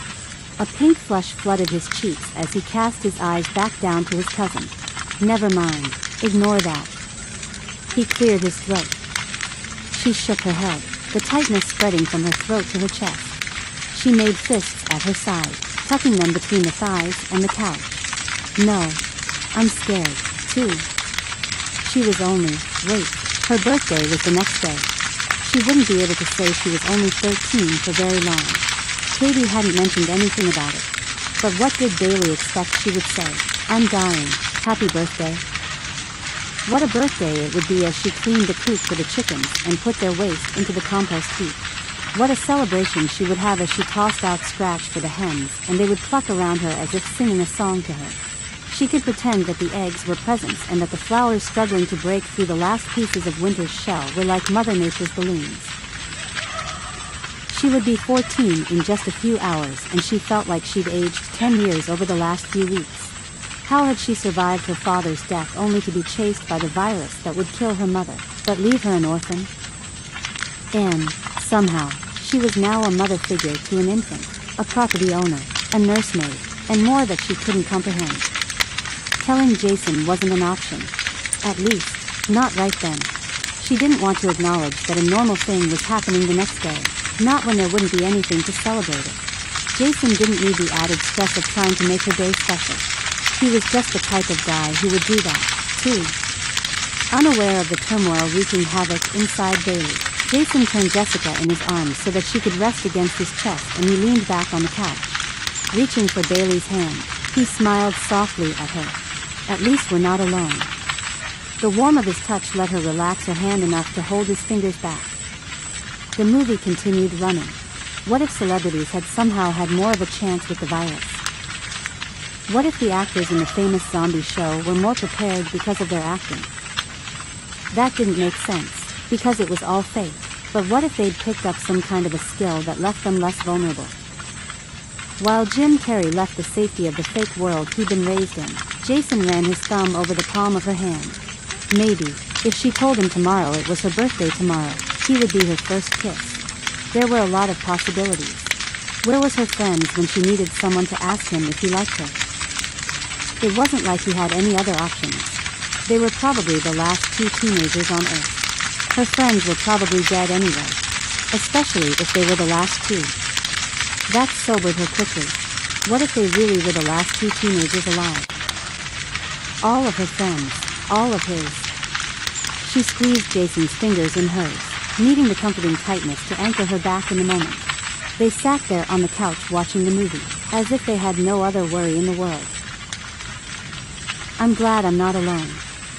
She smiled softly at him. Bailey couldn't contain her gratitude. She was glad she wasn't sitting there by herself while her mother retreated to her bedroom.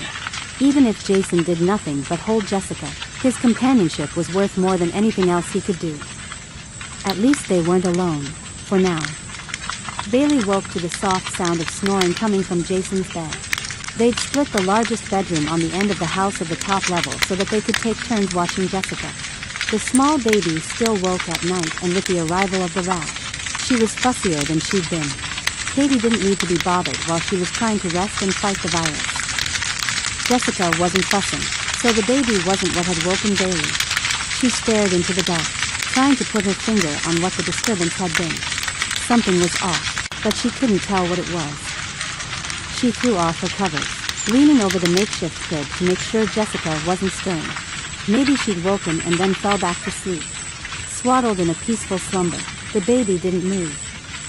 Pulling a robe on over her soft pajama shirt, Bailey slowly walked down the hall, listening at each room for the change. The hallway muffled most sounds with its thick carpet and closed doors. As she got closer to Scott's room, she reached out a hand to rest against the panel. Moaning and crying came from inside like someone was beating him with a scalding chain. The amount of pain he had to be in to make those sounds scared Bailey. She closed her eyes. She couldn't go in. She just couldn't. Not yet. What if he tried to hurt her? Cady had said the oils would bring relief, but what if he didn't let her apply them? What if he fought her off? Bailey closed her hands into fists and pressed them to the base of her throat. She stared at the doorknob. Could she make herself go inside? She had to. One way or the other, she had to get in there. That was her responsibility now. Cady's bedroom door, set perpendicular to Scott's, opened with a snap. Cady stood there, peering out at Bailey as she struggled to breathe. Cady nodded towards Scott's door and spoke slowly. Get me the oil and I'll do it this time. She didn't say last. She reached out and grabbed Bailey's wrist before Bailey could disappear. Hey, happy birthday, kiddo. I wish. Cady screwed her lips to the side and let her daughter go, regret appearing in the form of sparkling tears on her lashes. Bailey nodded, unable to smile while Scott whimpered in pain. I'll get the oils, Mom, just a second. She thundered down the stairs, rushing into the living room. Her bare feet flew over the hardwood flooring. It would probably be smartest to leave the oils upstairs and within easy reach of both of the bedrooms. Grabbing the oils, Bailey returned upstairs in seconds. handing them over and watching as Cady went into Scott's room. She was fully aware that she wouldn't be able to rely on Cady rescuing her next time. Next time, it would most likely be Cady that woke Bailey from her sleep. Bailey had a hard time sleeping and crawled from bed sometime around dawn. Jessica and Jason continued to sleep, and she made her way down the hall again, pausing to listen at Scott's door and then Cady's. The soft light from the sun rising pinkened the sky through the skylight. Bailey continued creeping downstairs, grabbing a blanket from the living room couch. She quietly slid the back door open and claimed an Adirondack rocking chair set up on the covered wraparound porch. The blanket kept off the early morning chill and let Bailey find some peace. 14. Her birthday. Only a month ago, she'd been making plans with her best friends for an all-girls party. Dinner at Bailey's with spa options like face masks and hair treatments. Just a girls' night in. Nothing fancy. Now, Bailey wasn't even sure if any of her friends were alive, and she was too terrified to try calling them again. The last time she'd reached out, no one had answered. What if this time, they did, and Bailey couldn't do anything to help them? What if they begged her for help? She couldn't even go into Scott's room. Bailey rocked back and forth as she huddled under the blanket, reveling in the quiet and the capability to pretend that maybe her dad would join her any minute, or she would have to run up and get ready for school soon.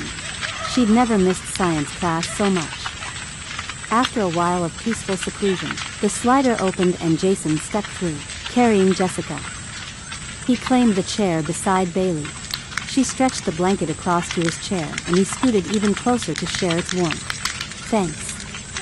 He smiled, adjusting his hold on his cousin and shaking the bottle he'd brought out for her. After he got her settled, he lifted his gaze to Bailey's. Happy birthday. Thank you. Bailey's smile froze and she glanced away as if to move the blanket higher into position. She wasn't worried about how he knew, about how he'd surprised her with his soft, happy words. Jason's red-rimmed eyes reintroduced the panic she'd been avoiding. If Jason succumbed to the sickness, everything would be left to Bailey. 14 or not, was she ready for that? Chapter 28. Beth. Beth wasn't sure how long it took for survival to kick in, but she dragged herself off the couch where she'd crashed into some kind of blubbering pile of grief, and she hadn't left since finding Tim and Liv's bodies.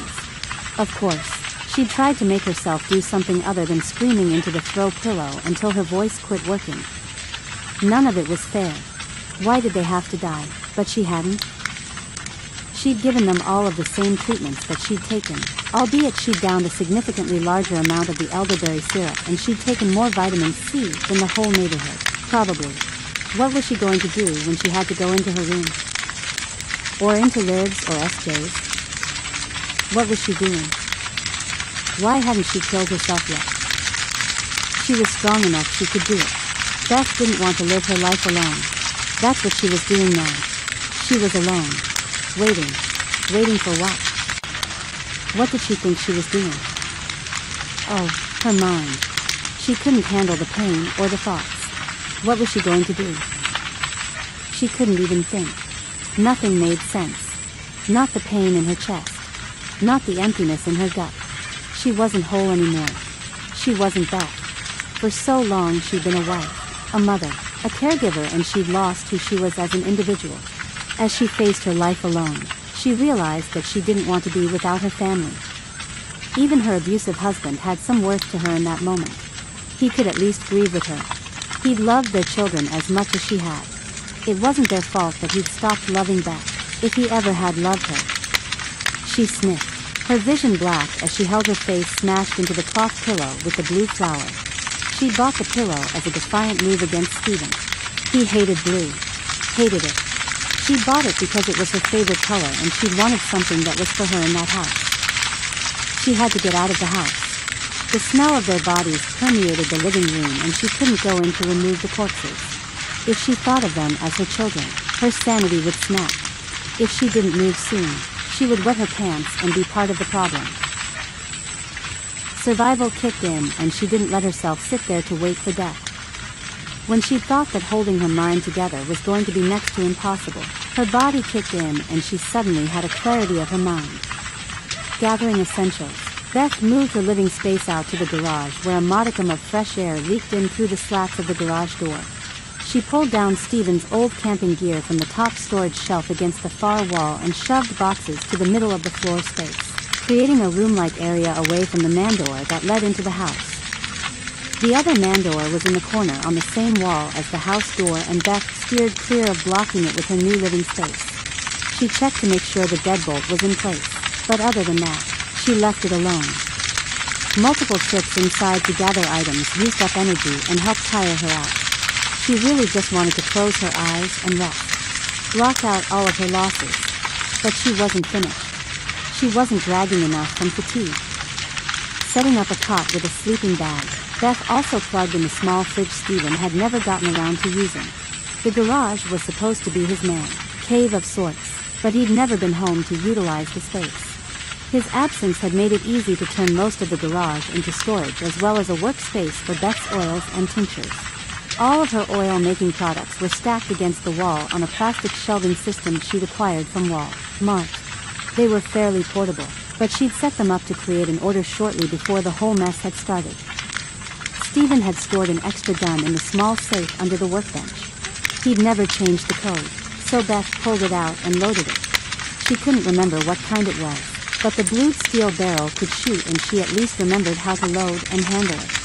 She wasn't the best shot, but Stephen had once said, back when he had cared, that it didn't matter if you were a crack shot, so much as it was important that you were willing to shoot. Too many people got to the point where they held a gun, but they weren't willing to use it. That was always their fatal mistake. She had to be willing to use it. Beth had listened more to Stephen than he knew. He'd once said that the gun had a 5-pound trigger weight and that it wouldn't be easy to accidentally fire. She wasn't brave enough to move with it in her pockets. She chambered a bullet to be ready. After the incident with the neighbors, she might not have enough time to put one in place. Tucking the gun into the waistband of her tight jeans, Beth moved to sit on a camp chair she'd set beside the makeshift bed. What was she supposed to do now? Maybe she could scavenge for food and check on her neighbors at the same time. She honestly didn't want to face the house and her dead family. She didn't want to face the smell or the fact that her failures reeked more than the rotting bodies of her children. Ignoring the house, Beth unlocked the man door and furtively stepped from the garage out to the dew-covered grass. Pulling the doors shut behind her, Beth stopped to listen for any of the looting sounds from the night before. Why did people cause problems only at night? As if the dark was the only time to misbehave. She hadn't brought any bags to collect necessities when she'd left her house, but maybe there would be options at her neighbor's. Going east, Beth already knew her neighbor that way was dead. She wouldn't have to face him as she dug through his things. She approached his front lawn, prepared to see his body still lying there. As she crossed the driveway, she slowed. His body was nowhere in sight. Had he come back to life or something? What had she missed? His house no longer seemed a smart option. His disappearance left her with more questions. Unwilling to go past his front door, she turned back to the drive. Was that woman still there? The one who had rammed herself repeatedly into the back of Beth's car? Maybe she was injured and she needed help. Approaching from the rear left Beth speechless. How was it possible that the second body was also missing? There was no evidence anywhere of where the body had gone. A blood stain had leaked into the lines of the driveway, stretching out like a black stain in the dark night and lack of light. An ache in Beth's chest and pain running down her left arm startled her. It came on like a lightning bolt, sharp and immediate, and lingered. She couldn't feel her fingers and she had to lean against her car. Looking inside, she winced. She clutched at the spot where the pain originated. Was she having a heart attack? If she weren't in so much pain, she'd struggle inside and grab keys to her car and just drive away. What was wrong with her? She wasn't old enough for a heart attack, was she? She wasn't old enough for her children to die. Stumbling back to her garage, she rummaged through her medicine bag, pulling out a bottle of aspirin. Dry swallowing the white pill, she sank to the floor, staring at the still, open man door. Her options had limited themselves. She couldn't move. She couldn't do anything. All Beth could do was hope something changed so she could close the door and lock it. The open hole would be too much temptation for anyone walking or driving by. If the aspirin didn't work or if someone came in the door, she wouldn't have to worry about finding a way to join her children. She could very well die right there. Chapter 29. Scott. Someone raised the blinds in his room and Scott rolled to the side, groaning. That someone wouldn't be Cady. He'd told her the light hurt his eyes. Who was in there now? Oh, sorry. Is it too bright? Bailey set a tray on the nightstand with a clunk and lowered the blinds back to their original position. I'm not. I mean, how are you feeling? Scott cautiously rolled back to face her, his eyes adjusting to the previous onslaught as he focused on her.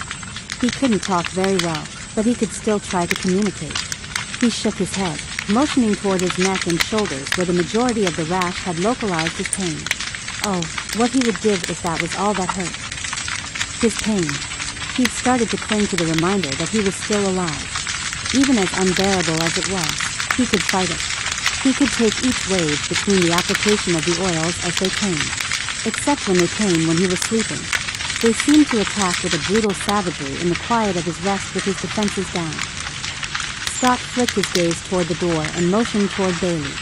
Why was she in there? Where was Cady? He didn't need words for Bailey to get what he was saying. She nodded, pulling out a roll, on tube and taking off the lid. Mom, well, she's in her room. She came down with the virus and she's starting to get weaker and weaker. She came in here last night, but that will probably be the last time. Bailey avoided his gaze as she leaned over and carefully tugged his collar to the side. I'm not sure how much to put on. If I roll it on, can you rub it in? Scott nodded, carefully. Any head movement was giving him an attack of nausea and he had nothing in his stomach to eject.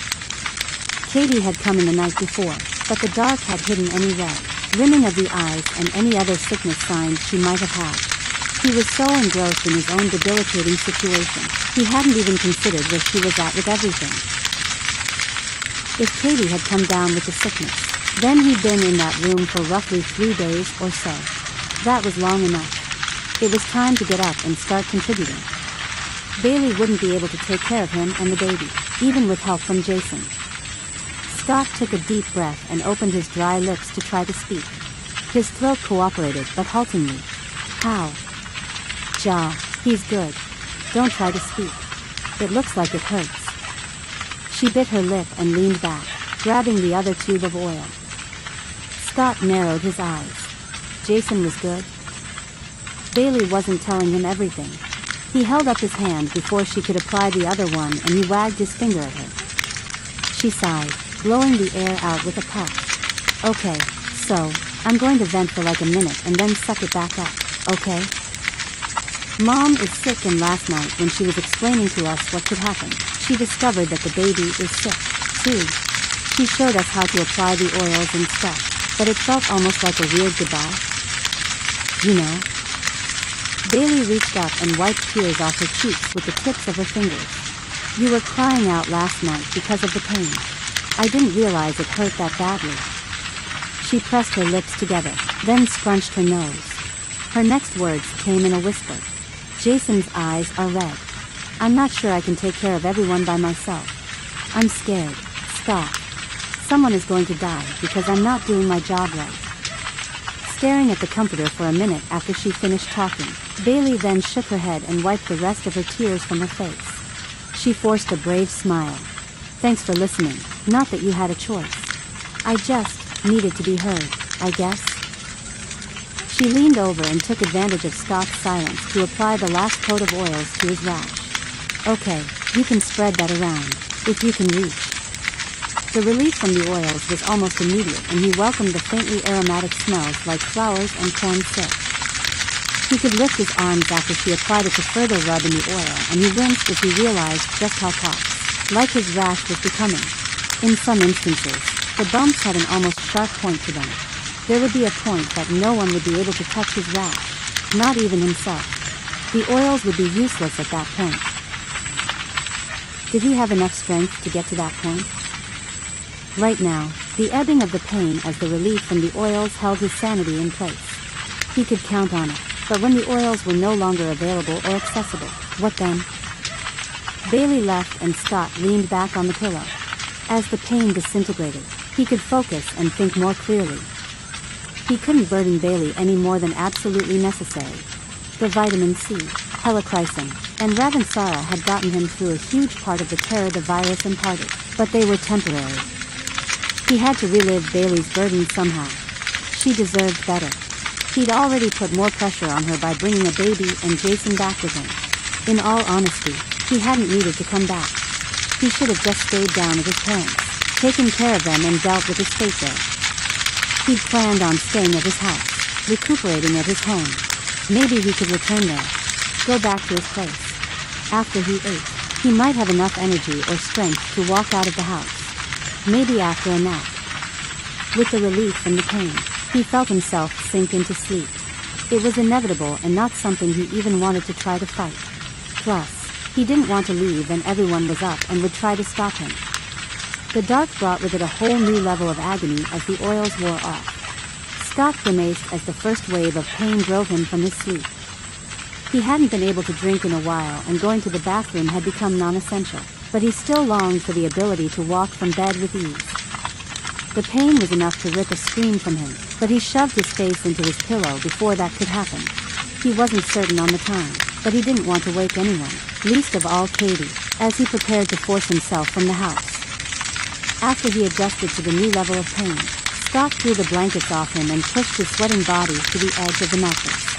His head felt like it swung from a chandelier while the rest of his body was being dipped in acid. Hold it together. He had to focus. He would never get his boots on. It just wasn't going to happen. He looked forlornly at his boots and jeans sitting beside the chair. Who was he kidding? The pants weren't happening either. He glanced down at his boxers and shirt. Fine. He could make it to his house in that. He wasn't that far away. A few hundred yards at most. He could struggle along. He could do it. He had to. Pushing himself to his feet took concentration. A new wave of pain was determined to shatter. Pulling open the bedroom door may or may not have happened. Scott had to pause and gather his bearings before he could be sure. Only having gone roughly 5 to 10 feet, Scott wasn't sure if his original plan was going to work. He gritted his teeth. It didn't matter what he thought. He could do it. Go, Scott. He pushed to the top of the stairs, wincing at the television light streaming through the door to the stairs from the living room. Someone was up. How was he going to make it down the steps without falling head first and crashing to the ground, waking everyone? Lowering himself to his rear, Scott scooted down one step, pushing his legs out in front of him, and then dropping quietly to the next one. He used the rail above his head to keep him from pitching forward, and he chewed on his tongue to make sure he didn't scream from the pain mounting along his back and neck. He closed his eyes and took one step at a time until his bare feet hit the smooth, cool floor of the first level. He snapped his eyes open and searched for any possible witnesses. No one had seen him. Yet. Pulling his body upright, Scott winced as the railing creaked. "Did you hear something?" Bailey's voice was clear and easy to hear. Jason's reply was less coherent and more like a mumble. "I'll check anyway. Just a second." Her stable voice sounded like Cady's with its steady cadence and motherly security. Scott pushed himself around the corner of the stairs, hiding behind the wall separating the stairs from the front hallway. Hopefully, the lack of light on that side of the house would keep him hiding from Bailey's search. He didn't have to worry as she only checked the stairs and the front door, locking the deadbolt to make sure. From back inside the living room, Bailey's voice came cheerfully back to him. "Nothing there. We need to stop watching these scary movies. Journey to the mysterious island is not scary." Jason's voice rose enough for Scott to hear. Using the cover of their giggling and conversation, Scott made himself reach for the front door and slowly twist the deadbolt open and then turn the door knob to escape. He closed the door behind him and just wanted to stop right there and rest. He could curl up on the deck and sleep. No one would know. The cool air soothed his neck and he leaned his head forward as if to allow it more access. But Scott wasn't stupid. As soon as they knew he was gone, they would start searching for him. Hopefully, he hadn't made more work for Bailey this way. He was truly trying to alleviate the stress of having so many people to take care of. Plus, he wanted an escape plan. He needed one. Things were coming to a head, and if Cady had a backup plan with her gun, he needed one as well. Moonlight lit up the front yard and the loop of the driveway. Scott wasn't sure how he was going to make it home. The short distance he'd traveled so far had taken more energy out of him than even the pain did. Now, though, he had to keep his recliner in the forefront of his mind as his motivation. He could get home and fall into his favorite chair. That wouldn't be so bad. Off in the distance, the faint yip and high-pitched howling of coyotes confirmed the 3 or more days he'd been in bed. The coyotes traveled a monthly route which took them right through the neighborhood, and they stuck to the area for a week or so before getting back on their trail. The smart dogs would return that way in another month. Hopefully, Scott was still alive to hear them again. If Ranger were with him, he'd be circling warily and watching for any dogs. With his hulking presence, Ranger always liked chasing the coyotes. He was significantly bigger and liked to show his dominance, even though he was just a large puppy. Scott wasn't holding his breath that he'd see Ranger again or live long enough to hear the coyotes again. Taking the first step was going to be the hardest. He moved forward, placing one foot in front of the other, his arms outstretched as he sought for balance. If he was lucky, the virus wasn't going to kill him. Falling face first into a puddle and drowning would. Chapter 30. Margie. Margie had frozen with her shoulders hunching at the sensation of the barrel on her skin. Get up slowly. The gun holder couldn't be older than 15 or 16 judging by his voice. The gun shook in his hand against Margie's skull.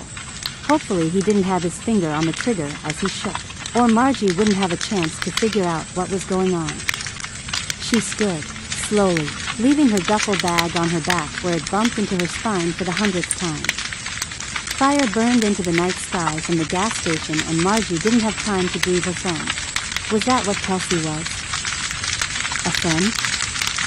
Or just someone Margie was passing in the night? Margie turned, holding her hands at chest level. The fire illuminated much more than the lights did. She'd been right, just a kid. Terror held his eyes wide as he looked at her and then blew out a breath. He tucked the gun back in his pants. Thank goodness. You're just a grandma. Eyes wider than before, Margie gasped. What? I'm just a grandma. Wait, she was supposed to be intimidating and a threat. There's no reason to be rude.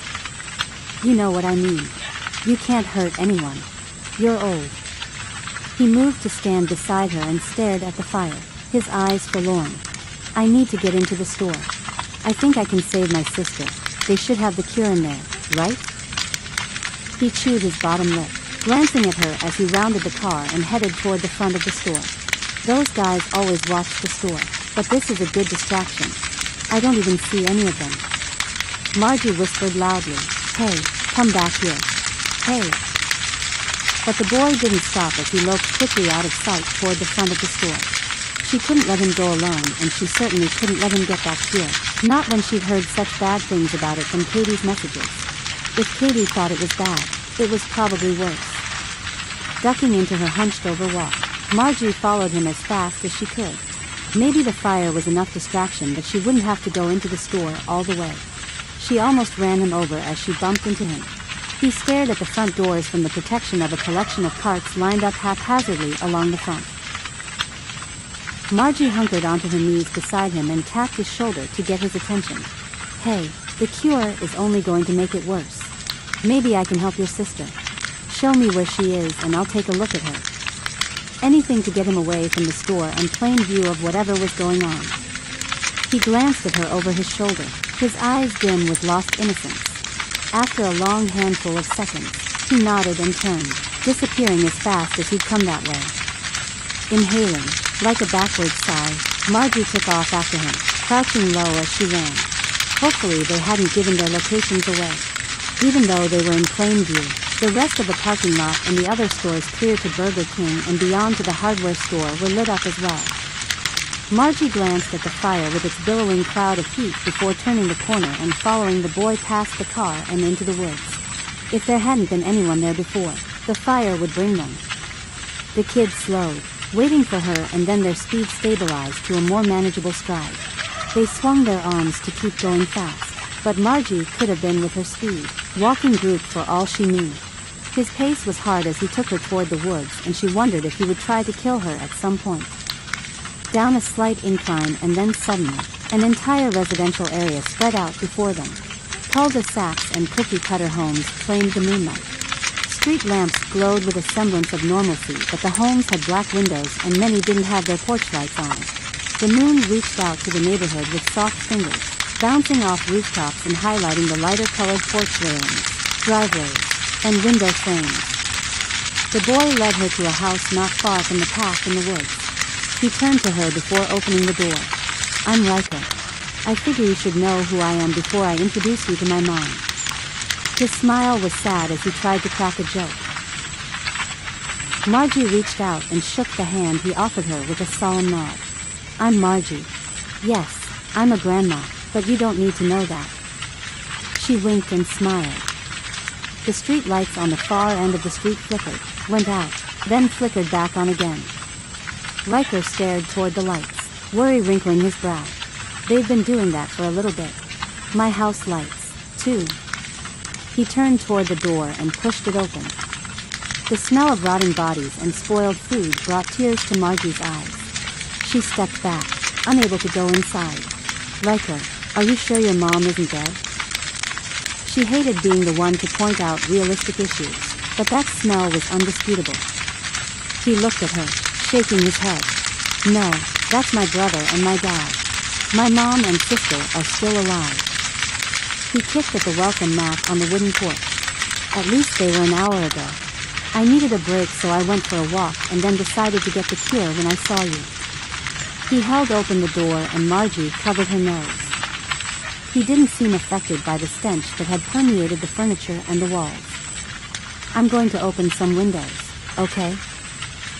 Margie held one arm to her nose and didn't wait for his permission as she wended around furniture and slid open 3 windows in the modest front room and propped the door open by folding the rug. As the smell lessened in strength, she cleared her throat. "Okay, show me where your mom and sister are." She hoped they weren't with the dead bodies that he'd spoken so factly about. She wasn't sure if she could handle that right then. She'd seen plenty of death as a nurse, but usually in a controlled environment. Plus, she had never seen victims of the virus and what they looked like. She had no idea what stages were at the end and what wasn't. Swallowing her anxiety, she followed Riker deeper into the house, bypassing the hovel-like feel of the furniture shoved against the walls and the dim lighting coming from night lights set up in lower electric outlets. Besides the smell, there was a general morose feeling to the house, like the occupants had waited as long as they could. Riker coughed and shoved open a door. Margie cautiously followed him, looking around while clutching the strap to her bag with both hands. The smell was more concentrated in the bedroom and Margie didn't hesitate to rush to the window and slide it up. Then she looked around, glancing at Riker, who stared at the 2 females in the large bed. He lifted a hand, pointing at the forms as he spoke. "My mom and my sister." Margie's lips turned down of their own accord.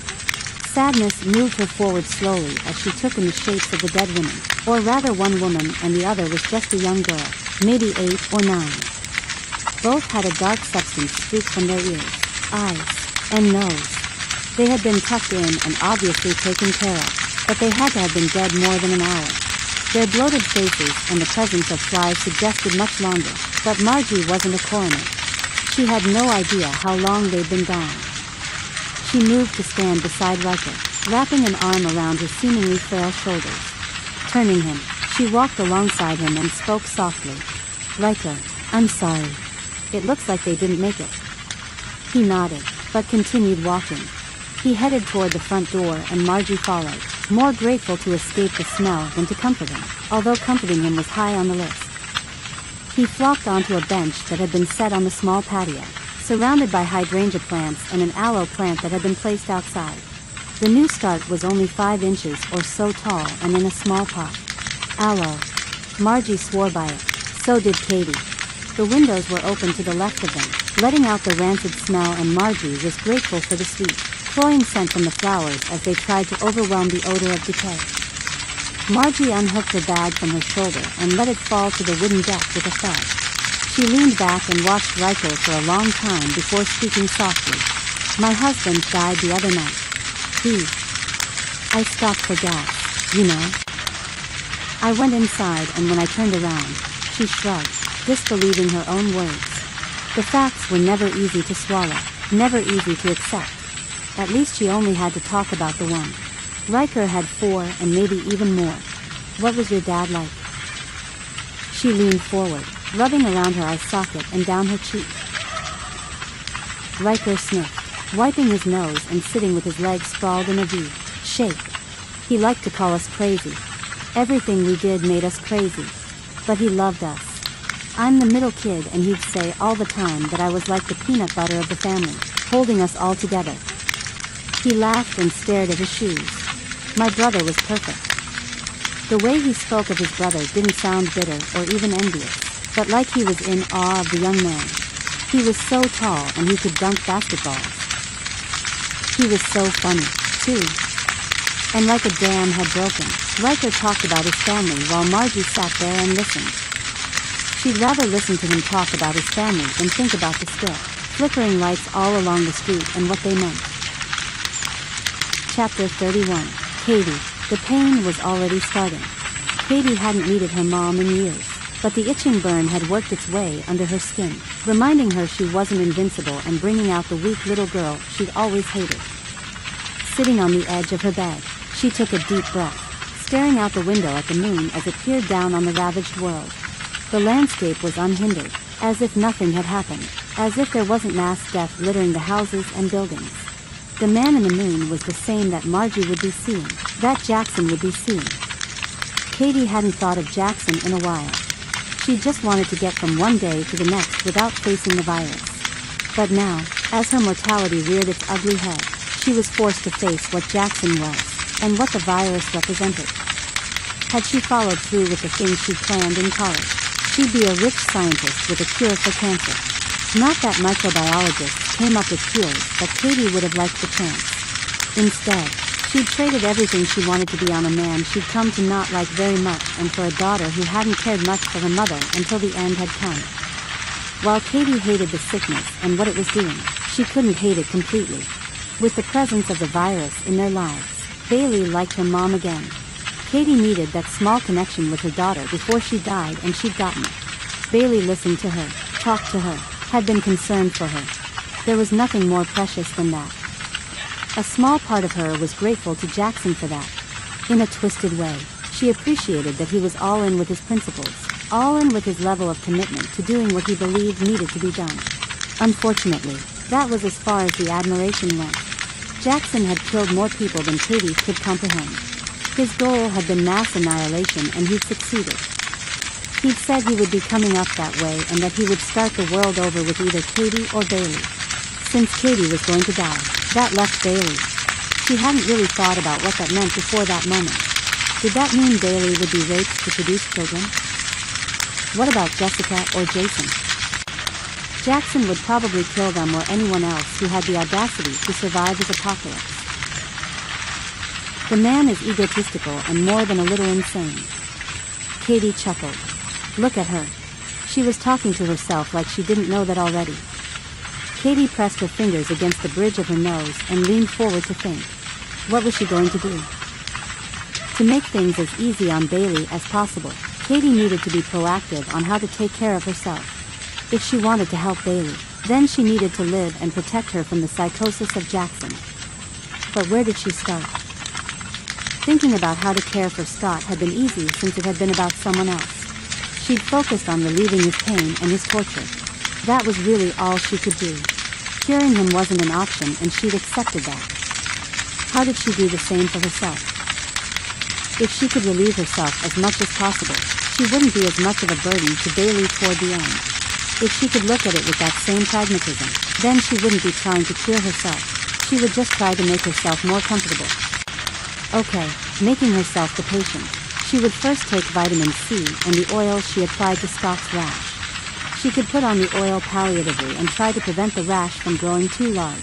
Or she could wait until the rash completely presented itself. While there was raised and red skin, there were no identifiable heads or pox as of yet. What else would she do for a skin ailment? She'd been studying for a while on how to treat illnesses and wounds without easy access to a doctor or hospital. Skin problems could usually be treated with oatmeal baths, at least initial stages, as long as the goal wasn't to cure but to treat the symptoms of itching, irritation, and burning. She'd start there. Wandering into the master bathroom, Cady leaned heavily against the wall to remove her undergarments and pajamas.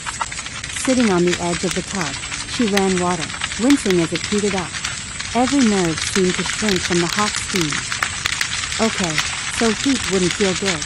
Immersing herself in cold water didn't sound appealing either. She found a tepid lukewarm temperature and searched for her package of oatmeal under the sink. Dumping that in, she lowered herself into the water, unsure if it was cold or warm. Fevers had a funny way of confusing the system, and while Cady understood that, it didn't make it easier to figure out how it was affecting her. Leaning back, Cady tried absorbing the calming effects of the water, but couldn't relax. After a few minutes, okay, more like 30 seconds, she realized she just wanted to climb into bed and sleep. Rest. That's what she'd helped Scott get. She would do the same for herself. Climbing from the tub was more painful than she thought it would be. Oatmeal might not have been the best idea. Would pain pills work? At the rate she was going, none of it mattered. She wouldn't sleep. She would be stuck in a painful loop and she'd never find relief. If nothing else, she could take some ibuprofen. Too bad she'd dumped out the codeine with Tylenol she'd had from a previous sickness. Cady wrapped a towel around her and dug through her top drawer in the vanity. Where was a bottle of Ambien caught her eye. She could sleep. If she took a sleeping pill, she'd be able to actually sleep. That's what she needed, rest. Popping an entire pill because she wasn't leaving anything to chance, Cady cupped her hand under the faucet and sipped some water to swallow the pill. She pulled on her underwear and a shirt and made her way to bed. There was too much thinking involved in trying to take care of herself. She would do more in the morning. She flopped onto the mattress, her fingers curling softly inward toward her palm as she relaxed on the comforter and sank into the folds of her bed. The back didn't hurt like she knew it would. Just the dull ache was like a friend for the moment, a really annoying friend she wanted to punch. A haze took hold and pushed weights on her eyelids. A disturbance broke through the fuzziness the pill was already bringing on. Something outside of her room. Bailey's voice was raised in alarm. Then Jason said something and stomped down the stairs. None of their words made sense and came in clipped pieces. She could capture their meaning as a cloud of fatigue dragged at her. Cady's eyelids pulled down and she tried to sit upright on the bed. She had to wake up so she could find out what was going on. She didn't get there, and ended up in a half-fetal position on her side. Cady struggled not to fall asleep. She did, but the dose was too much for her. Almost as suddenly as the medicine worked on her, the power went out. No flickering, no warnings. The house just went silent and all the lights went out. The night lights blacked out and Cady could hear the harshness of her breath in the silence. She hadn't realized how loud the fundamentals working of a home were until they all disappeared. She was too tired to even pull her blanket on or to situate her head on her pillow. She closed her eyes and listened.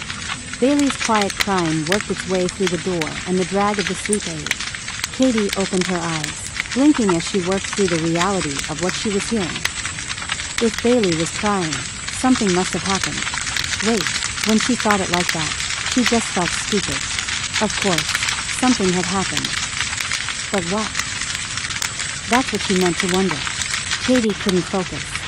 What had happened? Then the unthinkable occurred to her. Had Scott died?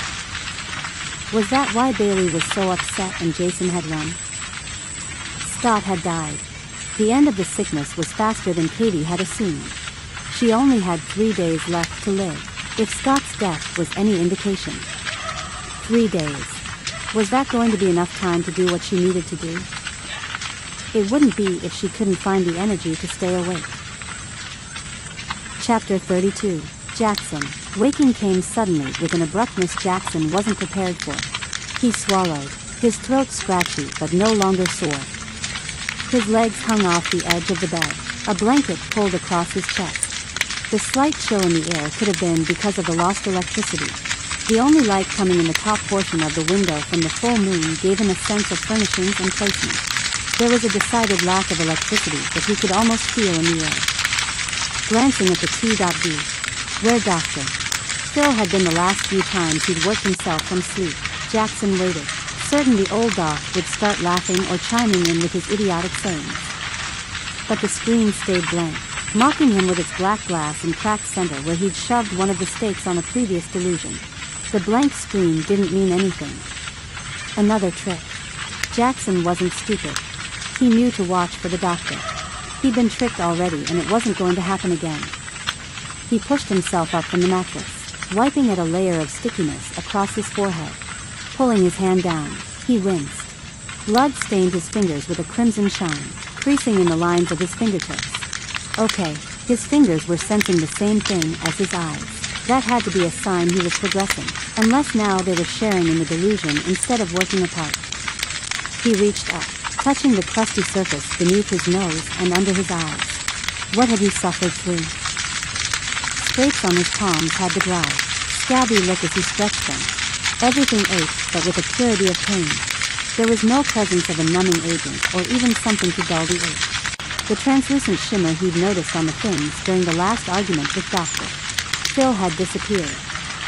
He'd never been so grateful for pain in his life. The sheets were stained with red in multiple places and Jackson stood, unsteady but stronger than he'd been. Stepping around the bed, he stumbled, stepping on the sharp edges of a stake lying on the ground as if abandoned. His feet hurt dully, like a constant pressure would increase the pain, like anything would increase the pain. Was he still hallucinating? No, because the thirst and hunger were real, twisting in his stomach and throat with a demanding need. Where was Phil? He squeezed his eyes shut tight against the dark, bursting a red shot through his vision. Reset, that's what he needed. If only he could reset his mind, maybe then Dr. Phil would show back up and quit playing his games. But upon opening his eyes, Jackson found there was no headache, just a dull awareness that his body had been through hell and he needed water. If there was no power, would there be water? He made his way into the bathroom, stopping every few feet to rest his feet. He must have damaged them when he'd broken the chair legs with his bare soles. He could remember that, at least. He had to take a shower and rinse away the sweat, blood, and what he could identify through smell as urine. How many times had he wet himself? As soon as he could steady himself, he had to get out of that motel room. The bathroom was dark and he closed his eyes as he turned on the faucet. Cold water flowed over his fingers. Relieved, he opened his eyes and turned it off. Chances were high there was no hot water, but it wouldn't be the first time he'd showed in freezing water. It would be the first time he was relieved to take a shower, cold or not. As he turned to the shower, he paused, listening for the chuckle of the Texan doctor who had haunted him during his torture by toxin. There was no sound. Bending down, he turned on the bathtub and let the thundering cascade of the water drown out any possible noises that might pop up. He didn't have to hear Dr. Phil taunting him. He remembered, and the red rinsing down the drain cemented his delusions in his mind. His reality had been twisted and contorted. To survive what he needed to, he would have to learn to forget the last few days, or however long he'd been incapacitated, and not try to piece together his fractured memories of what had happened. There was no other way to survive. He stepped into the chilly water and rinsed, lathering up the soap and getting his skin thoroughly scrubbed. If he was back to himself, he would need to get food, water, and get clean clothes on. He had a trip to finish and a woman to find. Without GPS, it was going to be hard to locate Cady. He had an idea of where she was, but an idea wasn't worth much without a plan to execute. None of it mattered right then. He'd survived the vaccine, exposure to the virus, and lastly the toxin. He'd faced the end of the world as he'd created it, and he'd come out victorious on the other side. Nothing could stop him now. Chapter 33. Bailey. Jason thundered downstairs. Panic etched into the youthful angles of his face. He'd all but thrown Jessica into Bailey's arms when he'd realized his uncle had left like a thief in the night. The thought that Scott was out there was terrifying. They didn't want to lose him. What was he capable of, and how delusional was he? Because that's what he had to be, right? To leave in the middle of the night, as sick as he was? Bailey cradled Jessica in her arms, staring at the empty room where Scott had slept and tried to shake off his illness. He'd left, and she had no idea why. She stared inside with the hall lights spilling through the doorway. His bedding had been thrown to the side in a twisted mess. For some reason his pants and shoes still sat on the floor. Had some kind of delirium made him flee the house? Was she sure he'd left the house? Jason had run outside after him, but maybe Scott hadn't left.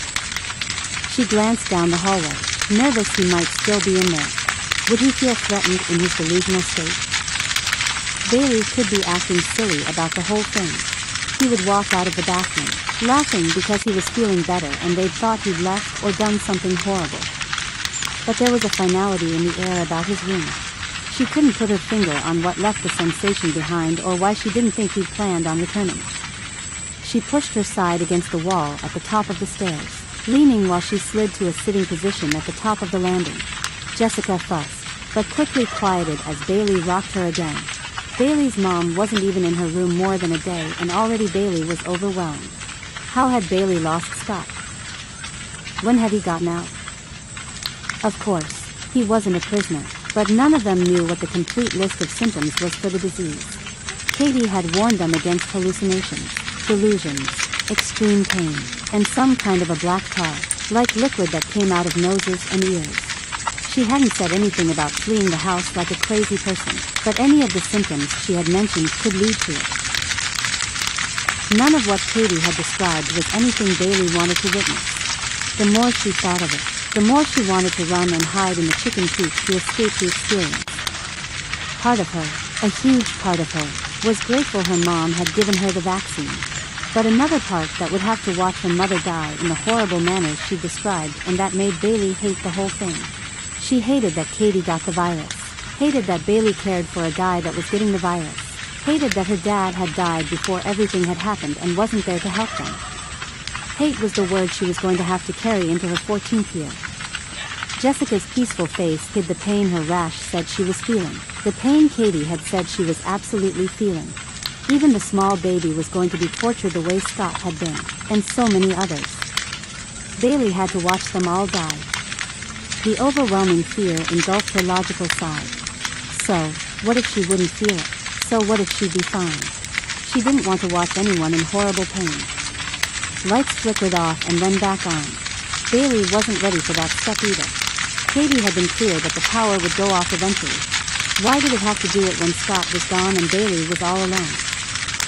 Maybe it was just flickering. Maybe it was just fine and would stay on another week or so. No such luck as the power blinked off, leaving her sitting there in the dark and sudden silence. Jason would have to come back, find his way through the dark. Would it come back on? Bailey held her breath as she waited for the power grid to right itself without human assistance. Nothing happened, leaving Bailey's heart further broken. For some reason, the electricity was a comfort she needed to keep her reason wrapped around her. Bailey hung her head, tears leaking from her eyes as she struggled for some kind of control. But it didn't matter how much she fought. Soft sobs broke free and her shoulders shook. It wasn't fair. Now she had no power. Her mother had locked herself in a quarantine of sorts. Scott, the only other adult, was gone. What was Bailey supposed to do? She wanted to just sit there and sob and wail, but that wouldn't do anything to fix the problems. She didn't have time to whine. What did she need to do to get back on track? What did she have control over? That's what her mom always asked her. What did she have control over? Making sure Jessica was fed, changed, and put to bed. That would have to be the first thing. Make sure Jessica was taken care of since she was the smallest and most helpless of the group. Next, she would find Jason and see just how he was feeling. Depending on where he was at regarding his symptoms, she might have to get him to bed to rest. All of that wouldn't take long. She had to get Jason back and then she could take a flashlight and go after Scott, if she could still go on. There was no way she'd be able to find him, if he didn't want to be found. If Jason had any hope of surviving the sickness, he needed rest. Himself. Bailey shrugged her shoulders as she moved to sit upright from the wall. She had to try better than her best or someone would die. Chapter 34. Margie. Margie didn't want to leave the relative safety of Riker's porch. She needed things to be stable, just for a minute. Plus, she was already tired and heading out toward who knew what on foot was more terrifying than she wanted to admit as she stared toward the dark forest land. The light stopped flickering and then went out completely, leaving the road in darkness. Riker whimpered and leaned forward, bracing his elbows on his knees while putting his face in his hands. Margie reached out, placing a hand tentatively on his back. The poor kid hadn't had human contact for who knew exactly how long. There was too much for him to cope with, and she understood. She didn't want to be alone either. With the power down, the outdoors felt decidedly more open. Were they more vulnerable outside or in? She didn't want to go back into the house with the horrific smell overriding any other sense of survival. She didn't want to retch as she sat there or, horror of horrors, become accustomed to the odor. Twisting the bag strap between her fingers, Margie studied Riker's profile, his silhouette barely discernible from the dark night beyond him. Trees blocked out the moonlight from that angle and Margie had to squint to see him. Did he get sick? How close was he to the illness? He wasn't old enough to have shingles, so that couldn't be what protected him. What had happened that kept him virus-free to that point when his entire family had expired from the virus? He furrowed his brow and rubbed his cheek. No. I had a couple days of fever, but that was it. Mom had hoped that's all it would be for the rest of them, but he lifted one shoulder in an awkward shrug, the shadow moving slowly beside her, his clothes whispering with his movement. As Margie's eyes adjusted to the dimness, more details of Riker's lost expression came into focus. While he was close to 15, the vast vulnerability on his face made him appear younger, which spurred Margie's protective side. He was about the same age as Bailey, if a little older. His family was more likely wrapped up in the latest gadgets and technology. The odds that they would have a landline were slim. Most people had cell phones at that point and didn't need the high-cost landlines had become. Thinking of Bailey, though, had Margie curious enough to ask. She had to know if there was a reason to hope, to head home. Do you guys have a house phone? Like a landline? Margie dug her fingernails into her palm, unnaturally tense as she waited for his answer. Riker nodded, rubbing the side of his nose. Yeah, my mom had a fax machine for her work. Will that work? He looked at her, desperate to help, to take his mind off the pain and terror he'd left in his house. Except Margie would have to go back inside to use it. Despite that, excitement swelled in Margie's chest. Hope blossomed and she stood. Yes, actually, that would be perfect. Can I? She glanced inside and then looked back at Riker. Actually, if you let me know where it is, I'll go inside. You don't need to do that again. He nodded, looking down the dark street. In the kitchen, straight through and to the right. The fax machine is pretty big and set up beside the fridge. He chewed on his lower lip and leaned back against the siding with his arms folded across his chest. He rubbed his cheek and Margie hoped it was just because it itched and not because he was crying. Until she figured out what to do, he had to hold it together. They both did. Thanks. Margie had to somehow go back in there and not only breathe in the air, but talk without throwing up. If Bailey or Cady answered. What if they didn't? It wouldn't be the first time, but Margie needed some kind of hope, something to hold on to as she struggled to get home. Taking a deep breath at the front door, Margie pulled the collar of her shirt up over her mouth and nose and rushed inside, across the living room and into the kitchen. She banged her shin against a low, standing table, she thought. The stench wasn't as bad as the first time she'd entered the house, but it was still rancid and easily detected through the cotton material. The dark interior was hard to navigate, but with her hands out, she found the tall, textured fridge and then moved to the side. There was the fax machine under her searching hands. Patting the machine, Margie found the ear set and held her breath as she hoped for a dial tone. Landlines were usually separate from electricity, but the machine needed power to work, unless the phone mechanisms were intact and separate from the fax. pushing the earpiece to her ear. Margie let her air out on a whoosh. The dial tone rang strong and steady in her ear. Dialing Cady's landline, she chewed on her lower lip. Come on, be there. She needed to talk to one of them. She just needed to hear their voice. After losing David, she needed to know she wasn't alone. After 3 rings, the machine picked up and her shoulders slouched forward. She lifted her hand to her forehead and leaned over the counter, nauseous at what the lack of an answer probably meant. Bailey and Cady were most likely dead, and Margie didn't know if she wanted to continue on without them alive. 2. The beep announced time to record. Margie licked her lips, not even sure she wanted to leave another message for an empty house. After a brief pause, she spoke. Hi girls. It's Grandma. I hope you're both alive. A click and a beep as the answering machine was stopped. Grandma? Grandma. Bailey's voice broke through Margie's failing voice. Disbelief and desperate relief tightened around Margie's chest and she gasped. Bailey, oh. Bailey, you're alive. She closed her eyes and thanked her creator for the tender mercies. She was almost used to the stench inside, almost, but then she would move and stir the air and her throat would clench. None of that mattered. Bailey was alive.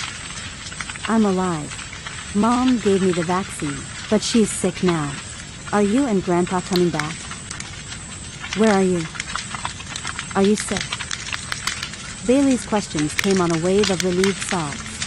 She'd said something about a vaccine. There was a vaccine, but they were supposed to stay away from the cure. Too much mixed data, and Margie had no way to sort it out. Margie understood Bailey's rush of concern and swell of emotion. She took a deep breath to steady her nerves. Okay, Bailey, it's okay. I'm coming toward you. Tell your mom to hang on. Tell her I'm coming. We can do this. Your grandpa. Margie wasn't ready to say the words, but her silence was enough. She stared into the dark in front of her, unable to speak. Oh, Grandma, no.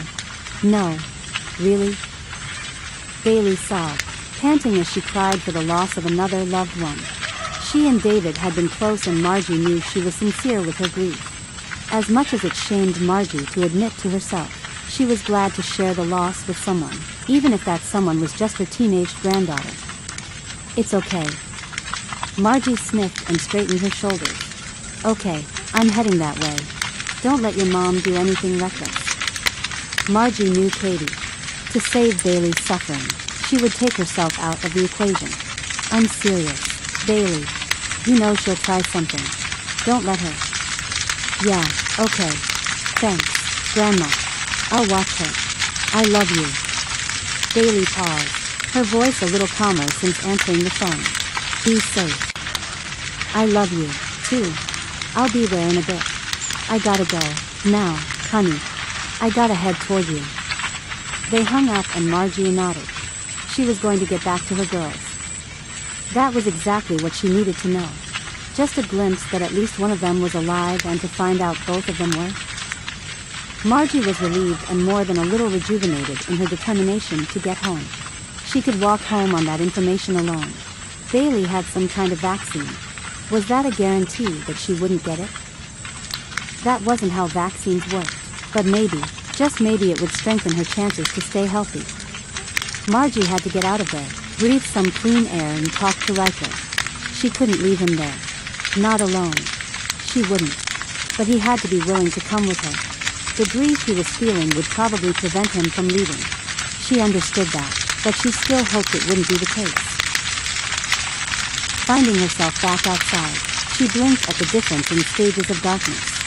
She could almost see Riker's face clearly with the light from the moon reflecting off the grass. She smiled encouragingly at Riker. My granddaughter is alive. I'm trying to get there, in North Idaho. Her voice trailed off as movement caught her eye. A pair of headlights turned down the street, moving slowly toward them. Margie pulled Riker down the porch and around the corner of the house. They had no idea who it was. For all they knew, it could be any one of the men who had destroyed the gas station. It could be anyone, and they weren't in the position to protect themselves. Sure, Riker had a gun, but Margie had a distinct feeling he didn't really know how to use it. A small car rolled past the houses. The speed couldn't be more than 5 miles an hour. It inched slowly toward where Riker and Margie hid. Margie. Margie.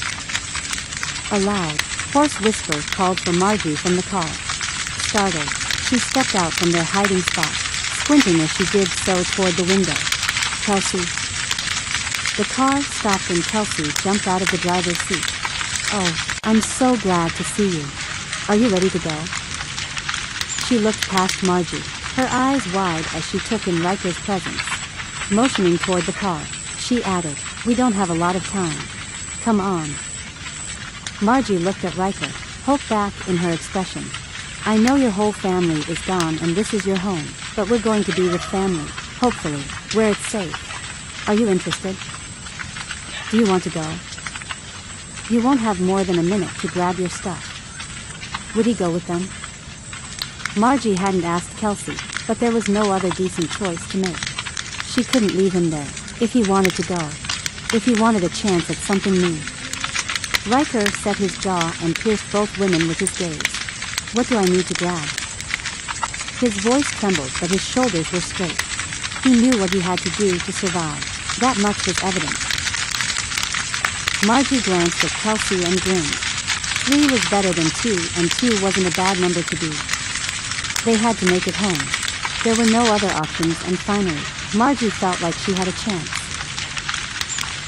Chapter 35. Scott. Scott's feet hurt. Not like a subtle ache that would eventually go away.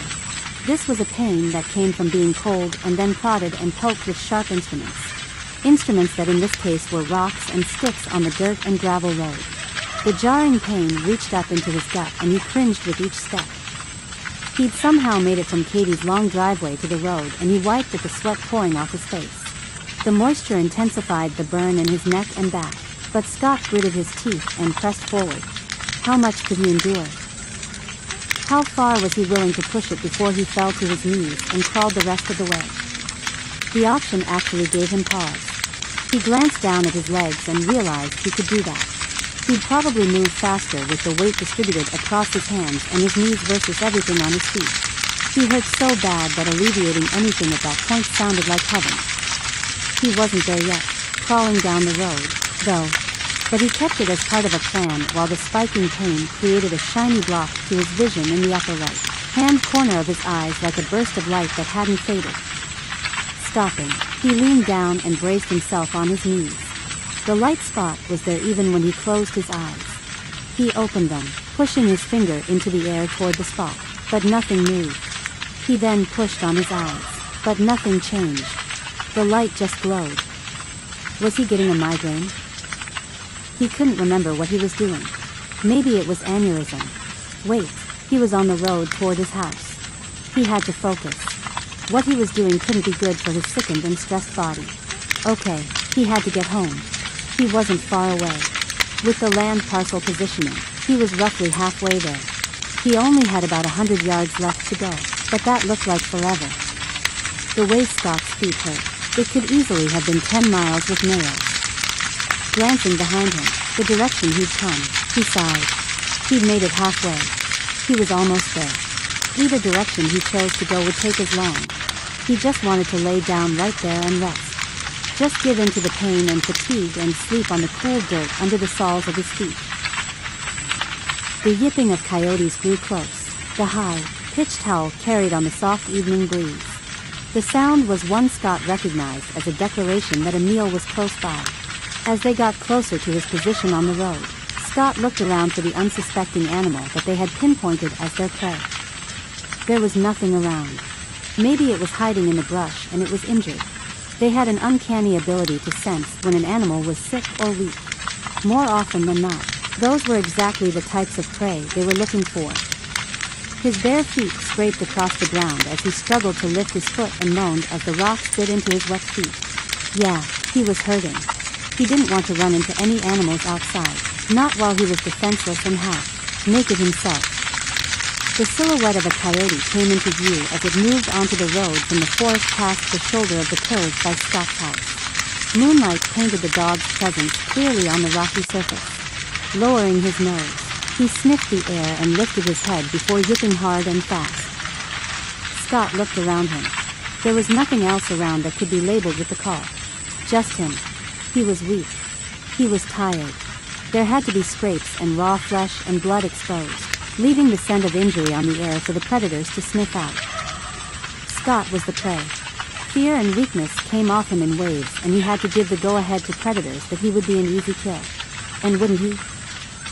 What had he done? Leaving the safety of Cady's house was probably the dumbest thing he'd ever done. It was too late to regret. All he could do was try his best not to become a pack's meal.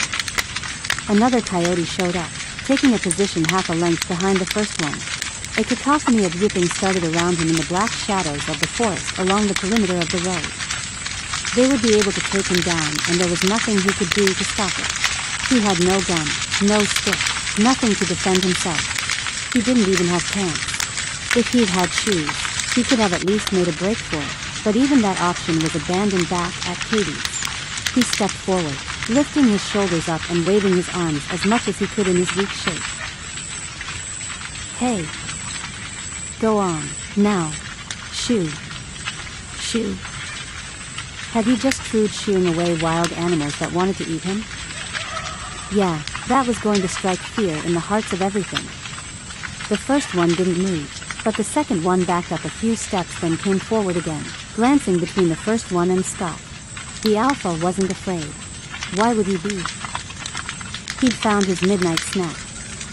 The alpha held steady, waiting as more joined the first two, their silhouettes menacing in the silvery light of the moon. Scott took a breath. Did he fight or run or just lay down and hope they killed him fast? His options were few and growing slimmer by the second.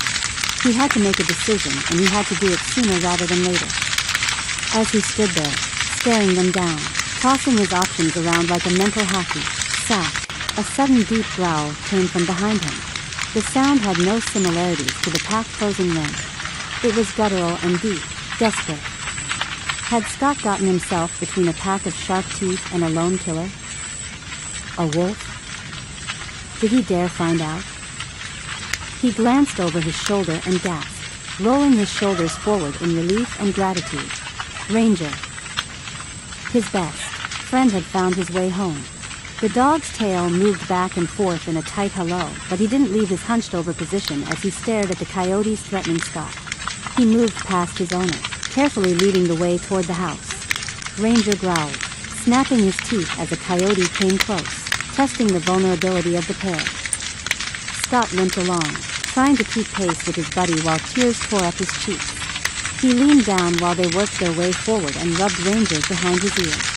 His friend's hair was matted and dirty, but he felt solid and fleshed out like he'd at least been eating well. That was a relief. Scott had worried Ranger had thought Scott abandoned him. He hadn't wanted to leave, but he'd had to. Ranger pushed forward down the road, keeping his hackles up as they walked. They could make it to the house. If they could do that, Scott could get the gun Rachel had used from where she dropped it on the walk after she died. It was closer than finding one in the house and would be fast to use for protection. He just had to make it another 50 yards.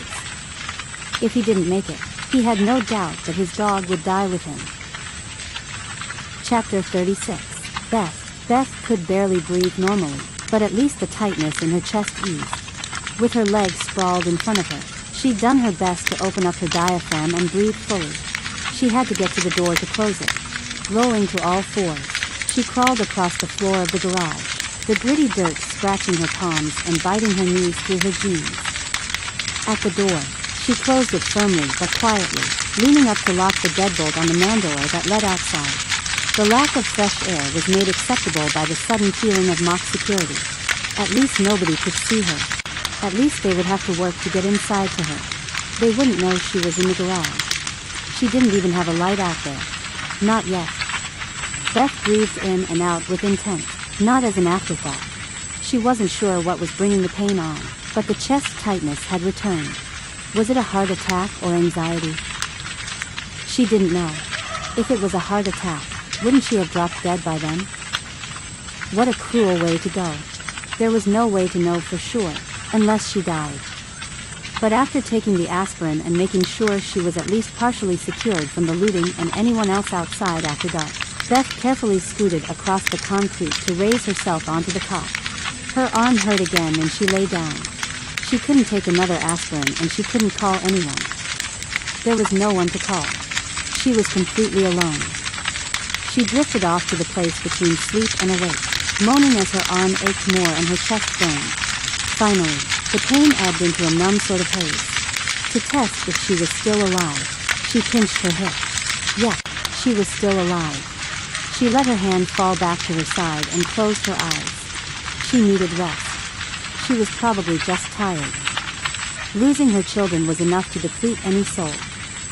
A crash from the inside of the house jerked her from the sleep she was desperately trying to lose herself in. When had the power gone out? The furnace had stopped running and that thing always ran. Her inhaling and exhaling roared in the sudden silence. The thinly insulated walls didn't hide the crashing or the stomping as the intruder made their way through the home. Would they do something to the bodies of her babies? She had nothing of value, no gold, jewelry, no weapons inside the home, nothing that looters would want. If they searched for remnants of the cure, they should look somewhere else. The searcher would come to the garage. That was inevitable. She would be in their path. Rolling to her side, Beth grappled at her waist for the gun she'd tucked in there, but the gun was gone. When had it fallen out of her waistband? Why hadn't she heard the clatter of metal on the cement? Unless she dropped it outside on the grass when she rushed indoors with the chest pain. Where had it gone? She squinted, trying to see in the dim interior. Sliding to the ground, she felt around for the gun. Where had it fallen out? It could have been anywhere between there and the man door as she'd tried to keep the garage secure. She couldn't fathom it being outside, locked away behind her secure deadbolt. More stomping. Something crunched through the large television. They were destroying her things. Why would they do that? What did they hope to gain? How many were there? She could have at least grabbed a knife from the kitchen, but why would she have done that? She thought she had a handle on the firearm. She couldn't just lie there and moan internally about the mistakes she'd made. She had to get up and do something. Find the gun or find another weapon to defend herself. Beth rolled from the cot to all fours, sweeping her hands over the cement, ignoring the small rocks and grainy dirt beneath her fingers. Her skin scratched across the floor as she searched the darkness for a shape she couldn't see. The sounds inside moved closer to the garage door. Beth's chest pain returned, spreading up her neck and clenching her throat like a pair of hands trying to choke her. Her left hand went numb, but she ignored it as she continued dragging her hands across the floor. Just find it. Where is it? Where had she dropped it? Her fingers rammed into the cold metal of the gun's barrel and she jerked it into her grip. Flipping it around to the proper position in her palm, Beth fell to her rear end, watching the general direction of the door to the house. She couldn't see clearly. Would she be able to see anyone who came through? That didn't matter. If she couldn't see, neither could they. Her question was answered as the door swung open and a man's profile blocked out the light from the moon shining through the slider behind him. Stocky shoulders blocked much of the light through the door from entering the garage. He stepped onto the first step into the garage, sweeping the shaft of a flashlight around the contents closest to him.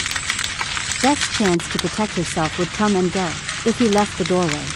The light would tell her where he was, but not enough that she would be a successful shot.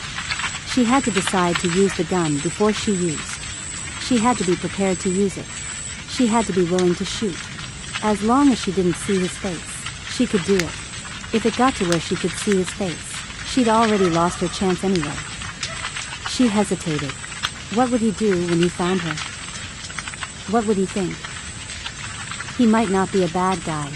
He might be someone just looking for food like she was earlier. His other hand moved out from behind him and she held her breath. The outline of a gun was in his grip. He didn't know it, but it was her or him. Her chest didn't hurt so much she couldn't protect herself. She was right-handed. Her left hand could hang there and do nothing for all she cared. Her trigger finger was ready and willing, and more importantly, able. A sudden urge to fight burst through her, and she thanked her lucky stars for chambering the round while she'd been searching the neighborhood for signs of something. Anything. For once, she had something to thank Stephen for.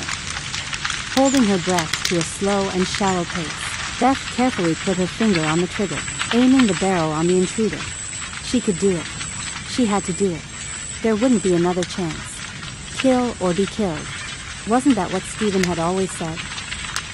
Kill or be killed. The man's flashlight swept back and forth, closer and closer until it finally swept across her, momentarily blinding her vision until it moved one. But it came immediately back to focus steadily on her. As the light blinded her a second time, Beth closed her eyes and squeezed the trigger. The blast obliterated the sound of her name. Beth? The man's voice ended on a moan as he crumpled to the ground. The gun clattered to the garage floor, and the beam of the fallen flashlight cast a long shadow from the boxes against the garage door. She leaned back, her hands shaking as she dropped the warm gun. She'd recognized that voice anywhere, albeit this time he was significantly nicer than he'd been the last few years. He'd said her name minus the demeaning names or insinuations she'd grown used to. Stephen had come home. Beth had welcomed him home with a gunshot. She really was completely alone. Chapter 37. Cady. Would that be her time to die? Cady thought she'd made her peace with death, but as chills ravaged her body and aches destroyed her nerve endings, she didn't know if she still wanted to die. What if the vaccine failed and Bailey ended up sick? What if there was a treatment that would work? She had to find out before she got too sick. But how sick was too sick? When the tar-like substance came out, was that too sick? Or when the pox emerged from the rash? Cady didn't have enough time to figure out the answers to any of her questions. She needed time. She wanted more time. All she tried to do was save as many people as possible, but that wasn't true. She hadn't helped anyone. Even her cousin, Benedict, hadn't made it out. She knew he wouldn't. There wasn't enough time for anyone. Even her and her family, and they'd been warned. Her hope hadn't taken into account the vast devastation planned or the fact that pain was a part of the game. The game that centered around eradicating the population. Tears had become her constant. As she faced the truth around her, she gripped the hem of her shirt, twisting and turning as she worried about what she was facing, what her daughter was facing. Her friend betrayed her. Jackson. As the pain tore through her, she realized that she betrayed them both. She'd allowed him to talk with her the way he had. She'd encouraged the topic and helped cultivate the plans for the world to end. She'd failed him. She'd failed everyone by continuing their discussions. Her shame would forever follow her. Then Zach. Her husband had abandoned her. Wasn't that what he'd done? He always refused to wear his seatbelt. Would he still be alive then, if he'd just once done what he was supposed to? Or would he be sick and dying? There was no way he would have done the things Cady had gotten Scott and Bailey to do. He would have fought every step and argued all the ways Cady was wrong. Scott had relied on her for her knowledge and her friendship. She'd let him down by hiding her knowledge about the vaccine and not taking better care of his nephew and niece. She dropped the ball with that one, and she didn't even know if she had it in her to cry about his death. Cady wouldn't ask Bailey what had happened. She couldn't. She didn't want to know he was dead with a definitive answer. Cady had even killed her neighbor. She'd hurt more people than she'd helped. All she had left was her daughter. Everyone else would be dead by now, or worse off than she was. She hadn't helped anyone, and now she was paying for it. Cady didn't have the right to complain, yet she longed to end her suffering with the Glock hiding under her bed. Yet, what could she possibly hope to accomplish with a bullet in her brain? She'd make more of a mess for Bailey to clean up. Was that fairer than just dying slowly? Slowly lowering herself to the ground from the comfort of the mattress, Cady put herself into a prone position and placed her cheek on the floor. Lying on the floor beside her bed, she reached under the mattress and pulled the gun from its position of safety. The weight was comforting as she tightened her fingers on the handle. She squeezed her eyes shut and slumped back to the carpet. Nothing was soft or calming. The threads of the carpet abraded her skin, every nerve screaming to be left alone, yet itching at the same time. It would be okay for her to end it. No one would know. No one would care. It would be a relief for Bailey. The pain would end. She could leave everything behind and not have to worry anymore. She blinked as she stared under her bed into the dark. Cady was better than that. She knew better. If she killed herself, every sacrifice would be in vain. Her daughter's pain would be for nothing. Cady dragged a breath through her swollen and cracked lips. She closed her eyes again, unwilling to open her eyes and find the sun beating through the window. She didn't want to acknowledge the chill in the air as an allusion to a fever. She just wanted all of her blankets on top of her, warming her in the sun. The thought made her cringe. Was she delusional? Was the sun even out? Half-heartedly, she reached up and tugged on the blankets hanging from the bed, but couldn't budge them. She squeezed her eyes at the effort, but still didn't peek. What was she thinking about? Oh, right, killing herself. Everything would be a waste. Cady didn't like waste, and all of that would be the worst kind. She couldn't find the energy to climb back onto her bed. Stretching out her hands, she felt along the carpet for anything that might be worn, her fingers clamping onto a fallen t-shirt lying in a crumpled mess a few inches from her hip. She pulled it over her arms and rolled to her back. Cady groaned as the heat of the sun, imaginary or not, caused pain while it warmed her. She had to take the bad with the good. Relief. She just wanted relief. If only Jackson had sent enough of the vaccine. But Jackson wasn't benevolent. If Cady survived the horrible virus, she'd find him and she would make him pay. The virus is taking its toll and claiming who it wants. People are going to die. 3 generations of women are trying to survive the crazy they're caught up in. Cady wants revenge, but she has to survive first. Find out who the virus claims in Too Late, Book 4 in the 180 Days and Counting series.